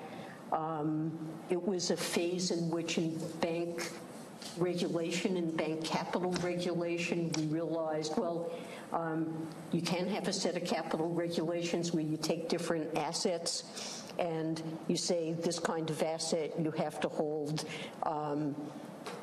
20% capital against, and that's safer, and so you can hold 10% capital against that and so forth, and say, well, gee, that's not really very risk sensitive.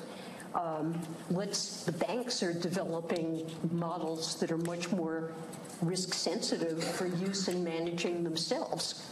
So let's leverage off what the banks are doing and use their models to figure out how risky they are and how much capital they should hold. And this became embodied in an agreement called Basel II, and to some extent is still in effect, although not really in the United States. And so there was the idea that the firms are very smart. They know what they're doing. We can leverage what we do off it. Also in areas where there were people who had suspicions that there could be problems like derivatives markets, we passed up opportunities perhaps during that time to put in place safeguards. Well, the financial crisis certainly showed that this was an approach that could lead to serious breakdowns. We saw during the financial crisis that even the most sophisticated firms really failed to understand the risks, the enormous risks that were present in their own balance sheets. They were not doing a good job of building models to assess risk, and probably they were using to some extent these models to try to lower their capital requirements. And they had set up incentives in their firm for risk-taking among their employees that created enormous divergences between what the employees were motivated to do and what was in the best interest of the shareholders. And while derivatives flourished, a risk with derivatives is that it's always potentially attractive to sell out of the money puts. You take in a lot of insurance premiums, and if nothing happens, you do extremely well. And if something happens, well, perhaps you go bankrupt. All of these things played a role in the financial crisis, including AIG, that had been the hugest seller of out-of-the-money puts in a sense that, unfortunately, it did come home to roost and almost took down the financial system. So these ideas did lead to a period of deregulation. I think the other thing that I would say about that period, from the mid-'80s up to the financial crisis, there was a period that macroeconomists often refer to as the Great Moderation. Economies, most advanced economies, were pretty stable. Macro performance was good. Inflation, which had been very high in the 70s and brought down in the 80s, it was pretty low and stable. Central bankers were kind of patting themselves on the back that they understood how to do their jobs, and they had developed frameworks that worked. And I think, many people thought, business cycle, we've figured all this out, it's fundamentally dead. And perhaps that was a problem also for individuals who thought, you know what, this isn't a very risky environment. And perhaps that whole environment was one that encouraged undue risk-taking, especially with low interest rates, people searching for yield. And now, of course, after the financial crisis, those who see the danger in that type of thinking have played a major role in ensuring that we have a more appropriate system of supervision and regulation. And hopefully that will remain in place for a good long time. I hope so. One guarding against that kind of fundamentalism, and it was also followed by complacency, as you described, is the way we think about things. And you mentioned market imperfections, and market imperfections are things like monopolistic structures, or when my action damages you, emissions of greenhouse gases comes to mind. Those kinds of things that we push ourselves to think about help us avoid these kinds of mistakes. But there are two branches of economics, I think, which have been helpful. And I hope, and it's a question really, would mitigate that kind of fundamentalism and complacency again.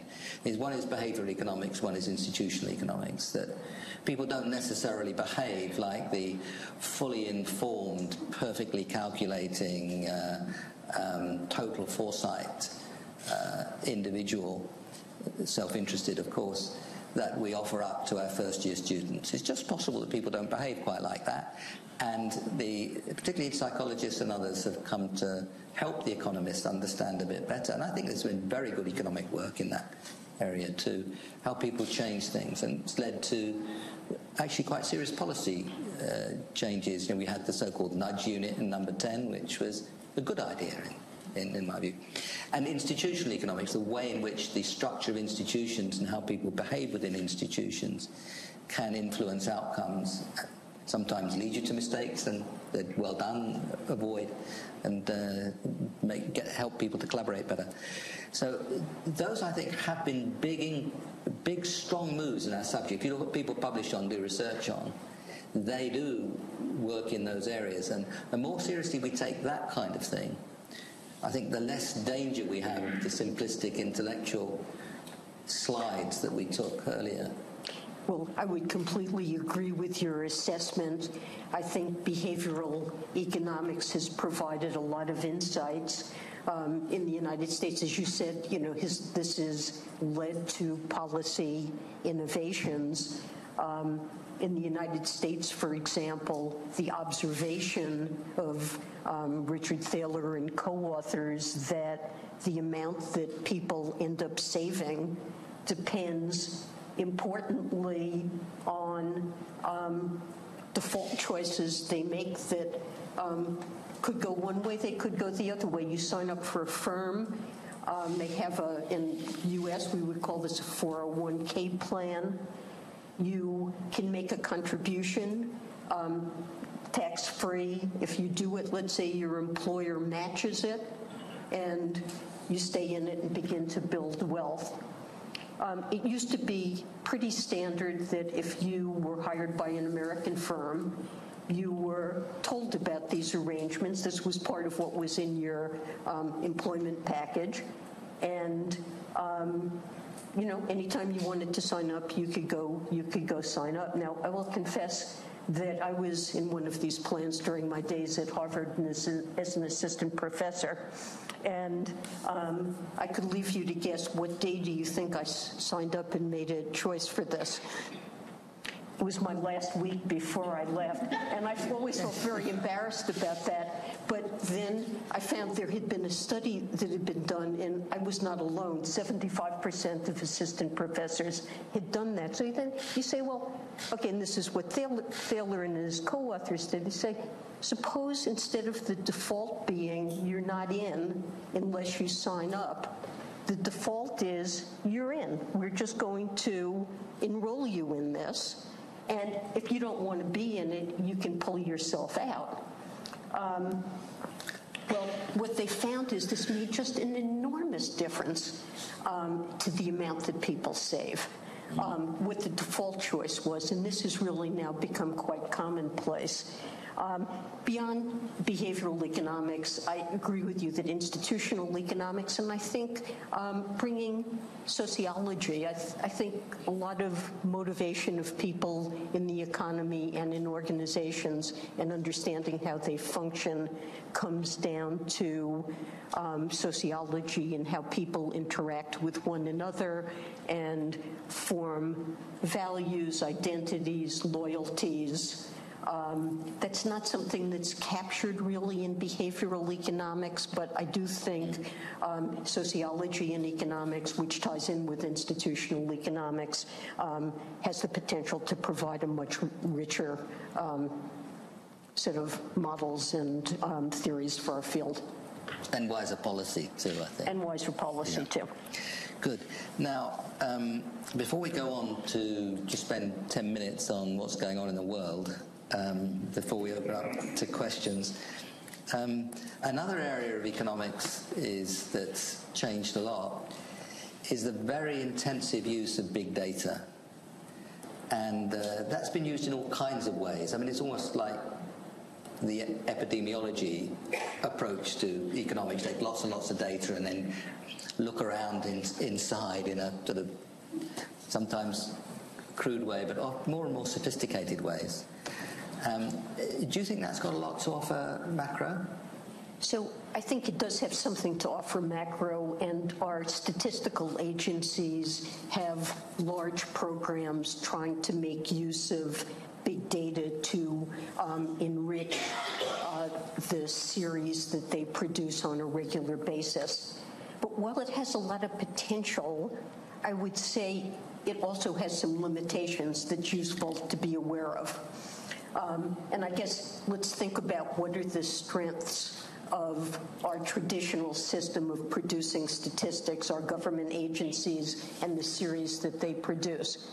First of all, the only job that they have is to produce data for users like the Fed and the private economy. The data that they produce, it's not something that happens to be generated by another activity that's the core focus of the business. They're careful about measurement and careful to put together samples that are representative of the population as a whole.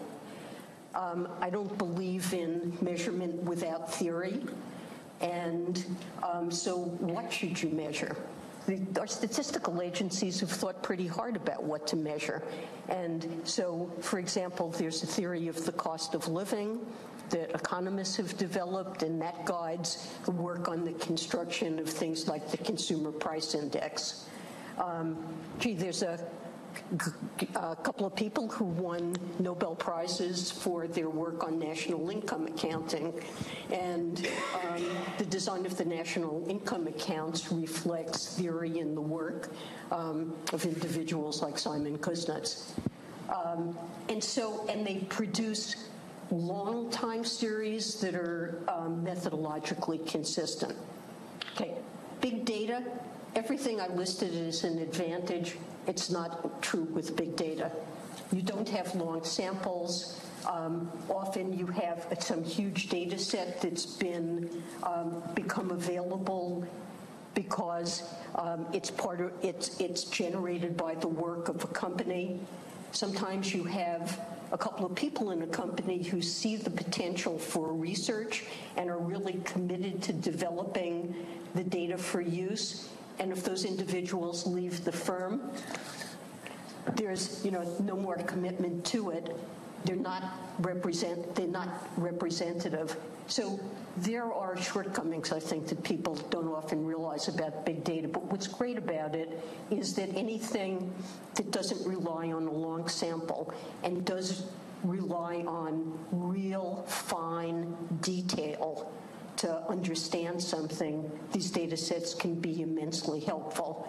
So, for example, with the Fed, we've been interested in questions like what is the marginal propensity to consume out of savings in gas prices, and able to use very huge data sets to get enough leverage because of geographical variation to try to get a handle on things like that. So it's already been useful, but it's not something that we should say, statistical agencies, your day is done and we don't need you anymore. Very good.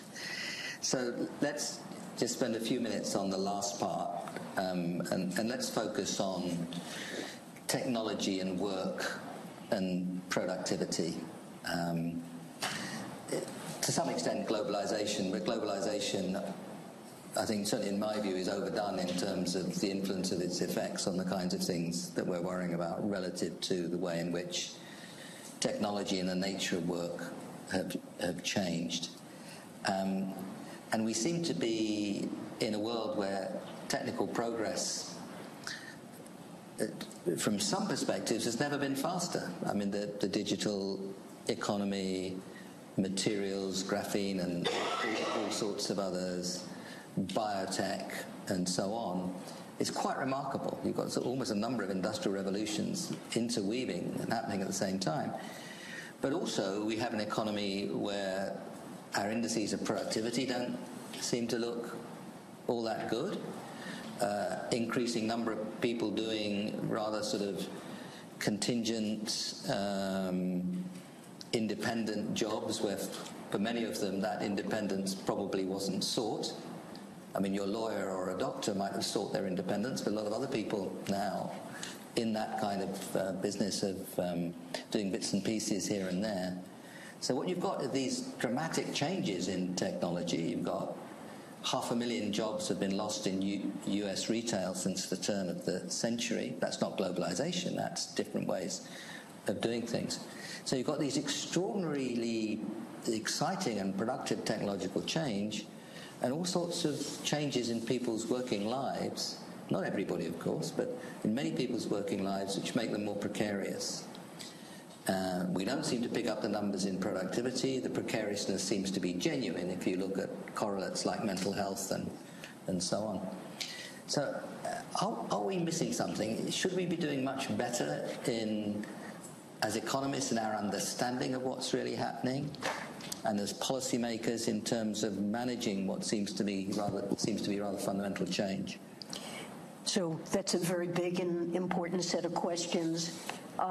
You know, I would say that what we've seen in recent decades is the offshoring and automation of middle-income jobs that involve anything routine that can either be done by computers or over the internet, or can be done in other countries where wages are lower. So you mentioned globalization and technology and said that you think technology is more important. I think I would agree with you, and I think that's what most economists find. But it's frankly hard to separate these two things. Technology and develop of the internet and reduced communications costs have certainly made it possible for multinational firms to invest all over the world to break up value chains and to move production to a more complicated global system. And so the influence goes both ways between technology and globalization. There's no clear dividing line. But I think both of these things have, at least in the United States, and I think this is generally true in advanced countries, been quite harmful to a very large share of the population. So we have increasing wage inequality, income inequality. We've had a disappearance of middle-income jobs, sort of job polarization in which the gains are actually fastest at the bottom of the wage spectrum and at the top. Globalization, I think, mattered. There are a number of studies for the U.S. that shows that China's growing trade negatively impacted workers in the United States, and they've taken those. We're going to break out of the conversation there between the Fed Chair Janet Yellen and Lord Nicholas Stearns, taking place in.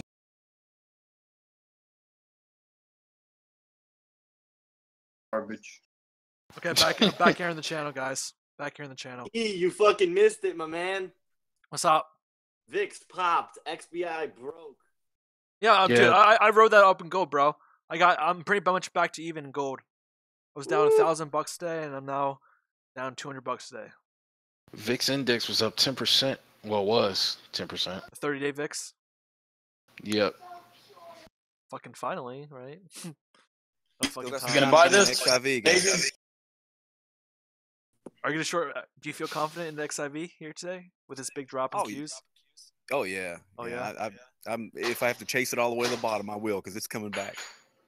Oh no! Don't say that. Don't say that, Train Zombie. That's not true, my man. Yo, he's part of the plunge team. He is a popo after all. Hey, Hedge, I'm not gonna tempt fate. I'm just gonna sit on my hands because I think it wants to drop some more, man. I don't want to keep trying to chase this. 800 things up 800% over 5 years, man. I don't care. I'll chase it a little bit if I have to. Let's go XBI. Let's go. What I'm thinking, Vivian, they're gonna fade it out. It's gonna come back up. Yo, who gave me this QI? Like 57.30. That was you, right, Jerry?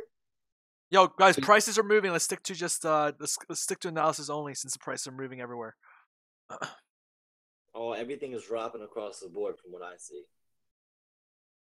I see the bounces here in Qs, and XBI, I think this 50% retracement has got crushed. It's heading to 78.16, the lows of Monday. Wow. Senate delayed health care bill until July 4th recess. To July 4th? Yeah, that bill ain't gonna get shit. If this shit passes, we're fucked. Dude, look at gold miners 30-minute chart and look at gold on the 30-minute. Gold is blasting off into space. Gold miners getting contained. Let's go, gold miners. Get a clue here. Get a clue. Yeah, VIX did spike up here. Look, I see that short. Today VIX is up 1.5% today, off the lows. No, we're getting a little bounce here. AE for the inverse QQQ, it was SQQ. Okay. Guys, I don't like the trade. I don't like this JNUG entry. I wish I got in at 1935, but the time has already passed. So I think I'm gonna close this one as a loss. I think I got a little cocky with myself getting those 2 big trades and going in deep in this one. Let's see what happens. The market is melting. NASDAQ down 1.35. NASDAQ is not holding any weight. That's why I'm wondering to see if miners, if they want to rotate some of that money into miners. Come on, guys. Hey, the real estate's up right now. Energy's up and financials are up.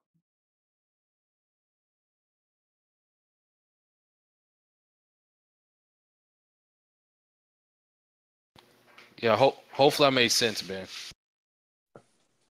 I'm not as eloquent with my speech or articulate, but I try. So it did make a lower low, lower highs. Man, dude, XBI is looking to form a big ass head and shoulders here. If it wants to pop, just saying.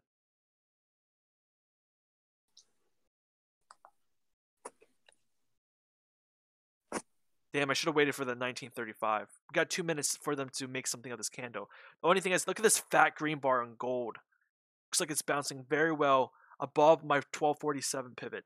As long as the price of gold stays about 1247, I'm cool with it. I dig it.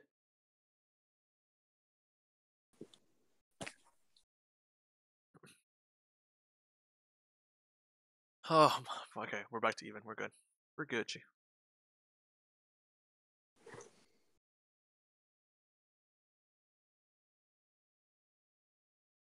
Come on, let's get that cross. I'm looking at the daily, the 4 hour for XBI, guys. I'm up half a percent on my XIV already. Nice. Their funds, their hedge funds, all they do is short the VIX, and all they do is buy the VIX. Isn't that crazy? Man, I want those guys. I want those guys on my side. I love this trade. I win every time, man. I love it. Just don't tell anyone else about it. If you know what I mean. I think it would help, man, if everybody else No, bought it. dude. If everyone was shorting their VIX, that's bad. You want just to be exclusive.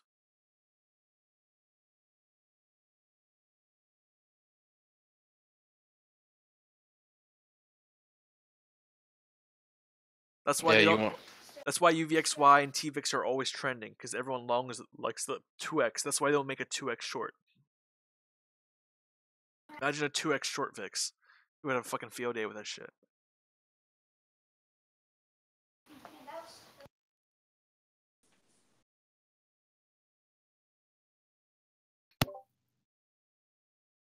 Yeah, she's done. I don't think the VIX is done. Waiting on Senate McConnell's remarks.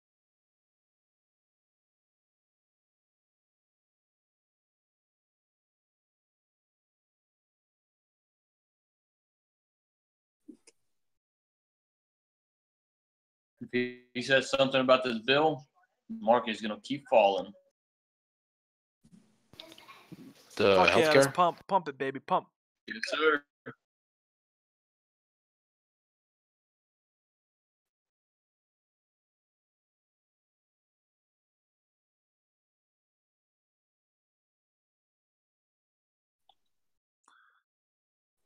Let's go. Gold. Big fat green. Big fat green. That's what I want to see.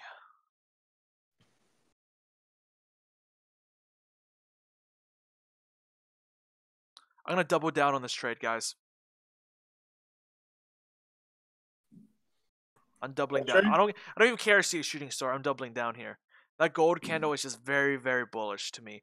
And the markets are not going to escape the 330 clutches. So I'm going to go ahead, double down here.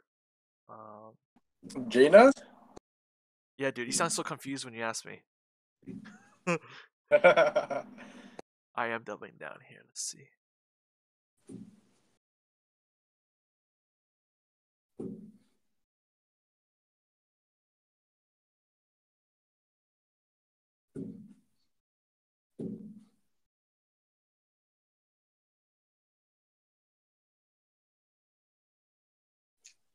All right, guys, I gotta go get breakfast. I'm fucking starving.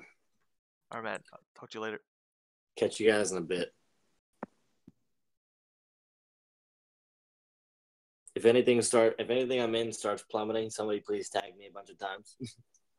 Yeah, I just I didn't double down. I just made my shares 2,000 again here, guys. So essentially, I just made these. I doubled down. Well, I didn't double down again. I like the 2,000 trades I was going for. So I lost a lot of money holding 2,000 shares. So I might as well just hold 2,000 on the next leg up. Right? That makes sense, right? No, it doesn't. It doesn't make sense at all. You've never seen me do this again. This is me emotionally trading incorrectly.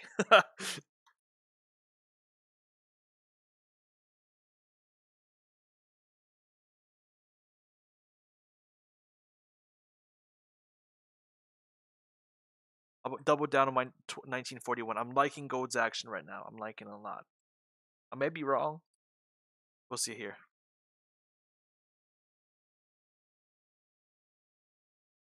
Yeehaw! Giddy up!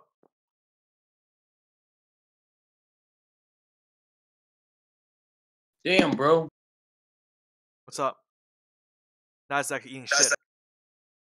Keep buying. Keep putting bids on eBay for fucking FIFA. Motherfuckers keep outbidding me. Why are you buying stuff on eBay? Just go to GameStop, bro. Support your local GameStop. Fuck GameStop. I'm shorting that bitch.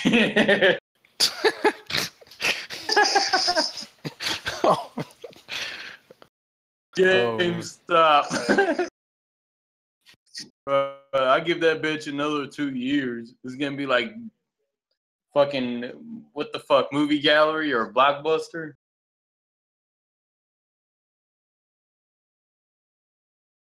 Support GameStop or support your local Craiglister. Oh no, I ain't doing that. Yeah, fuck that. There's too many creepy cats on there, man. You wanna buy a game? Okay. Come on, gold. Gold is going higher, but yet this fucking gold miner is stuck. You bastard. SPY's coming down. Qs are coming down even lower, guys. Yo, dollar new low, intraday low. Yo, Jared, did you get on the UJ short? Jerry's not. Oh, Jerry went to a meeting. Jerry's probably mad. XBI coming back down. XBI coming back down. US oil sideways. XBI is coming down though.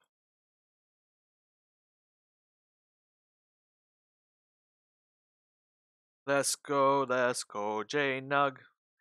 Oil looks like it's breaking out. Hard resistance for gold is at 1250. Boom, pop, pop. One more dollar higher, please. Looking for one more dollar higher for gold. Q's sinking, SPY sinking, UJ sinking, dollar sinking. Finally, everything's coming forward, coming together now in the second half of the day. Dude, the action this morning was really weird. Really, really weird. Yo, we're erasing all of the FOMC gains, by the way, guys. All the FOMC gains are going away. The euro index, the euro against the dollar is up 1.4%. The pound is up 0.57%. The UJ is weird being up. Yen's up 0.3 or down 0.3% against the dollar. So, that's weird. The euro and pound strengthened. The yen weakened against the dollar. Mitch McConnell. Senate delays vote on healthcare. Cool. Come on, lift this baby up. Lift this baby up. Come on, gold. You got this. We're looking for a break of 1249 to go towards 1251. So if 1249 in gold breaks 1,249, we're going to, I think, just above 1250 towards the 1251 level.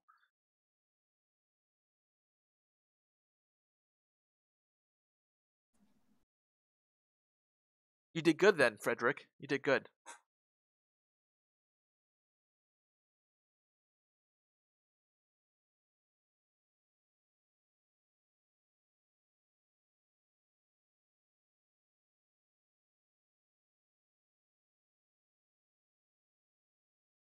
Here we go. Here's the pop, baby. Come on. Farther up, farther up, farther up. Let's go. Damn. Back to lows. 56.90. Yep. Come on. Fuck you, oil. I want my money back.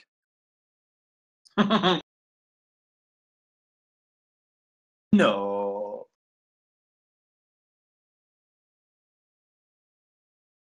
How is oil? VIX is high. New high day, VIX. Oh, SPY dropping like a fucking rock. SPY Q's dropping like a rock. IWM getting slammed, hammered, down 0.6%. Q's down 1.54%. SPY down 1.58%. Everything's getting hammered. Everything's getting hammered. UJ's going down. DXY's going down. XBY not looking too healthy. Not looking too healthy. XBI might actually hit my 78.16. No bounces off the 0.5. Extremely weak. Extremely weak XBI.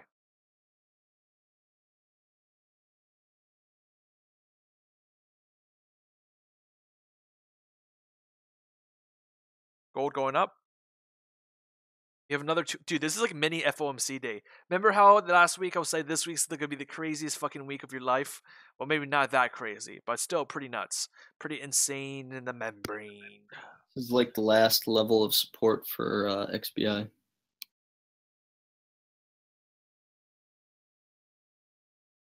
Woohoo! Moving on up my JNUGs. Moving my up on the JNUGs. Boom, boom, JNUGs, boom. Fuck you, DWT. Fuck you, oil short. Going back to what I know best. I knew this shit was fucking faking me out to the ninth degree. To the nth degree.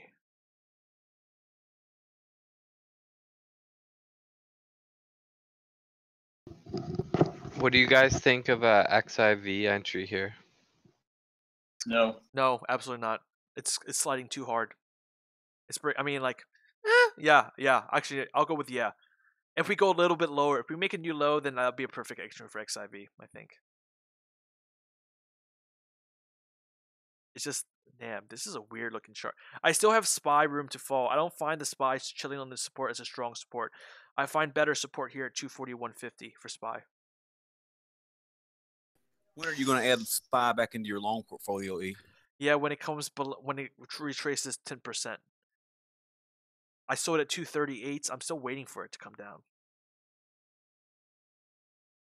Damn, Mordavian. I still don't have a short exit call. However, I still want to mention to you, that was just SPY. I still hold a lot of index mutual funds.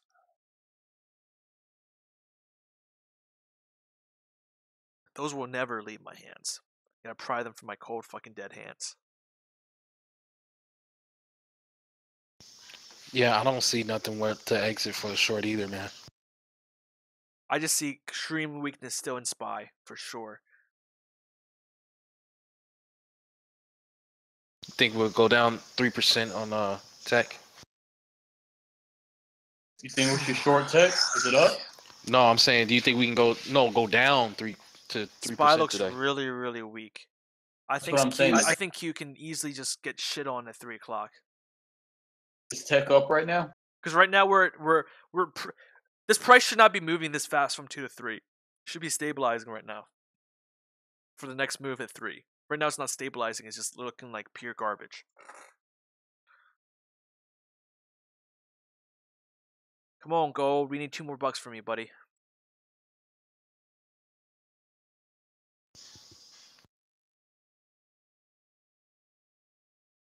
XBI is trying to climb. Give it that. It's broken below my channel here for sure. And VIX is just riding upwards here.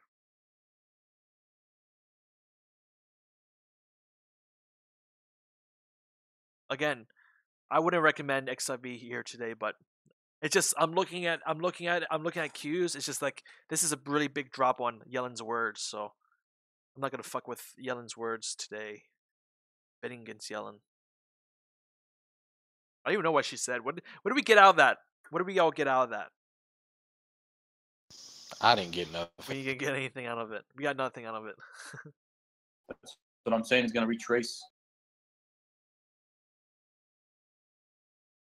I'm looking for gold miners to go to the opening of the day, which is 34.05. That in turn becomes the opening of the day looks like to be around 1973.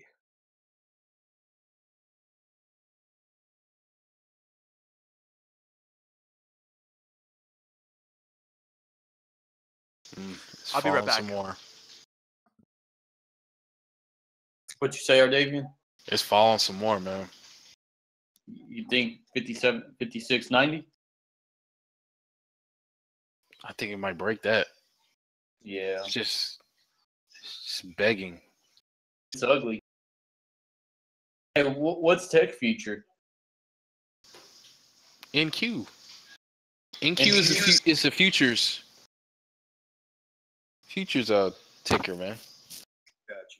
The ETF is QQQ, and then the index is the NASDAQ, or COS is COMP, but at least that's what I use. For tech, right? Use NQ for tech. Did you ever find the? I'm for sure. I just call it tech ETF, but yeah, QQQ. Did you find bio future or no?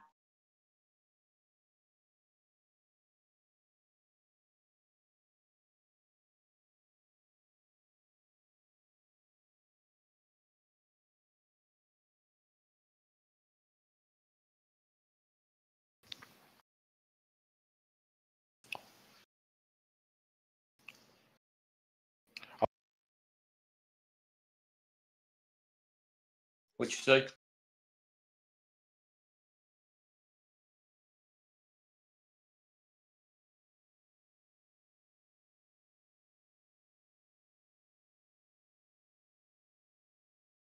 Yep, looking to make a new low. They should do that though. Who should? Oh wow, I was on mute all that time. No, I said they should do like futures contracts for like this, for new each lows. sector. New lows, new lows, new lows, new lows. Yep.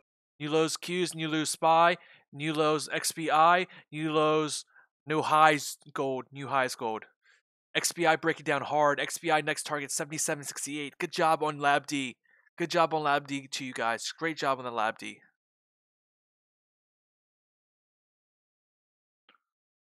So it broke 56.90. But it's popping back up though. The thing about it is, bro, look at gold. It's not doing shit. It's what, up $3, $2? That's why, you know what? That's why I don't have no opinion on it, because they keep manipulating it, man. And then one day they're gonna rip it up like $20, and we're not fucking with our pants down. You know what I mean? Yeah. Like overnight, let's just fucking do this randomly. Let's do this $2 billion sell to drop the price $20 in the middle of the night at fucking 2 o'clock in the morning, 2:01 exactly in the morning. Shit. What do you guys think of this VIX movement? It's crazy, right? That's why I don't like. I wouldn't be recommending too long the VIX. It's just the SPY made a lower low, or about to make a lower low, I think, unless it picks it up here. Qs look like death, bro. Let's look at Nasdaq. Nasdaq looks like shit. And it's falling again. Oh shit! Damn. Why is it? Where do you think it's headed? Apple's down 1%, guys. Apple's down 1%. Let's see. New afternoon high for JNUG. I'm put a gun to your head. Tell me where it's headed. Hold on.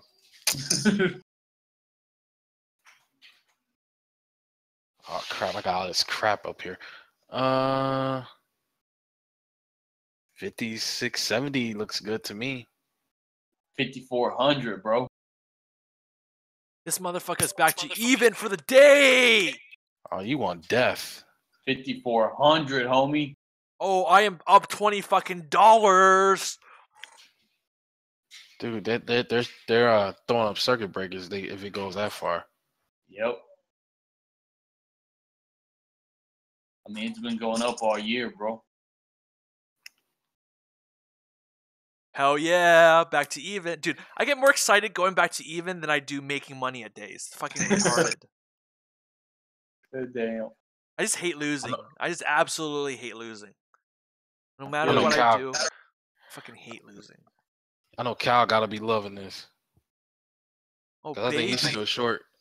Really, Jerry? Jerry, she already spoke.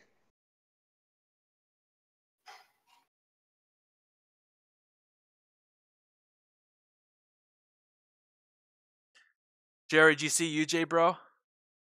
Jerry sees UJ. He's like, why?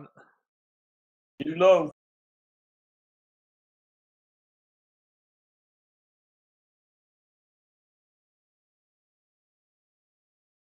Holy shit, Q's. Holy I shit. love it. Go ahead, hit that 2%. Oh my god, it's going new lows again. Another new low just printed. 100 points, bro. Can you? Fuck. So parties at your house, right? Every day, baby. Every day. Nah, that's good trade, Hedge. Very good trade.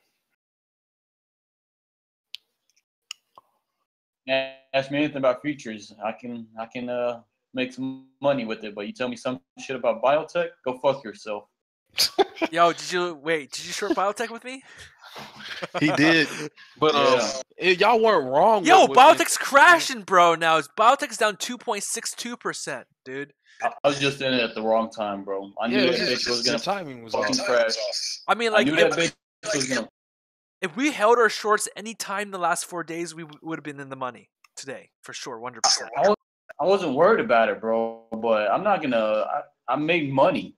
I'm not gonna sit there and hold that piece of shit. No, there you go. There you go. No said. Oh, that's okay. not. I covered at 317, bro. I'm not fucking gonna worry about it. And that bitch went back up to 323. Fuck that. What are you about to say, E? And I'm back to negative, and it's gone. What were you about to say though? I don't know what I was gonna say. We were talking about the bio ETF. Oh IBB. yeah, I don't know. It was just wrong timing there. Probably should have shorted bio instead of long and fucking JNUG in the morning. Looks like today they were just fucking scheming this shit the whole day, right? With those pops in the morning. They probably were. I think they were playing around with it. Remember, I was telling y'all that one day on that Monday when it crossed up over the SMA 100, and I'm like, somebody knew something, and it just kept going up like that. So yeah, SPY fucking filled the gap this morning. That was the most bullshit I've seen. Oh yeah, don't get me started on XBI either. You guys know what happened to XBI this morning. Fucking went like, whoop. Let's go up more.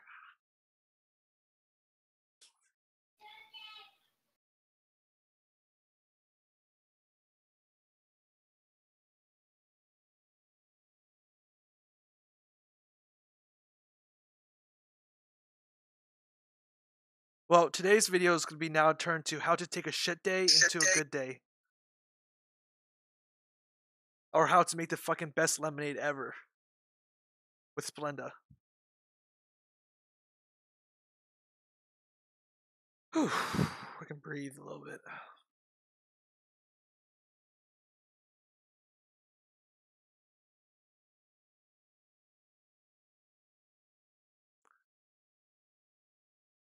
Here's the bounces, the 2 o'clock bounces. The only thing is, will they continue to bounce at 3? That's why I haven't left my desk yet. I want to see what they do, man. You see that, E? On Discord. Yeah. It's all right, man. Yeah. It wasn't. I disagree with you or you what y'all are doing with biotech, man. It's just when that momentum gets going, you can't stop it. Wrong time, bro. That was it. I'm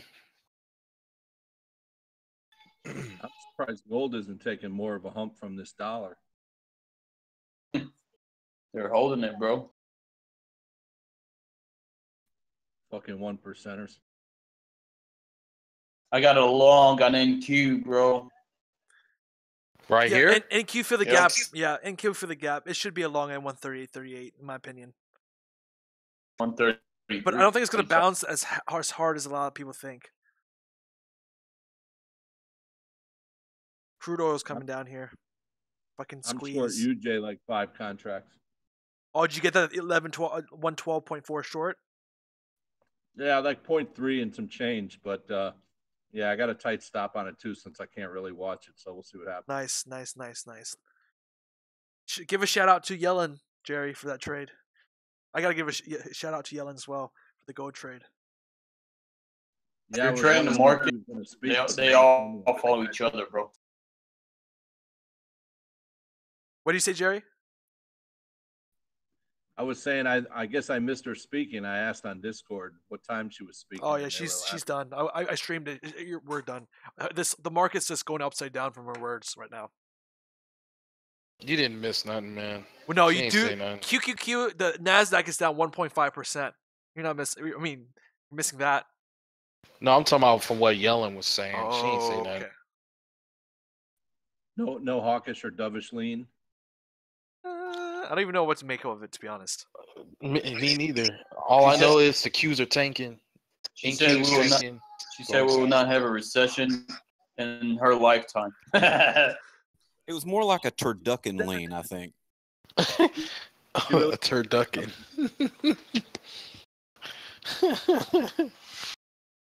Turducken. Come on, JNUG. Rip, baby, to the top of the channel. $34. Let's do it, baby. Hey, which sectors are up right now? Which sectors is up? Energy up 0.13%. Financials up 0.43%. Real estate up 0.20%. Consumer discretionary down 1.14%. Staples down 0.47%. Healthcare down 0.62%. Industrials down 4.6%. IT down 1.92%. Biggest loser. Materials down 1.3%. Telecom down 0.61%. Utilities down 1%. So biggest winners today is definitely financials here. Financials are leading. I can't even say that energy's up just barely, and real estate, but I don't know what real estate's doing. Financials is the next rotation. Hey, Hedge, are you using Oh my God, look at Bollinger oil. Yo, oil's selling off into pit close. Oil's selling off the pit close. Oil's selling off the pit close. Fuck me, right? Look where I shorted DW2T. I didn't even want to look at this garbage.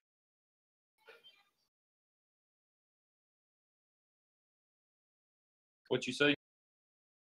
Are you using Bollinger Bands? I am. So you're trading inside. Okay, so you're using the inside of the Bollinger Band to buy. I get it. Okay, I'm like, this guy is just buying the bounces like this. All right, I see what you're doing now. Yes, sir. Oh shit, Jada is coming down here. Oh, come on, Jada, go back to the 1960, 1970 is where I want to take profit on. 1970 is what my target was for this 1941 trade.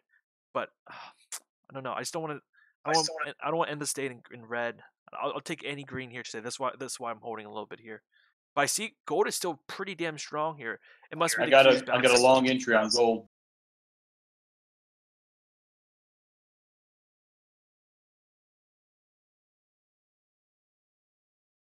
Bro, the market is not gonna stay negative $82.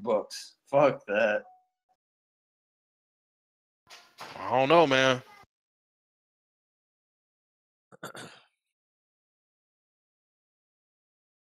Dollar, I still might go to the FOMC lows here. Dollar is looking very weak. Dollar is looking sick. UJ's looking sick. Yeah, Jerry, yeah. XBI, a little bounce from the lows here, from the 78.16 level. U.S. oil bouncing a little bit as well. 5 minutes until the pits close for U.S. oil. So let's. I'm gonna keep it on oil here and see what happens. Let me just throw in some more resistances and stuff like that in here.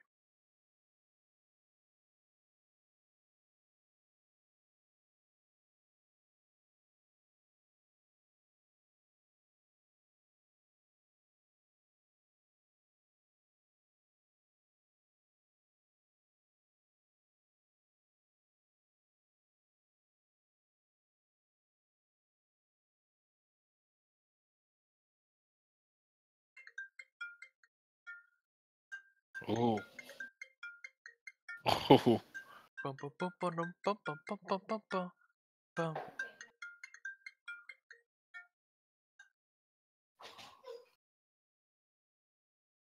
That's nice.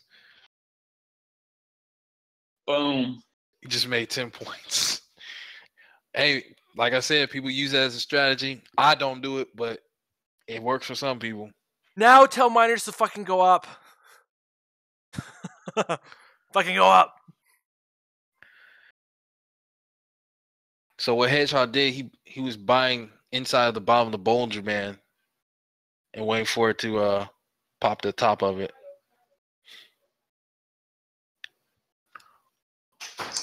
I see higher, by the way. Well, it just crossed my 50 SMA on the 1 minute, so it's got momentum.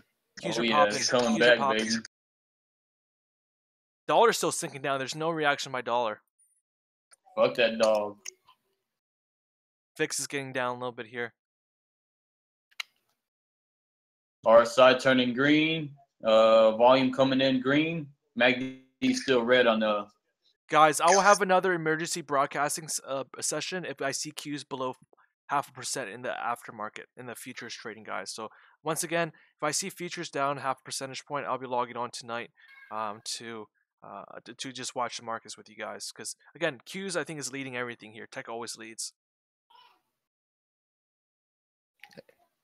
I'm looking for 57.30 close, baby. Come on.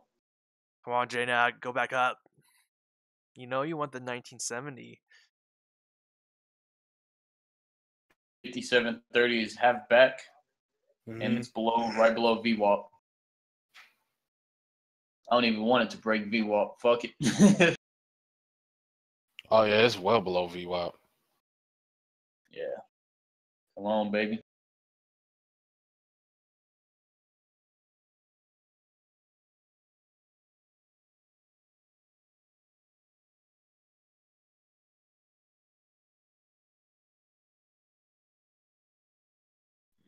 I don't like the way the market's responding. The way the dollar's down and gold's barely budging past this few dollars that went up. UJ isn't going down either. Oh, UJ will go down. UJ will go down. I almost think I think the dollar being this weak has to have some effect on the yen going down. But I would watch out for the economic data coming out on Thursday night. You would think though that gold would be much higher with the dollar down a full percent like this, man. That's my point too. I don't like the way it's not ripping. It's being suppressed. But I wear tinfoil hats, so don't listen to me.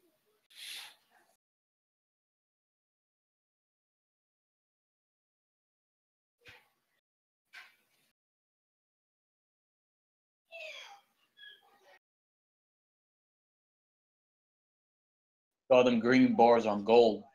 Looks like it's getting ready to take a dump. Oh, yeah.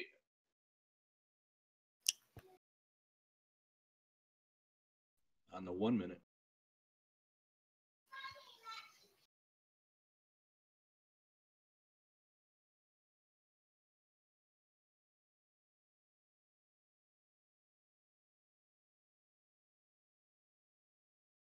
Hey, Jerry, you got rain out there by you? Yeah, I got some really big storms coming through. Crap. I'm right on the water on North Miami right now. Guess it's gonna rain here then. They're kind of sporadic, I think.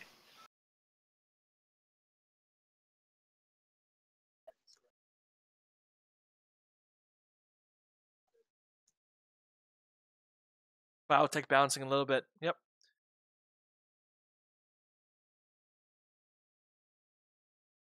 Yo, Olive Garden is at all-time highs right now.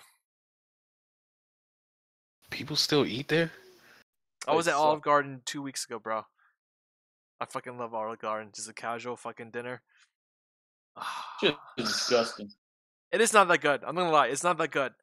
But their fucking bread and salad. I don't know. Something about their salad and the pepperoncinis they have. I don't know. Get me all pepperonci'd up. Back in the day, they were great, but it's like they weren't as good as they used to be, man. Fucking miners. Come on, you assholes. I just like the pepperoncinis. I don't know why. I always eat the pepperoncinis there. Oh, thanks, Yellow. I'll look that up. My girl's always asking to go to fucking Olive Garden. That shit's gross. It's because reason why I go to Olive Garden is one of the few places my family took me to like a white restaurant because I'm not white. Like that's the only few places they took me. It's a fucking Olive Garden to experience American cuisine, right? God damn it, fucking miners. Got bear divergence on natural gas. I think gold is breaking down, and I think that the fact that miners didn't rise with that short pop in gold is indicative that we're gonna go higher. Miners are not strong. Hey, you take that back. We're still positive. Blasphemy. I don't know. I got miners in the negative, and I've got gold positive. Hey, think of it this way. Last time miners were at this price, gold was at $12.94. Think of it that way. $50 lower, we're same price. We're cool.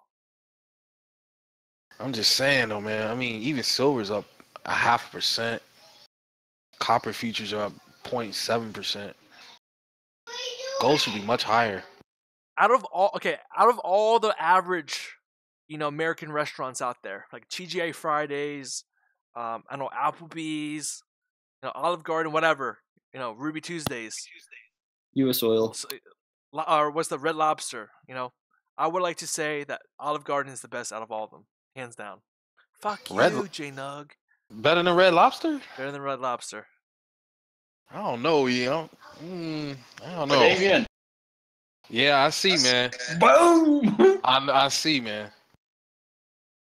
Huge pop. I'm not gonna break my rule. I'm not gonna do anything else. It's the afternoon. I'm gonna sit on my hands. I'm gonna see if I can get stopped out right here. If not, I'll just keep moving it up. But that was a nice move. What did you get? Like 20 points or 19? 15. Yeah, 15. Nah, 20. Yeah, you're right, 20. I'm just watching the price.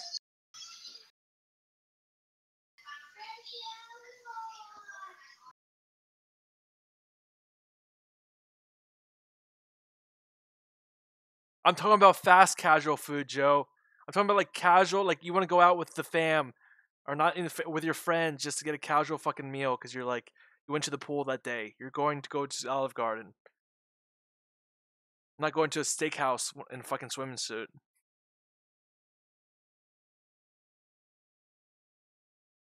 Oh God, come on. Why don't you pop for me? I knew that XIV entry point was going to be good. Did you go long? XIV? Yeah, well, I use SVXY. To Skyper, don't look at me. Hedgehog, he the one that actually made the trade.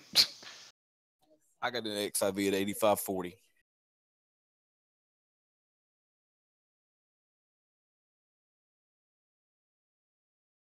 I'm out. So just to let everybody know, drinks are on Hedgehog today. Hey man, whatever you guys want. Cause this dude just made a killing.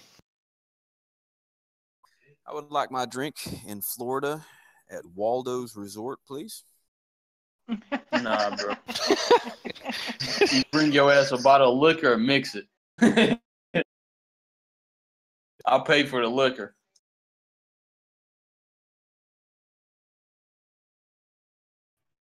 Fireball. I got about 10 bottles of Jack, bro. I never run out of bottles of Jack. I only drink cheap whiskey, man. The cheap stuff. It keeps me in check.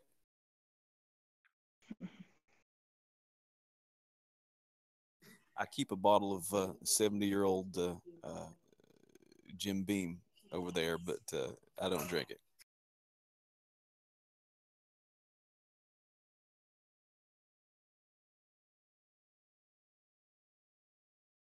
Oh, Skyper, I'm not that disciplined.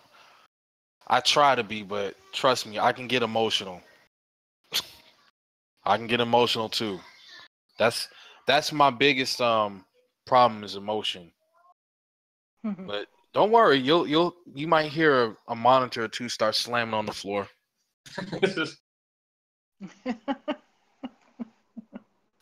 I'm pretty sure it's gonna happen. Y'all gonna catch me on a bad day. Nah, bro. Just you know what I'd like to start doing, Davian? What's up? You give me your opinion, I give you mine, and we look at my charts. I guarantee we do that already, man. We don't do it though, bro. It's not correlated. Not correlated right. XBI's about to go back down, I think. We've been doing that all this time, Hitch. Why do you think? I'm gonna be honest with you. Why do you think I like trading with E? Because he's gonna do the opposite of what I'm doing. So one of us is gonna be right. Now, if we're on the same opinion, then something's wrong. So that's why I like trading with E. Because at least in my mind,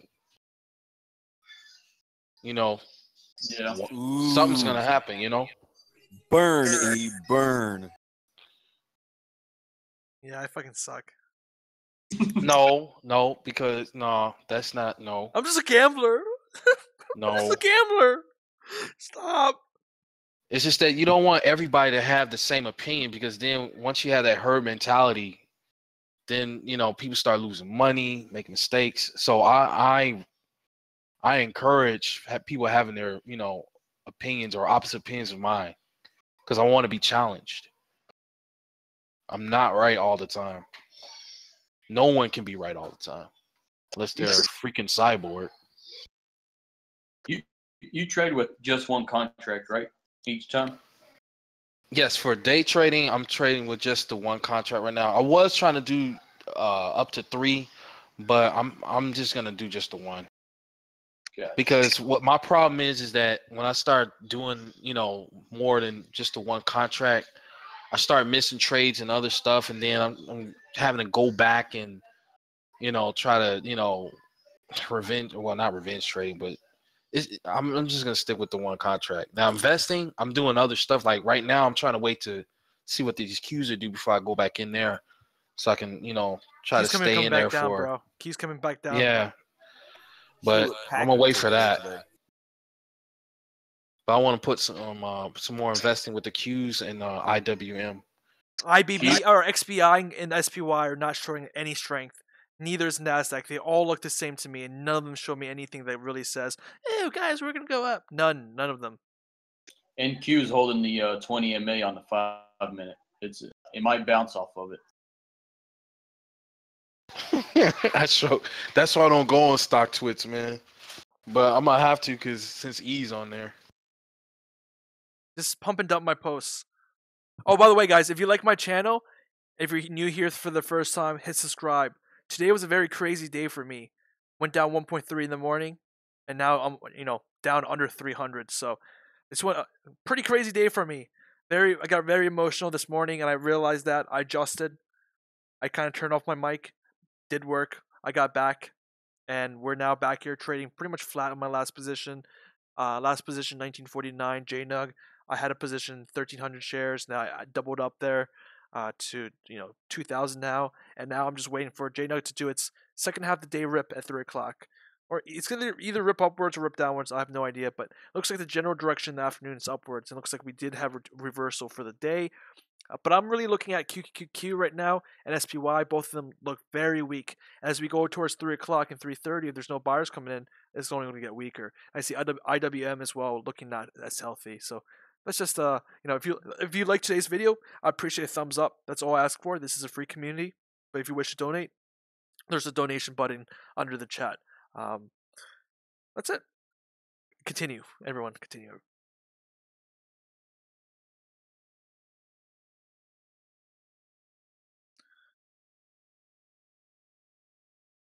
Finally got the short exit on the NQ. Where'd you exit it? No, this was the chart.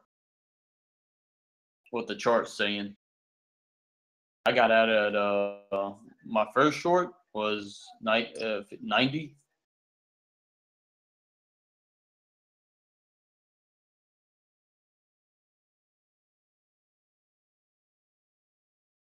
McConnell speaking right now. Oh great, that fucking bastard.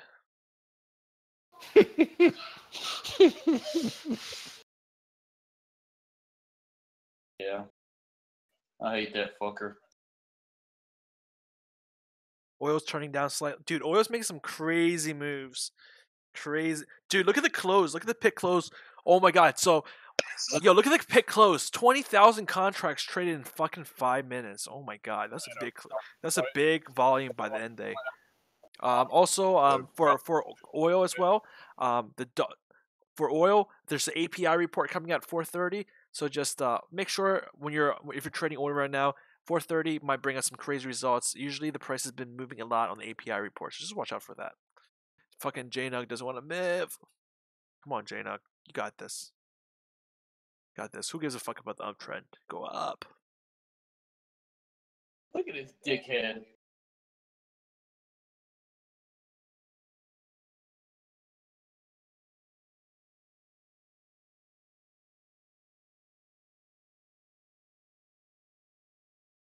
They'll bring the 1% much more money and we'll be more wealthier than you. What if I'm already at the 1%? I don't give a fuck. What if we're all 1%? What if you're the only one not in on the joke? Oh man, Hedgehog, you're incredible, man. If I was a fucking 1%, I wouldn't be fucking worried about a fucking 10% or yeah. Well, you know what? They are getting the fucking 30%, deductible or whatever the fuck it is. I'm pretty sure the 1% doesn't even pay capital gains taxes. Right? That's right? I'm sure they get a pay. I think they pay 0 taxes on capital gains. No. No? Fucking kidding me? No, they can't get around that one, man. Unless they're no. I'm sorry. I'm talking about. I don't want to say. I'm talking about the real 1%. I'm talking about the real 1%. Right. I don't want to say over the channel, but yes, there is a way for them to do it. I am familiar with that. But you got to have very good lawyers in order to get away with that, or you will go to prison, or end up like Wesley Snipes.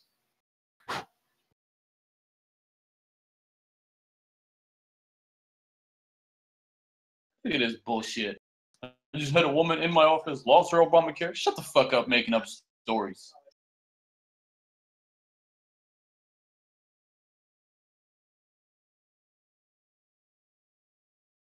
You guys not believe that they're making up all these fucking stories?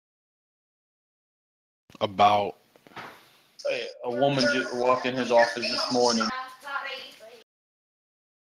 And, she couldn't afford Obamacare, and now she can afford the fucking new bill, new health care. I don't know anyone that's going to be able to afford that. Be able to afford the new health care? Yeah, man, the costs are going to triple. That's going to, well, they'll see when voting time comes. But look what they're saying, bro. It's going to be helping more people. It's going to be cheaper. It's going to be...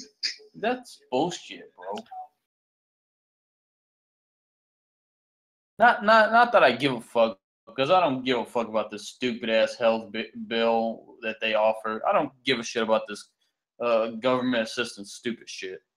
But I do care because of, some people do They do need it. What I'm surprised is what they did with the seniors. I didn't think they would pull that with the seniors. I would think that they would have protected them, but they didn't. Fucking them, bro. I'm telling you. You seem angrier than usual today.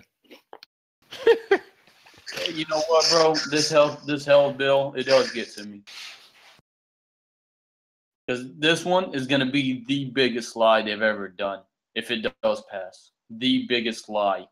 I don't give a fuck about their tax, whatever they're trying to cut, 30%, whatever, the rich or the company tax. I don't give a shit about that. But you're fucking with people's health, bro. This bill is shit. Obamacare was shit. It's Okay, all- you know, you don't know Obamacare, bro. You know what? My girl did explain to me if they decided, you know, let's look into Obamacare and let's see what's wrong with it and fix it. But they're saying, oh, the whole fucking thing is bad. No, bro, it's not all fucking bad. This motherfucker is just filthy fucking rich. He doesn't want to pay any more taxes to this goddamn health plan, Obama health plan, because, you know, it is taking some of the 1%ers' money to pay for, you know, poor people's health care. But, yeah, that's Look, what it is. I'm gonna say this, and yeah, I'm not gonna talk about it no more. The Obama plan was bad for me. My healthcare went up, the price went up, and I don't think it was fair. So Went up where? On Obamacare or the private sector care? No, well, for my Medicare expenses, you know, what you pay each month to, you know, to your it went up, man. My stuff went up. You Don't know why. Because nobody wanted to go along with Obamacare to improve it. They just want to, you know, there's a shitty plan. Get it out of here. That's what they said. But no, if every state, you know, said, okay, we'll try it out and figure the kinks in it and try to figure it out and work it out. No, bro, everybody just toss that shit out. Now, do you know why? Hold on. Do you know why the Republican in Kentucky doesn't want to approve this bill? Because he wants to make it even worse. He doesn't think it's worse enough. Well, like I said, something's gonna give. But NQ is popping back up again. Yeah, it's gonna pop. So I guess we don't get the -3% today. Just Would've wait. been nice. Just wait. Plan X is coming for those who don't wait. Plan X is still gonna come. Plan X. I don't know.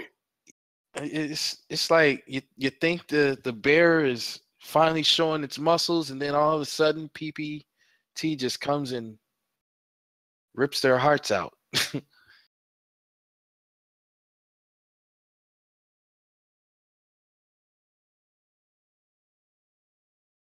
Guys, I don't pay for healthcare because I'm a god. I don't get sick.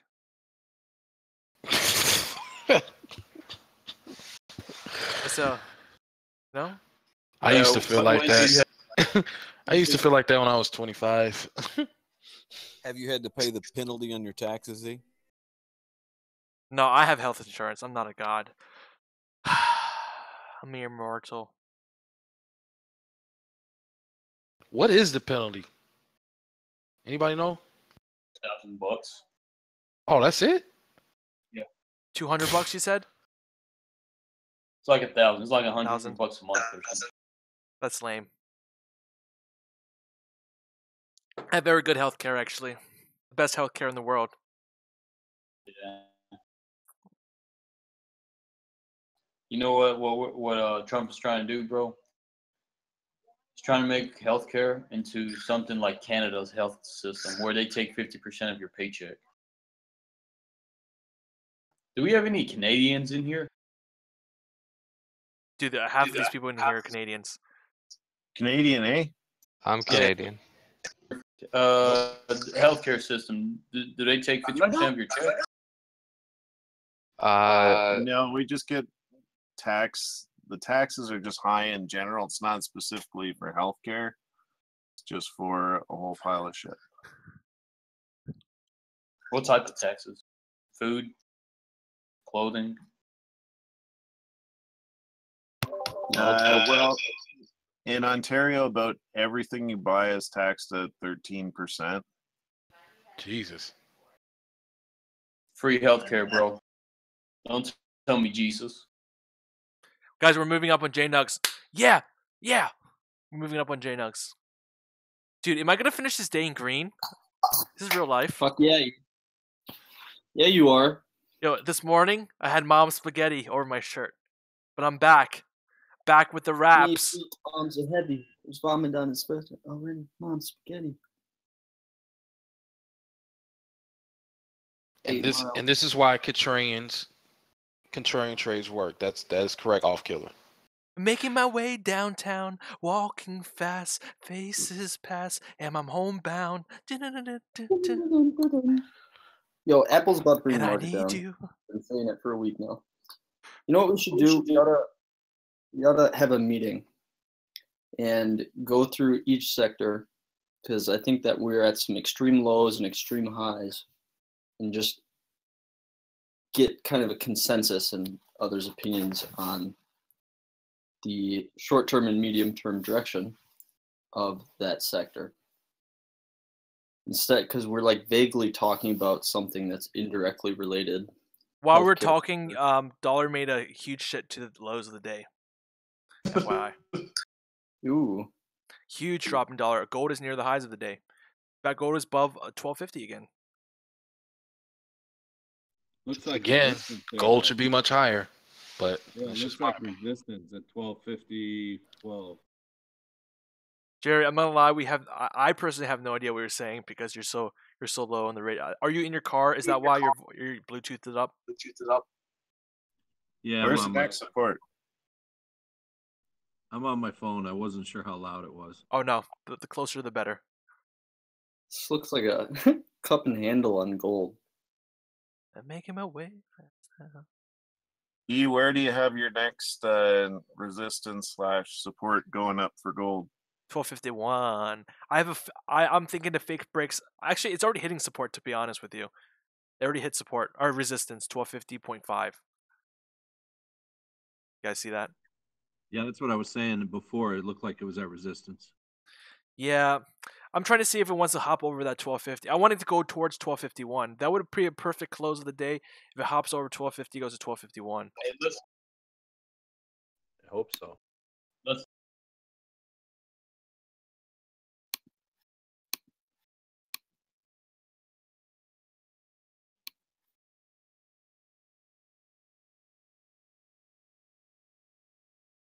Progress because the American people are listening to our arguments.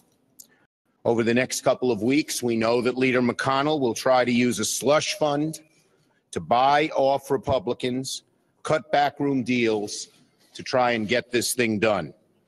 So we're going to watch this bill and all the machinations, behind closed doors as they might be, like a hawk. But the truth is, as CBO made clear yesterday, the Republicans cannot excise the rotten core at the center of their health care bill. No matter what tweaks they may add in the next week and a half, no matter how the bill changes around the edges, it is fundamentally flawed at the center. The American people don't want Medicaid slashed. They don't want help. They don't want the help they need to fight opioid addiction, to help their parents in nursing homes, to help those with pre-existing conditions, and just to help the average person who needs good health care. The American people don't want all that changed and eliminated. The Republican bill is rotten at the core. The American people are not for big tax breaks to the wealthiest of Americans, nor are they for dramatically cutting their health care. That's why the bill has about 17% popularity in America, and even Trump voters don't like it. That is not going to change with any little tweak that wins over this senator or that. No matter what last-minute amendments are offered, the bill will force Americans to spend more of their paychecks on health care, to receive fewer benefits so that the wealthiest Americans pay less in taxes. Until Republicans abandon that rotten core, they're not going to succeed in winning the American people over, and it makes it much less likely that they'll succeed in getting a bill done a week from now, a month from now, a year from now. The ultimate reason this bill failed is because the American people just didn't like it. It's not what America stands for. Now you say, well, will you work with your Republican colleagues? We want to. And we have two suggestions. First, abandon tax breaks for the wealthy, abandon cuts to Medicaid, abandon repeal. And we can sit down and talk about improving health care. We think the ACA has done good. We're the first to say it needs further improvement. We want to sit down and talk to you about it. But we're not going to be in a position where we say, okay, only 15 million people will be uncovered. We'll support that bill. Billionaires will only get a $40,000 tax break instead of a $57,000 tax break. That's not the kind of compromise we're talking about. They really need some structural revision. And we have a second suggestion for our Republican colleagues to work with us. Abandon the closed-door, secret process they have used. Go to regular order.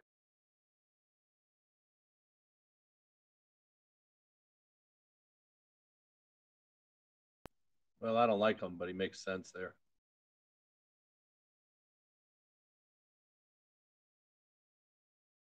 Yeah. It's a fucked up bill, bro. Period.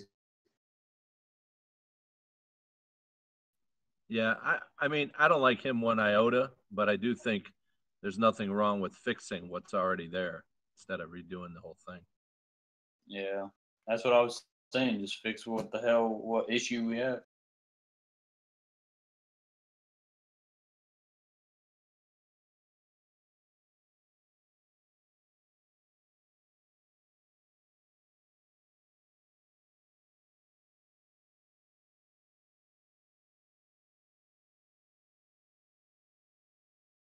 You think we'll have a government shutdown soon? Probably. Probably. No, I want to answer Hack City on YouTube. You're gonna have to pay for folks' health care because first of all, the economy is crap. It's inevitable, man. We're not able to just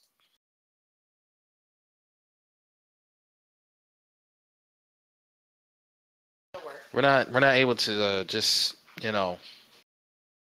do the things how we used to do where we just pay it out from out of our pockets anymore.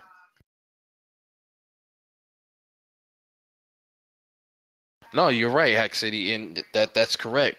But what I'm saying is that because the economy is crap, it's got to come from somewhere.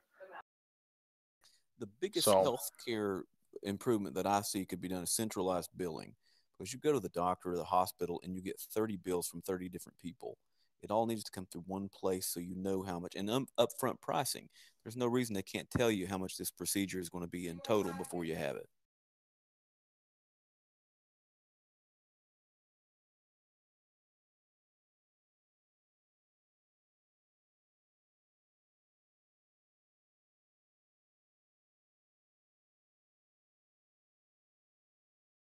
If you take your car to the garage, you don't get 30 bills. You know, the guy who put air in your tires, the guy who checks your fluid, the guy who changed your oil. You don't get a bunch of different bills. You get one bill, and you know how much it's going to be before they do the work.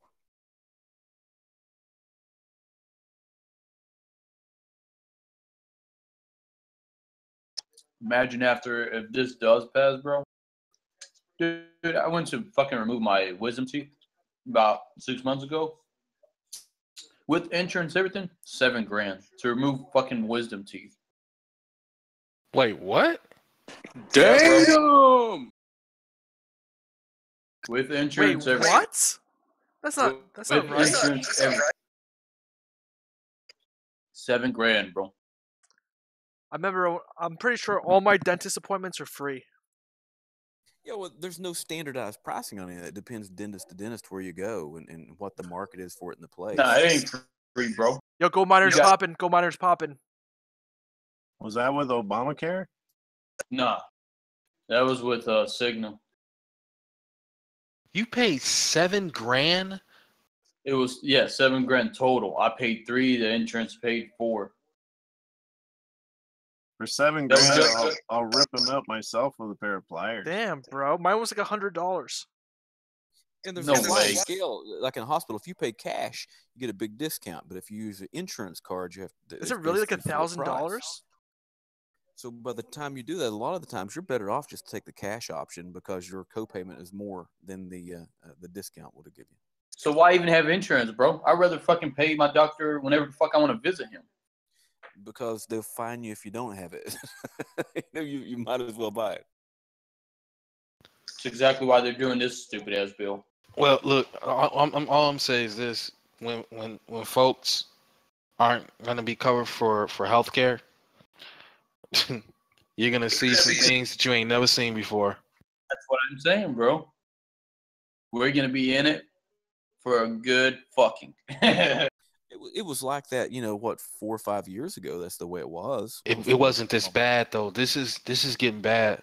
It's getting bro. really bad, man. Canada. And my parents used to probably pay $300 a month for the whole family.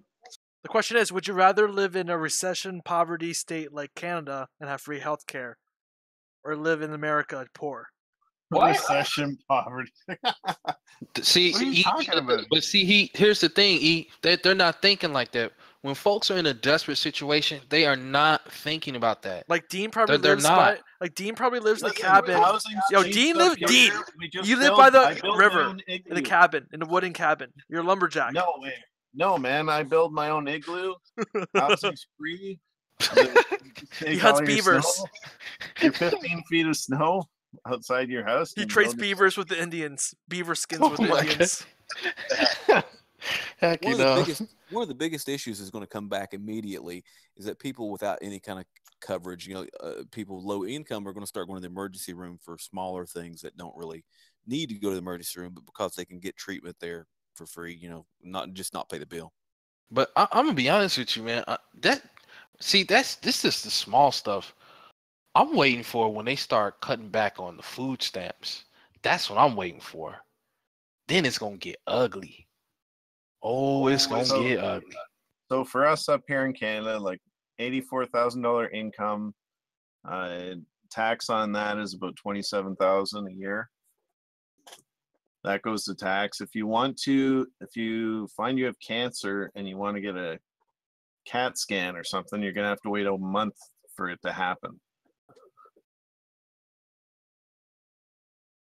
Yeah, go ahead. We pay for so much shit up here in Canada. We pay for natives. Everyone's sucking off like the government.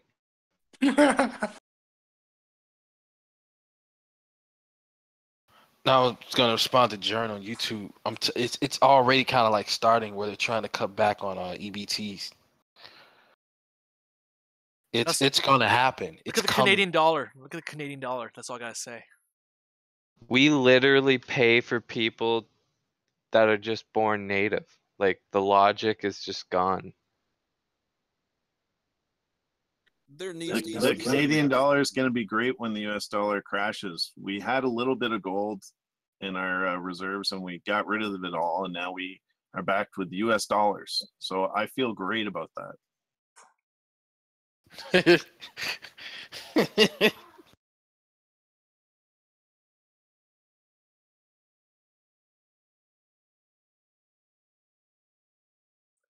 Bro, okay, first of all, welfare is not a big part of our federal spending. We need to decrease federal spending. We need to get rid of the military, and that's not going to happen. Welfare is only a small percentage. Essentially, I don't give a fuck about welfare. We can give welfare all to the plebs. I really don't care about that part. That's fine with me. What's not fine with me is we're making fucking $1 trillion airplanes that don't even fucking fly. That's not cool with me. I mean, welfare is kind of a smaller percentage, but not disability. Disability is a pretty high percentage. You know what's unfair, bro? You know what's unfair? What's unfair? Life. I'm gonna be a bitch, okay? But don't call me a bitch. But I'm gonna be a bitch. Bitch. I have a no, I'm serious. Hear me out. I'm kidding. I have a friend who's in the military for fucking 2 years. This motherfucker, he gets paid $6,000 a month not to do a fucking thing. Now that's bullshit. Is he get Join he the get military, hurt? man. Join up, you know. You get hurt? Go the hurt route. No, he's out of the military now. I don't know. You know what burns my ass?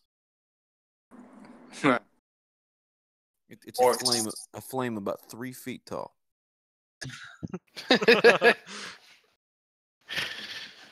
All right, okay. I do agree, Rob. We're getting off topic. Let's get off politics because we can go around in circles all day. Let's talk about baseball, man. Market is about to close, bro. Ain't nobody gonna trade. I'm trading, Wait a bro. minute. AQ slipping. And gold is ripping. Oh. I'm tired. Are we gonna get 3%? Yo, Qs are coming down. I'm telling you, Qs are coming down, man. I'm talking about Qs are coming down at 3. There's no one gonna buy in the shit. No one's gonna like, let's buy this. Yeah, XBI's tanking. Oh shit, that's not XBI. That's CBI. Are we gonna get negative 3% today? That's what I want to see. Let's go with negative 2%. Negative 2%. Negative 2%. No, that's not good enough, man. I ripped into a new one today. They'll still bounce 2% up. We gotta kick them right in the neck.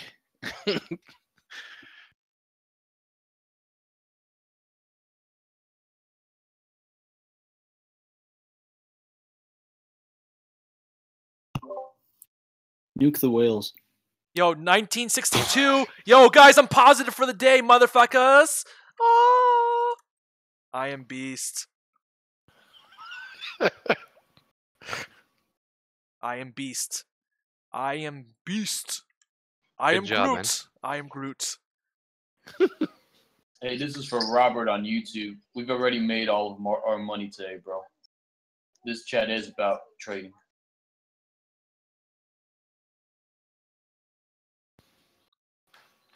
VIX is the VIX index. Anybody see this? VIX is spiking a little bit. Yep. It's crazy. 10.4%.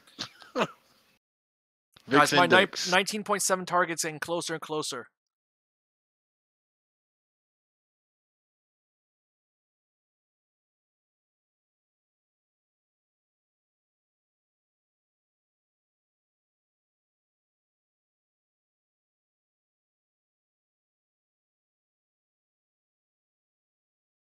I mean, what are all of the miners doing? The whole broken ETF deal is over. Gold is up. What's happening? We're waiting for 3:30, guys. We're waiting for 3:30. That's when the fireworks begin. Gold should be much higher than this.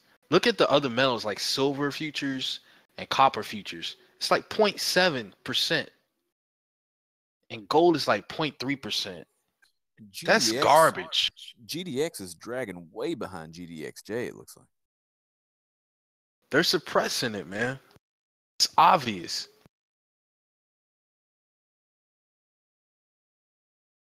Dollar's down full percent, man.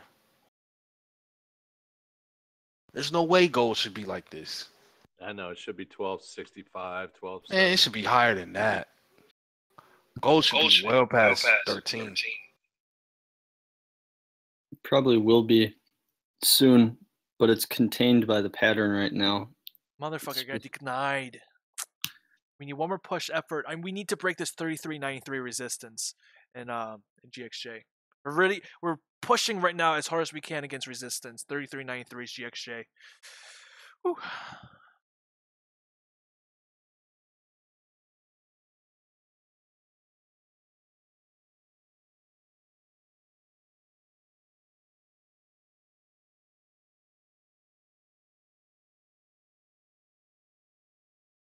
You guys see the new title? Making lemonade like Tim Sykes.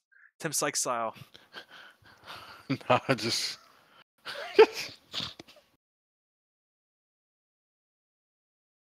Man, why you keep messing with Tiny Tim, man? He ain't did nothing to you. Leave, leave Tiny Tim alone, man. I'll delete Tim Sykes. You might sue me. How to Turn $5 into $5 million in 5 minutes by Tim Sykes. Making lemonade. Now I missed the party. Now I'm back negative. Boo. Hey, you gonna have little Tim send his goon squad after you. Goon squad. Damn, this great day is crazy. Crazy. Bouncing once again. Come on. Relinquish the bounce. Qs, I think, want a knife down. What does XBI look like? XBI, new low of the day, guys. XBI, new low of the day. Fucking miners, man. I might have missed my exit. Fuck. Might have missed the exit. Let's see if it wants to do one more rip upwards here. It doesn't look that good. No, I might close here, guys.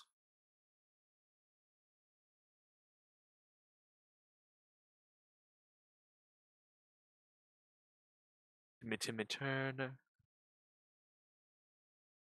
VIX is spiking though, so let's see it. Let's go back to equities. SPY still dropping down, so I wonder if we're gonna continue to go up here.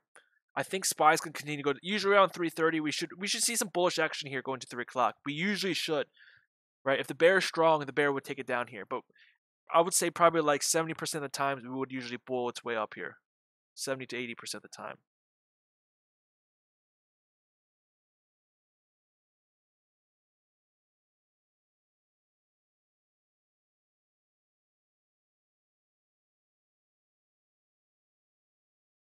That 30-year got kind of kicked in the head a little bit.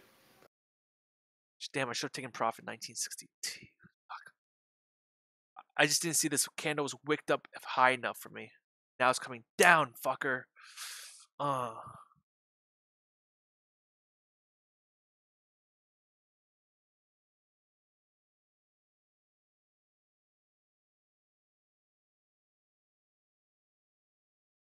77 XBI. Oh my goodness. Yep.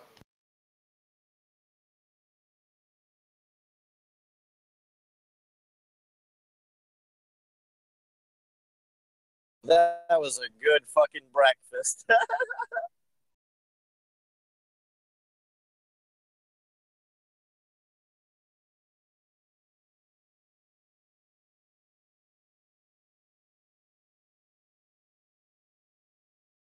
Oh my god, 1950, we're back at 1950. Made it back like mirror. Come on, let's do this last rip. I want to see JNUG. I want to see Q's do its last drop here. Last drop for the day. Dow Jones negative. Financials, again, only sector that's really beating anything. Energy, real estates, and financials leaders here. Materials slightly positive, but not really. Dollar new low here in that last hour or so.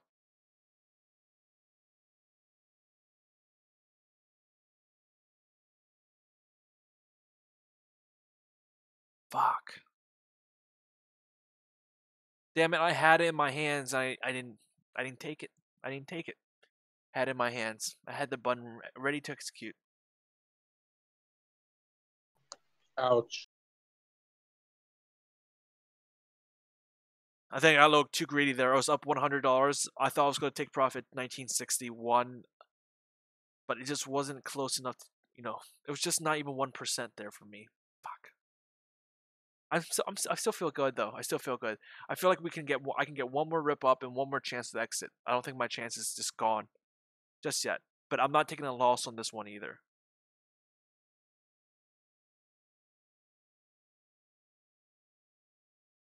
Guess what I'm about to do? Yeah, I'm gonna take the exit here. I'm taking the exit here in JNUG. I missed my fucking exit. Unless, nah.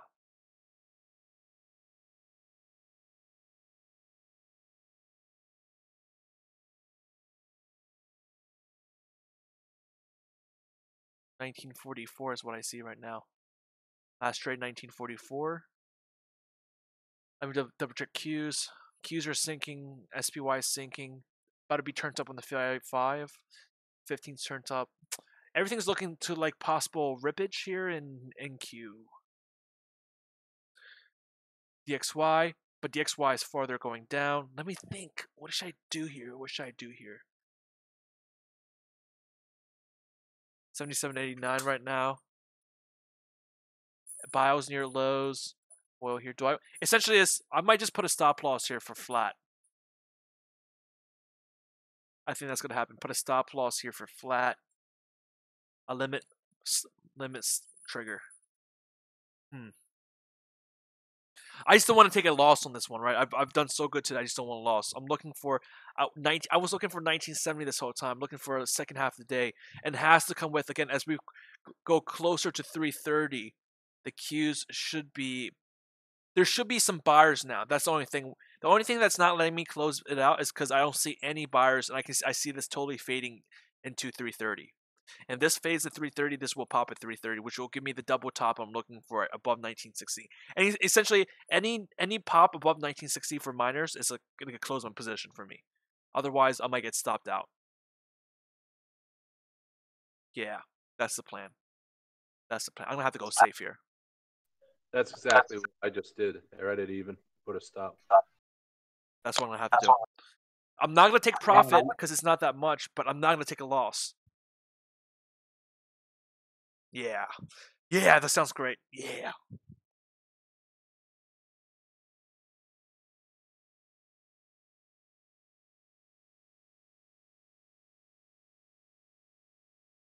Dude, I haven't ate nothing for lunch. Euro dollar's making me sad. I posted the chart. It's on the right side in Discord. I could have had it if I was paying attention to it.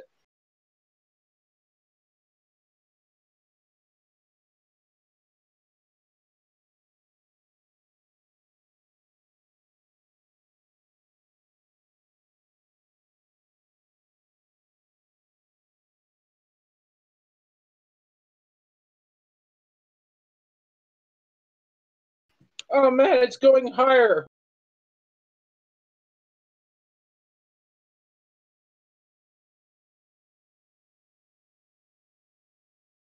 What's up with the euro right now? Keeps rising. I would have been in on it if I was paying attention. Great. Thank you for that. That gives me more confidence in this gold trade. And keep slipping again.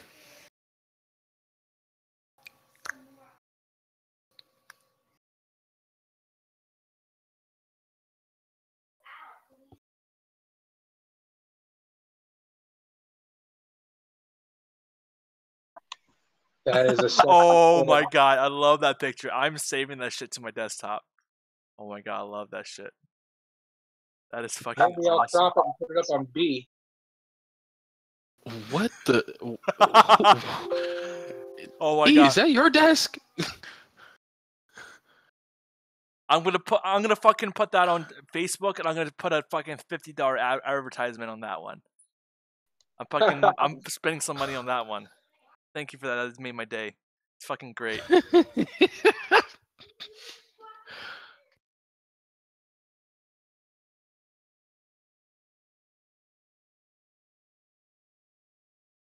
I'll show everybody on YouTube. I'll load it so you guys can see what this guy. Looks like it is a cubicle. Oh, dude, my YouTube froze. That's why. Let's see. Lord Pancreas. Oh, yeah. You should put that as the picture for the YouTube video today. Oh, shit.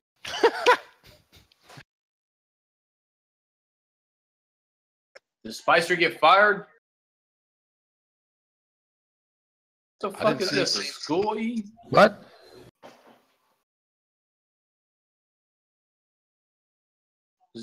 What is this, E?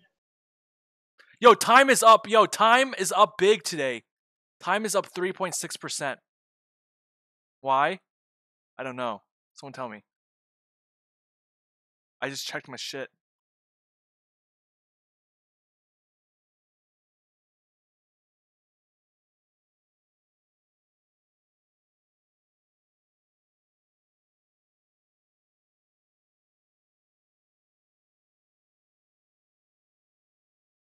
Yeah, that's good. It's good for me. It's good for me.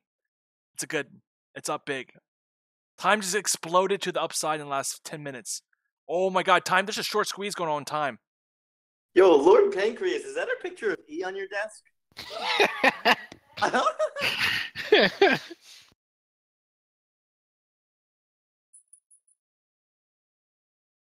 I've never seen a picture of E.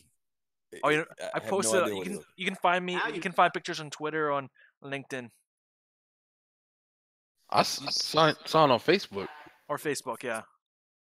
She didn't want to freak you out. She took down the candles and the cross all around your picture.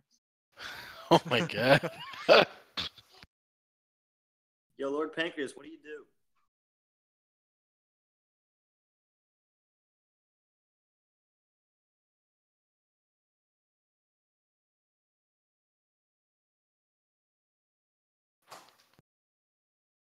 Lord Pancreas' desk reminds me of when I was working at Comcast as a help technician. Dude, that box formation literally scares me. Like, if you were like, yo, Frank, you have to go sit in here, I'd be like, no, I don't. Is 1936 a good entry? Yeah, man, you're making money. I'm just afraid to take any more losses today because I've been pretty paranoid right now. So 330 is approaching, and it looks like there's no buying going on right now. He is fucking shook. He is shook Oh, right now. National Enquirer, David Pecker is interested in time for bidding. Fuck yeah, baby! Wow, time has popped hard. I'm telling you, bro. Woo. Give me that next long. Do you guys know what entry? Do you guys follow me into time? 1250, baby. That's where I entered.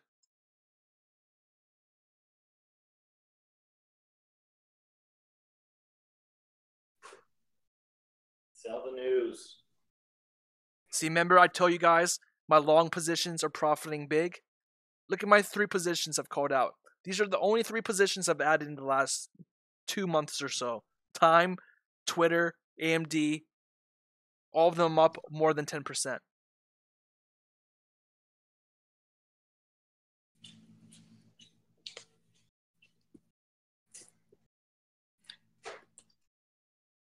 No, it's because there was a bid for time, and the bid dropped and the dropped time. So now there's a new bid for time, but look, it's getting squashed now. Okay, we can relax. Joy's over. They fucking squash this shit. 1%. Half a second. I want to call that in the aftermarket, NRZ is going to rip. Oh, of course it is. It always does. Come on, SPY, get down. Another 6 minutes to 3:30. I'm getting ready to buy some more myself, Train Zombie. Goldman's probably so net short on AMD. That's why I'm fucking long. Fuck them. AMD, NVIDIA. I'm too late in NVIDIA, so might as well keep AMD. Who's holding Lab D overnight with your boy? Come on, let's hear it.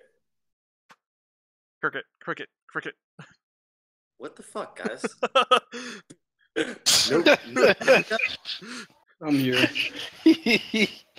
Guys, new low of the day for Lab D, or new low of the day for XBI for biotech. Dollar, still eating a big egg. Q's down. New high day for Lab D. Keys are sinking here, guys. We ain't gonna get that 3% today. -3%. Are you sure, bro? We're gonna get 2%. We might. No, we might get 2%, but it's not moving fast enough. You know what? I'm gonna close out my limit here. We're 1 cent away from my limit. I'm gonna cancel out my stop loss here. I'm feeling good. Canceling out my JNUG stop loss. I hope so, man. You made like a gazillion points on futures, man. Yo, I made $1,000 today. Nice. But I also lost $1,000. Boom. Well, you broke even. See, my stop loss would have triggered here. I'm just watching here because I see SPX and everything's going down. So I'm looking for a afternoon shake and bake here after 3:30. Fuck you. Who's ready for Lab D to close at $7? JNUG is on support once again, 1939. Someone say it with me. Lab D 7. VIX is going up. VIX is going up. Yeah, I need Qs to get slammed here at 330. That's what I'm looking for. That's why I removed my stop loss for JNUG. Yo, my VIX trade is looking nasty. This shit is not ripping here, man. It's 325. Nothing's happening. Dude, I'm holding my VIX until $16. UVXY, I mean. Get slammed, baby. Get slammed, Qs. I'm looking for another low for Qs. I'm looking for a girlfriend. Doesn't mean I can find one.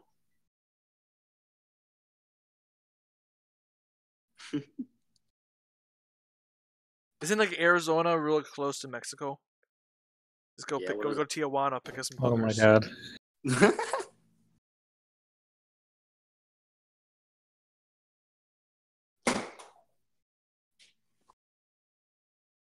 Selling off NASDAQ. NASDAQ selling off. NASDAQ possible new low. Yeah, fuck yeah, baby. Fuck yeah, baby. Let's go now. Let's blow this fucking thing into the air.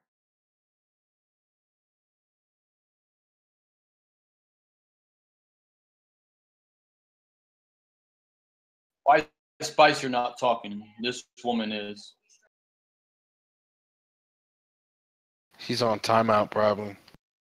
Yeah.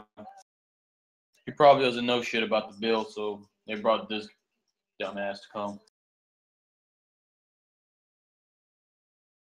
Bullshit. Nice. Drop in here, 330, baby. Let's go. Drop it farther. 2% day. Come on. Qs. Let's fucking let it go.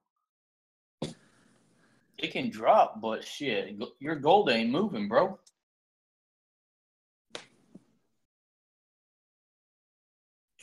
You guys, I'm up 15.2% today.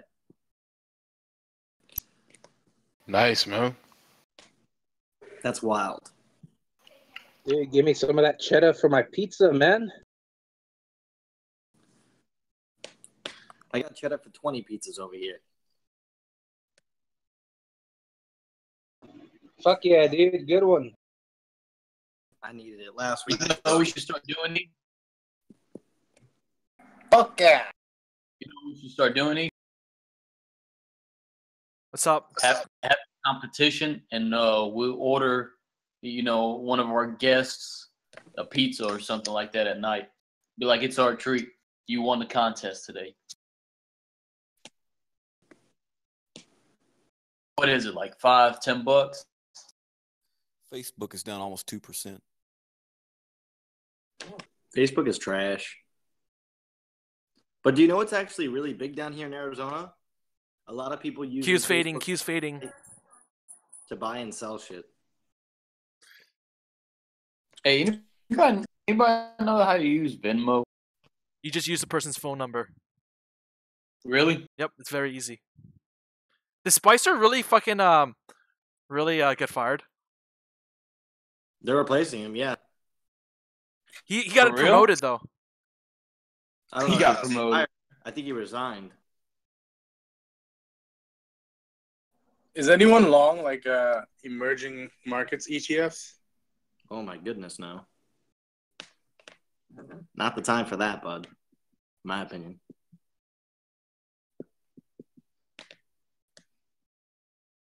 Hey, does Venmo charge you? Of course it does. How much? Who the fuck knows? It's free. No, it's not. It's 100% free. No way. Venmo's free. Yep, it's awesome. It's free? It's great. Yo, if you since you're with your brother, with your brother, right? With your brother and sister in Arizona, if you ever need to pay each other or anything like that, you literally just send it to their phone number. Like you guys ever need to split like someone picks up, you go out to eat and you guys split the tab, so one person can pay and everyone can just Venmo everyone else. For everything, it's fucking bullshit. The only thing I don't pay for is to live. Which I guess is the most costly thing. Yeah, he got promoted. Yep, I'm pretty sure Spicer got promoted. Yo, SPY and QQQ just dude. There's no strength here. No strength. 330 is coming here, and the margin man's only gonna make it worse for the longs. Oh my God, guys! Lab D is going to 7. Venmo is the convenience of PayPal without the fees. Hey, can it be creepy if somebody's trying to transfer me some money? No. Why's that creepy? Because I'm selling something online to some guy. Is it drugs? Is it drugs? No. Well, reframe that sentence and say, is it convenient? Is it sexual in nature? Can he reverse the charge? Is it child pornography? Can he reverse the charge? Depending on if it's sexual in nature. I wouldn't use Venmo would be a thing I would use among friends, not to accept official payment. Can he reverse the charge? Probably not. I mean, if he called I guess if he called. Does it involve bodily fluids in any way? This is bullshit. Okay, I'm going to close here for a little loss. This is not what I expected out gold here. Let's see what happens. Got another 30 minutes here, and gold is fading with the fucking market. What is... And everything's bouncing now. Everything's bouncing. Whoa, whoa, whoa, whoa, whoa, whoa, whoa, whoa, whoa, whoa. Not everything. What? Did Did PPT just step in? Yeah, dude, the PPP just stepped in. He just stepped in. I'm pretty sure E said Planet X earlier. Planet X about to hit. Right? You son of a bitch. No, I'm talking about the plunge protection team because NQ just went right back up to 56.92. So did miners too. Thank you, plunge team. Thank you, plunge team. XBI went up too. I guess plunge team's working with gold as well. I'm cool with this. Wait a minute. Hold on. You're talking about shady ways to get paid. If somebody wants to Western Union you money, or wants you to send it to them Western Union, and run away, that's shady. That's what I should have done. Western Union. Wait, why is Western Union shady? Almost every scammer in the world, if you try to deal with them and they're going to try to scam you, they want Western Union. Why though? Because it's untrackable almost. Because Western Union's got $500 million, $500 million for their inability to mess with money laundering, to interfere with that. Their lack of reporting. I mean, people just show up with a fake ID. You know, they give a fake name, whatever. They show up with any old library card, any kind of fake ID, and they let them have the money, and there's no way of getting it back. Yellow's completely right. Western Union is the original gangsta Bitcoin. What? Pretty much. Western Union? That's mad funny. If you deal with somebody on Craigslist and they say Western Union the money, just forget about it. Just walk away, man. No raise. It was just she was in front of the British Academy doing a speech, and I guess her words were really interpreted as not so good for the economy, or at least for more tightening, less certainty about the future and inflation. Because of oil prices as well. Yeah, she's mentioned oil, I guess, once as well, yeah.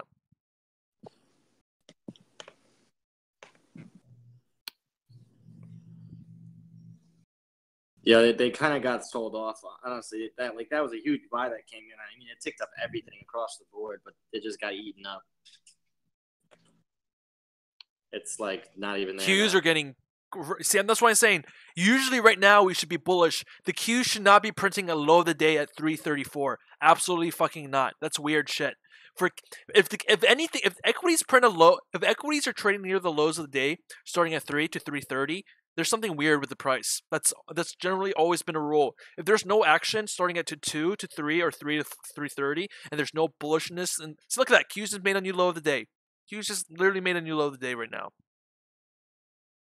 Oh boy. Dude. Oh my god. Yelling this bitch. XBI's getting slammed. XBI getting slammed. Yo, XBI's getting slammed. Dude, look at SOX. Oh my god. Yo, XBI getting slammed is the close. Woohoo! Hell yeah. Frank, IBB 311. Fuck you. Oh my god. Frank, I'm holding XBI overnight. Dude, so am I. Did you see SOX? It's jumped 60 cents right there. That was fat. SOX? Yeah, SOXS. Socks. Oh, Soxes? Yeah, I'm oh my waiting. I'll probably buy here at the end of the day SOXL and TECL, Teckle. Semiconductors. Whoever said, should I add? Oh, fuck you. Miners is going down though now. Fuck. Probably add some Shit, Power Plunge team. Fucking rescue miners now. Fuck. Dude, that was crazy. Oh my god, new highs of the day for VIX. Wow, look at that 960. It's going to 10 today. VIX index at 12%. Crazy. Not good. Wow, thanks JNUG, you fucking piece of shit. Not good. Tisk, tisk, tisk. Well, I'm not going to the beach. The market is down and it's raining. That is a sign. That is a sign. Look at this shit, guys. Oh my goodness. Yeah, young Moolah, that's an omen. New lows of the day. I gotta close this position out. This one's bleeding me out a little bit here. That was wild, guys. This shit's crazy. I got the next support for XBI at The market's gonna crash Friday? Is the market gonna crash Friday? Frank's the first one to say it. Fucking piece of shit miners. I've been saying that. Is it Friday though? Is it Friday? Is it this Friday? Is it 2% today, 2% tomorrow, 2% Wednesday, and then 4% Friday? Ooh. That'd be 11%. That'd be fat. Good thing I'm got that doomsday slide prep. that correction and nobody would even see it coming. I don't know, man, because the plunge protection team's still trying to exhaust this bear. They keep trying to meet with every short. So, Not really though. Yeah, XBI exhausted the bears on the way up. Dude, these bears are done where I see them. I mean, semiconductors, XBI's up. Oh my goodness, everything. Pharmaceuticals down. Oh my God, Rite Aid got smashed. Fuck, I should have sold that shit. Rite Aid is down 10%. Fuck. Should have sold that bitch yesterday. I kind of knew that, honestly. I knew 410 was way too much. I mean, 35% on a fucking company like that, that's crazy. Yeah, I think this is like a confirmed breakout in oil, but like we're gonna have to wait for the report, obviously. But no, I think it goes up from here. I think E hit that bottom in 42, and that was it. Yeah, it's pretty much done. Pretty much done. I mean, it's pretty much the downtrend is pretty much done. Yeah, exactly. It's done with. It's going up from here. So, guys, I just want to do a quick recap since we're coming to the end of the day. I exited out of that trade, 31, the most pain. I was going to take $200 like that. I wasn't taking more than a $500 loss today. So fuck you, miners, for dropping like that. So today you saw me. I was down 1.3. I was down $1,300 this morning. I made a lot of it back. I'm only down $500 for the day. This is an acceptable loss for me. $1,300 loss is not an acceptable loss for me. That is not good trading for me. That was early entries, human-based error for me today.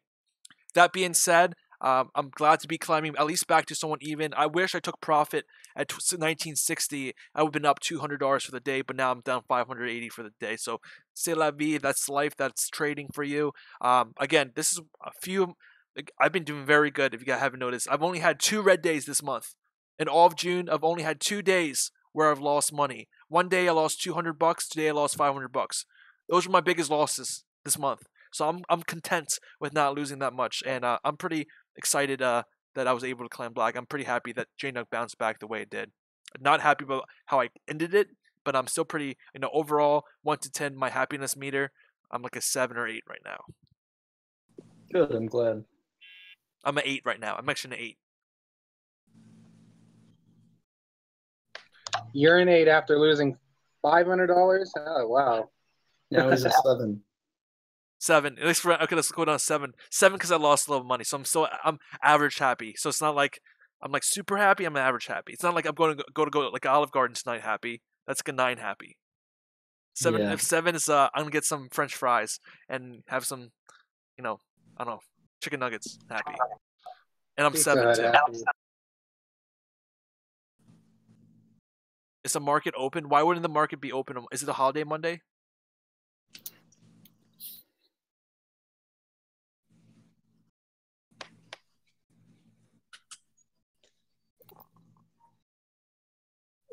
Yo, I'm pinning that picture to on Discord to the top. Dude, I love that picture. Oh my god, dude, this is like crazy right now. Is anybody watching this price action? I mean, we're getting gaps on major indexes right now. It's crazy. Dude, Q's new low of the day. Q should not be fading like this. There are people selling hard. Like, people are buying the dips and people are coming to sell hard right behind them. Yep. Just refer to my chart. Yeah, I got this is crazy. I love it though. I love volatility like this, especially when I'm up like 50 G's. Fuck yeah, Frank. So much money. Hold on, did you say 50 or 15? Yeah, I might be up like 50 G's. Dude, sell that shit. Oh, not on anything. Dude, it's already secured. I was in MVRX 50K shares. Frank, you need to go ahead and move to Miami.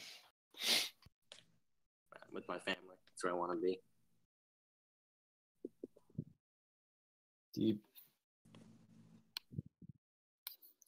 Those penny stocks, man, they can pay out. But I got wrecked. Remember last week? The reason why I'm telling you to move to Miami so I can get like a weekend pass to come hang out with you. I don't want nothing to do with Florida in the summertime. I like West Virginia in the summer, but Florida in the winters is all about that. I'm just messing with Frank. I'm just messing with him. West Virginia. I like hanging out with me. Mountain Mama. Guys, so next week stock market is half day, July 3rd, and a full day off July 4th. Half day? Oh yeah, Independence. Fuck, I hate Independence Day. It's a bunch of baloney. Nobody's independent. Bunch of baloney.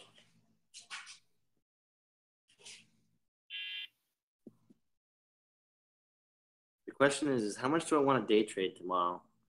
Because I have a lot of money tied up right now. I don't know if I want to have a lot of intraday buying power tomorrow. Coward. So much margin. Last week I went through over $3 million in margin. Not good. Not good.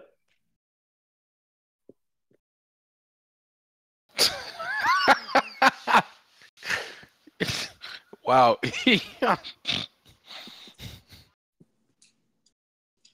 What? Am I missing something? I'm laughing at what I'm laughing at Ian Ben in Discord. Ooh.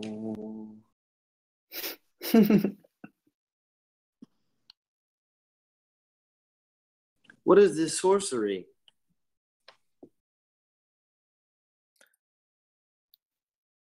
What do you think about RAD? I thought the RAD was going to go to 450, man. I mean, the market's going to bounce here regardless, so I don't know.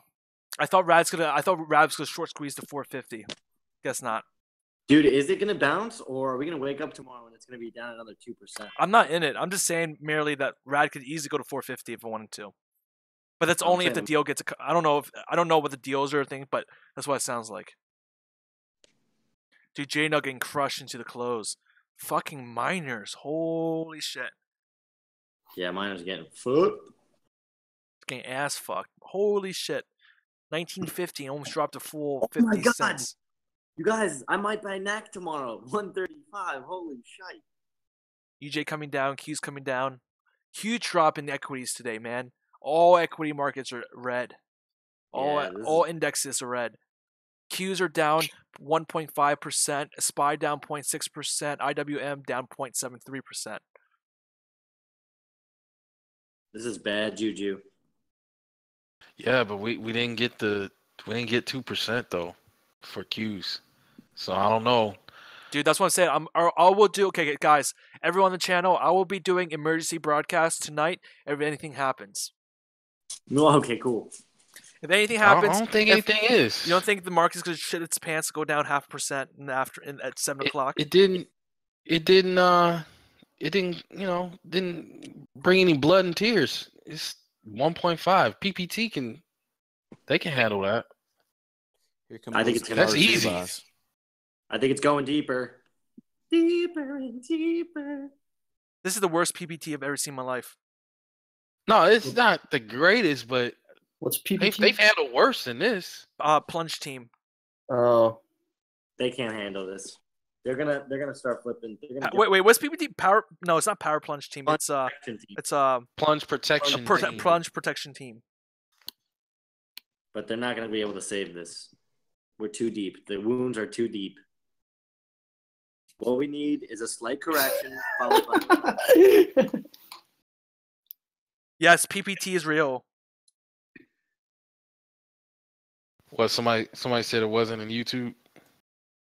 Oh, it's real. If you don't know that PPT is real, you have not been paying attention. No offense, but you're lost. You gotta get with it. It's as real as me driving through a Chick-fil-A drive-thru on my ATV. That's so real. That's real.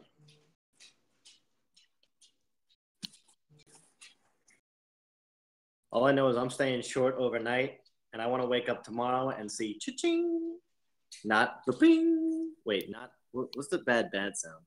Not. Or I have no idea, man. I want to see red. Yeah, red. I mean, yeah. So PPT is Colin. Just know that the plunge team is real. Okay, Colin Case. I'll give you some slack. You train for 5 months. I'll give you some slack. But you heard the Fed. They're not gonna intervene on this one. They're not. They don't care about the market. That's not their intention. They're only there if need be in drastic events. So I think speculation is down. Frank Mayo. See, he knows. Frank Mayo, tell him that this is nothing, right? They can bounce this up. This is nothing.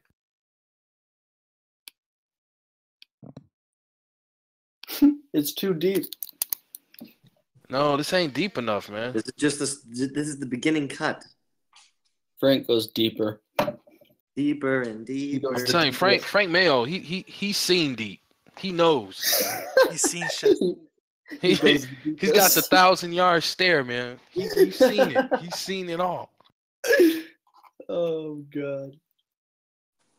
People are saying 5. Ooh. My best friend died in 2008, 2009 market crash.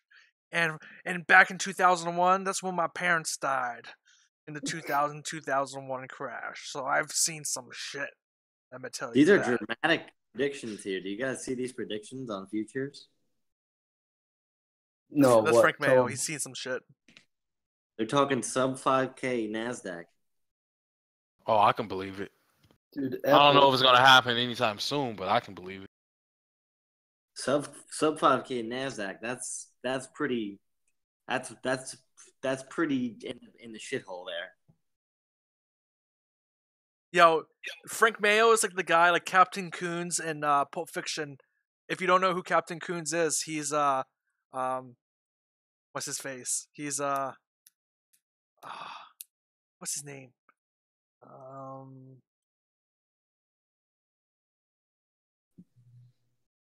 Damn, what a fucking day. Christopher Walken. Okay, you know Christopher Walker and Christopher Walken in Pulp Fiction. That's who Frank Relic Mayo. It's like back when I'm in Vietnam, I hid this fucking watch up my ass for you, son. That's Frank Relic Mayo. I like that dude. He's a good actor. You guys were. I butchered that joke. I butchered the joke. Sorry. But I knew what you meant, so it's all right. Dude, SPY's like, help me. Dude, this shit is gonna crash in the futures market, bro. I can smell the futures taking the shit. This shit is closing literally at 4 o'clock at lows. When was the last time you saw the stock market close at a fucking low? Never. Not like this. This is bad. Not since Nam. Are you really 12 years old?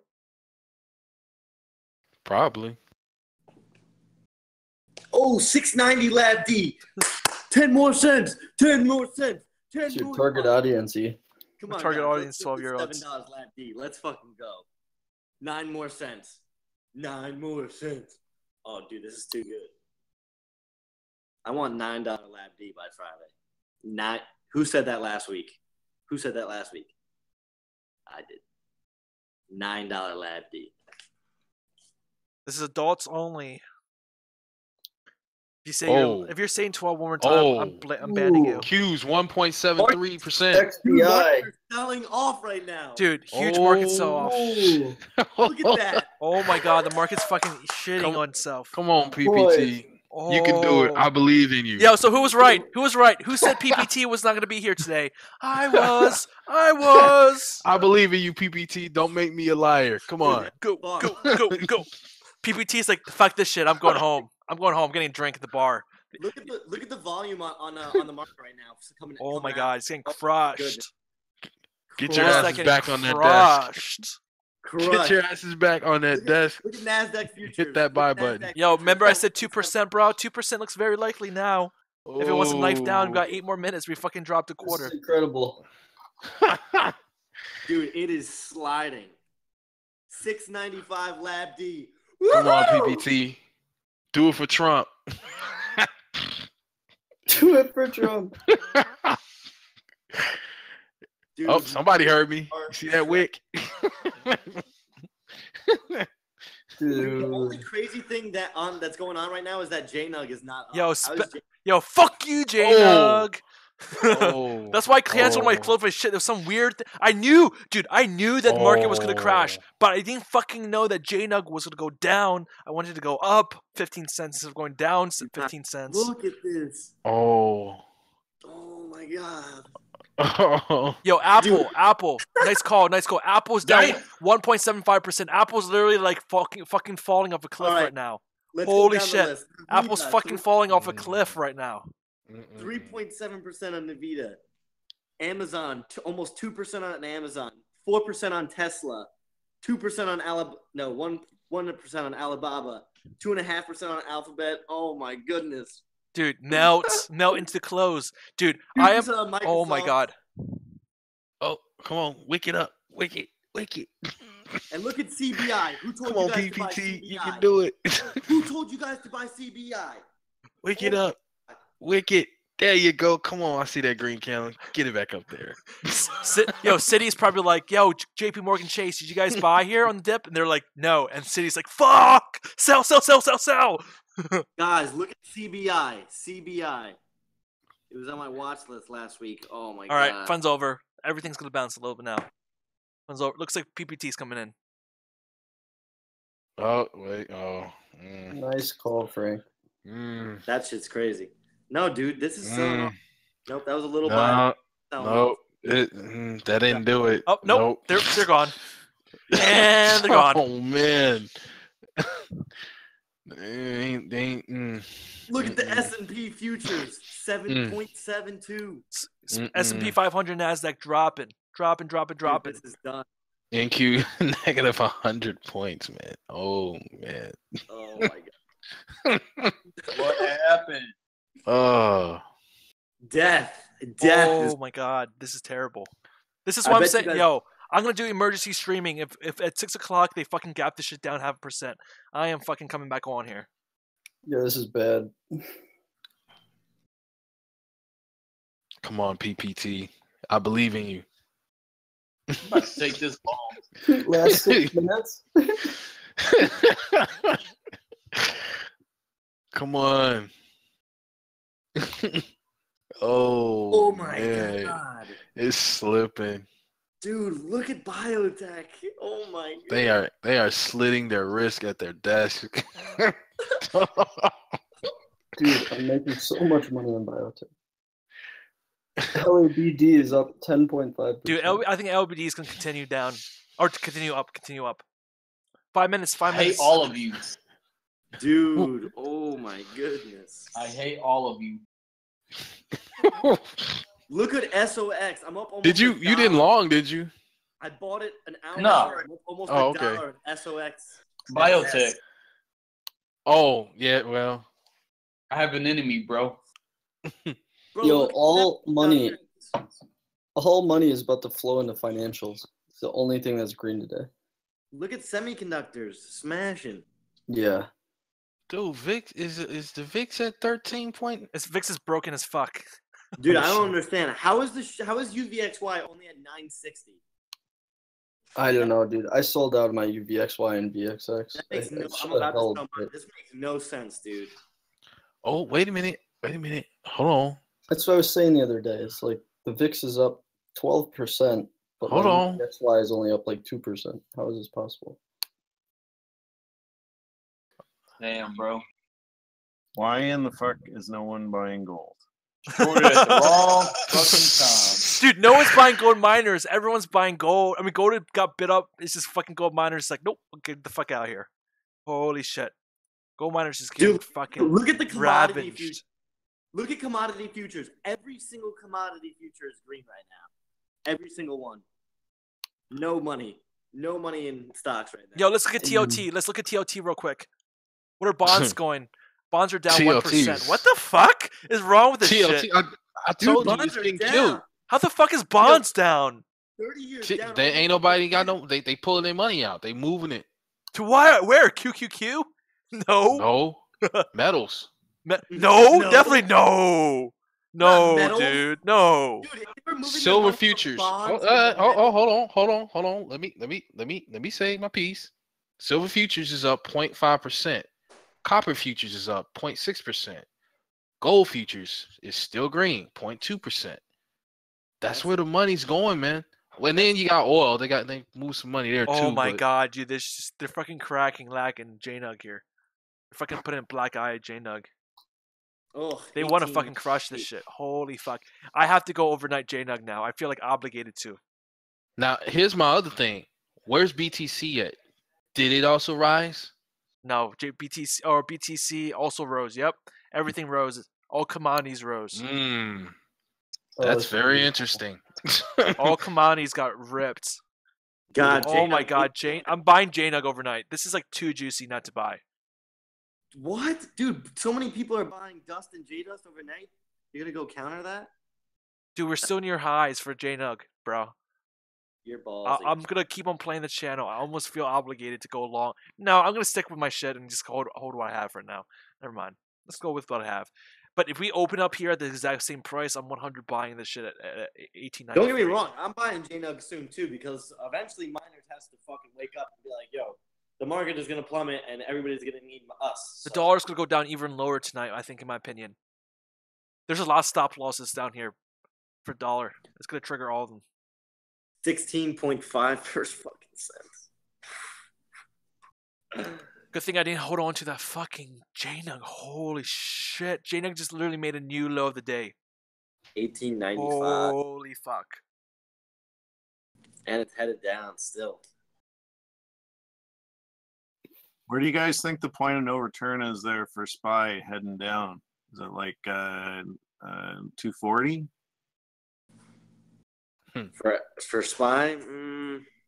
I don't think it's enough to start asking that question, but I mean, I do. I like the question. Let's see what we got here. I got point of no return as 240. Yeah, must hold level. Just a smidge down below there, 239.80. It looks like for me. But yeah, pretty much right there. Hey, are you going to continue to hold SOXS overnight? Shit. Oh, yes. Absolutely. 100,000%. Ask me again. One last minute here. Come on, PPT. I believe in you. Everything I have overnight, dude. I believe in the fiat toilet paper. What do you want to happen, David? I've been waiting for this. I want PPT to step in. Dude, look at that shit on Eviscerate JNUG. the Bears. Holy fuck. What Pumping happened? our David? Huh? Dude, JNUG is dumping. JNUG is dumping. Yo, gold hasn't moved a dollar. JNUG dumps 3%. Well, I guess PPT is not going to do it. Oh my god. I'm so happy I got the fuck out of that position. All right, you win. You're probably going to get the 2%. Yeah. Oh, wait, no. 1.8. Fuck you, 1.8. You lose on technicality. It was too much.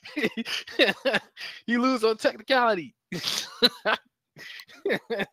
Well, guys, like I said it this morning, we were going to see a slow melt today, and we saw a pretty decent, moderate melt, I'd say. I'll take it. So guys, just a quick recap of what's happening right now. I'm gonna switch over to S&P futures here on the left-hand side. Oh, we got a bounce in futures. Okay, first of all, down big this morning, recovered to only $500 loss. JNUG, no idea what the fuck it did. Whatever it did here at the end of the day, I don't like what it did. But gold here did not move $1. Gold did not move $1 here. So we're going to pay attention to the GXJ. I'm holding GXJ, and this is actually the worst fucking shit I've seen. This drop here at the last 30 minutes. They dropped this from 33.80 to 33.49. Come on, gold is going to come up here with dollar dropping. Is it because they think the dollar is going to bounce? Hell no, I don't think the dollar is going to bounce. UJ's going up because the yen is just so weak against all currencies, not just the dollar is weak against all currencies. So I think what's going to happen here is that dollar is going to keep on falling downwards. Again, dollar is at a 2017 year-to-date low, right? So this low created back on the 14th was from FOMC. That was an FOMC low here created on the 14th, and we were pretty much back at those lows. What price was gold on the 14th? Gold was trading at, let's see, 1280, right? So gold was at 1280 the last time the dollar was this low. This gold is not correlating very well with the dollar right now. Excuse me. TOT down 1%. Safe money is going into commodities. We see a pop in overall all commodities. U.S. oil up 2%. Natural gas, it's just pretty much flat for the day. But you see Bitcoins here, right? Bitcoins is up for the day. So it looks like the money's rotating somewhere else. The markets that were up today, the only markets that were positive today were financials and real estate today. Those were the only two markets that were green. So going forward, we're looking for more data. What is more data? What do we have tomorrow? Let me tell you what we have tomorrow. We have Janet Yellen that already spoke. We have FOMC Kashkari speaking at 5:30. Overnight, we got a lot of data coming out from Europe.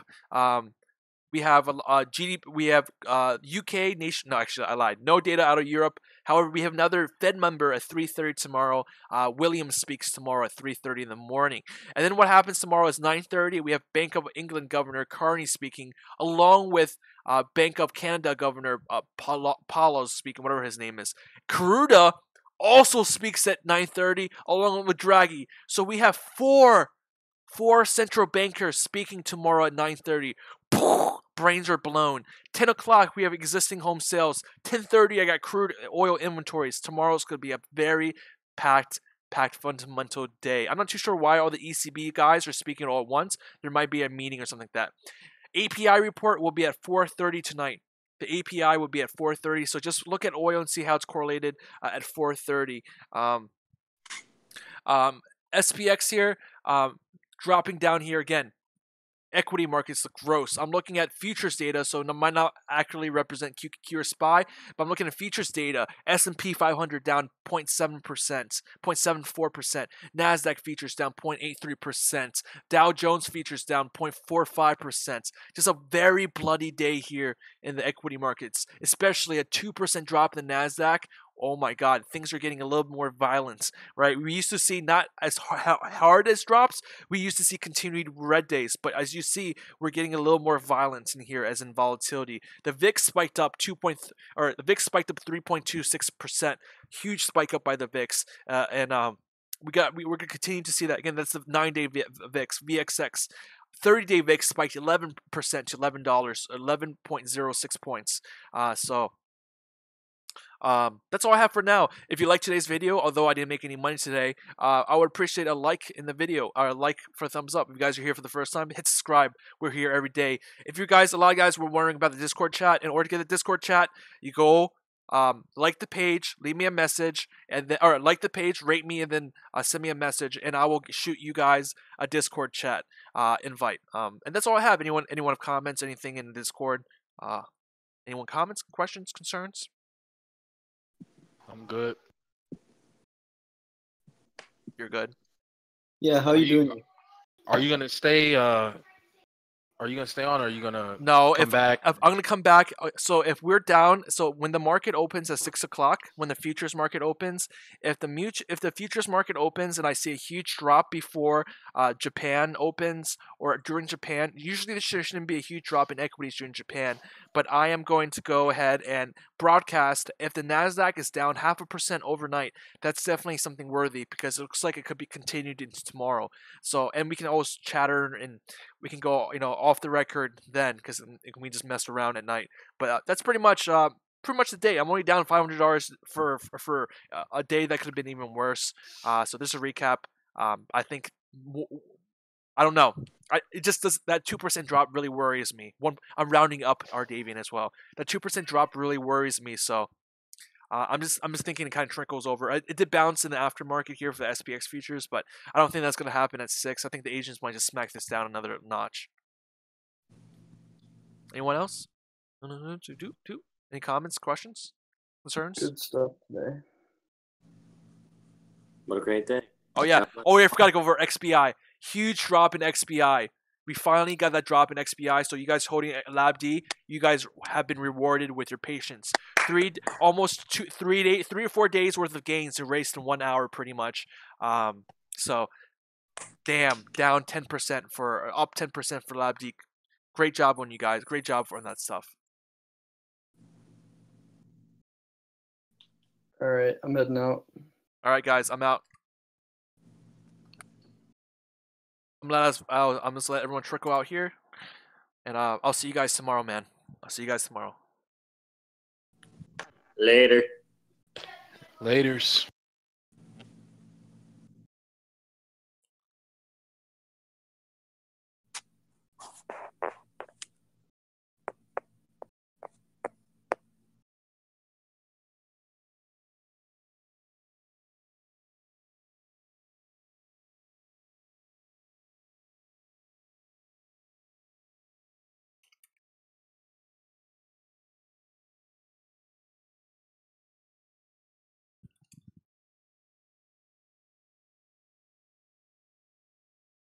Let's play the waiting game. Who can leave this chat room the first? Nope. Nope. You can stay here, Rob. You can stay here, Rob.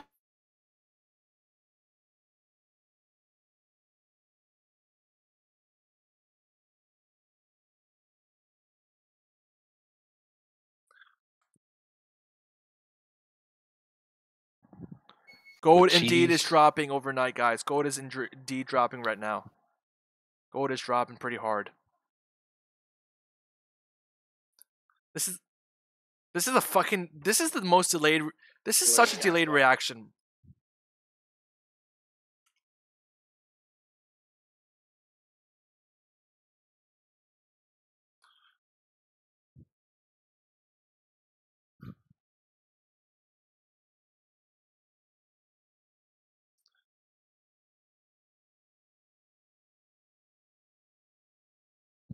The thing is, I'm kind of concerned that, gold is going down even when the dollar is going up. That's the thing that's concerning me the most. Gold is going down even with the dollar going down. The dollar went down 1%. Gold is only up 0.5%. Oh, actually, no, guys, gold is up, but it should be around 1270.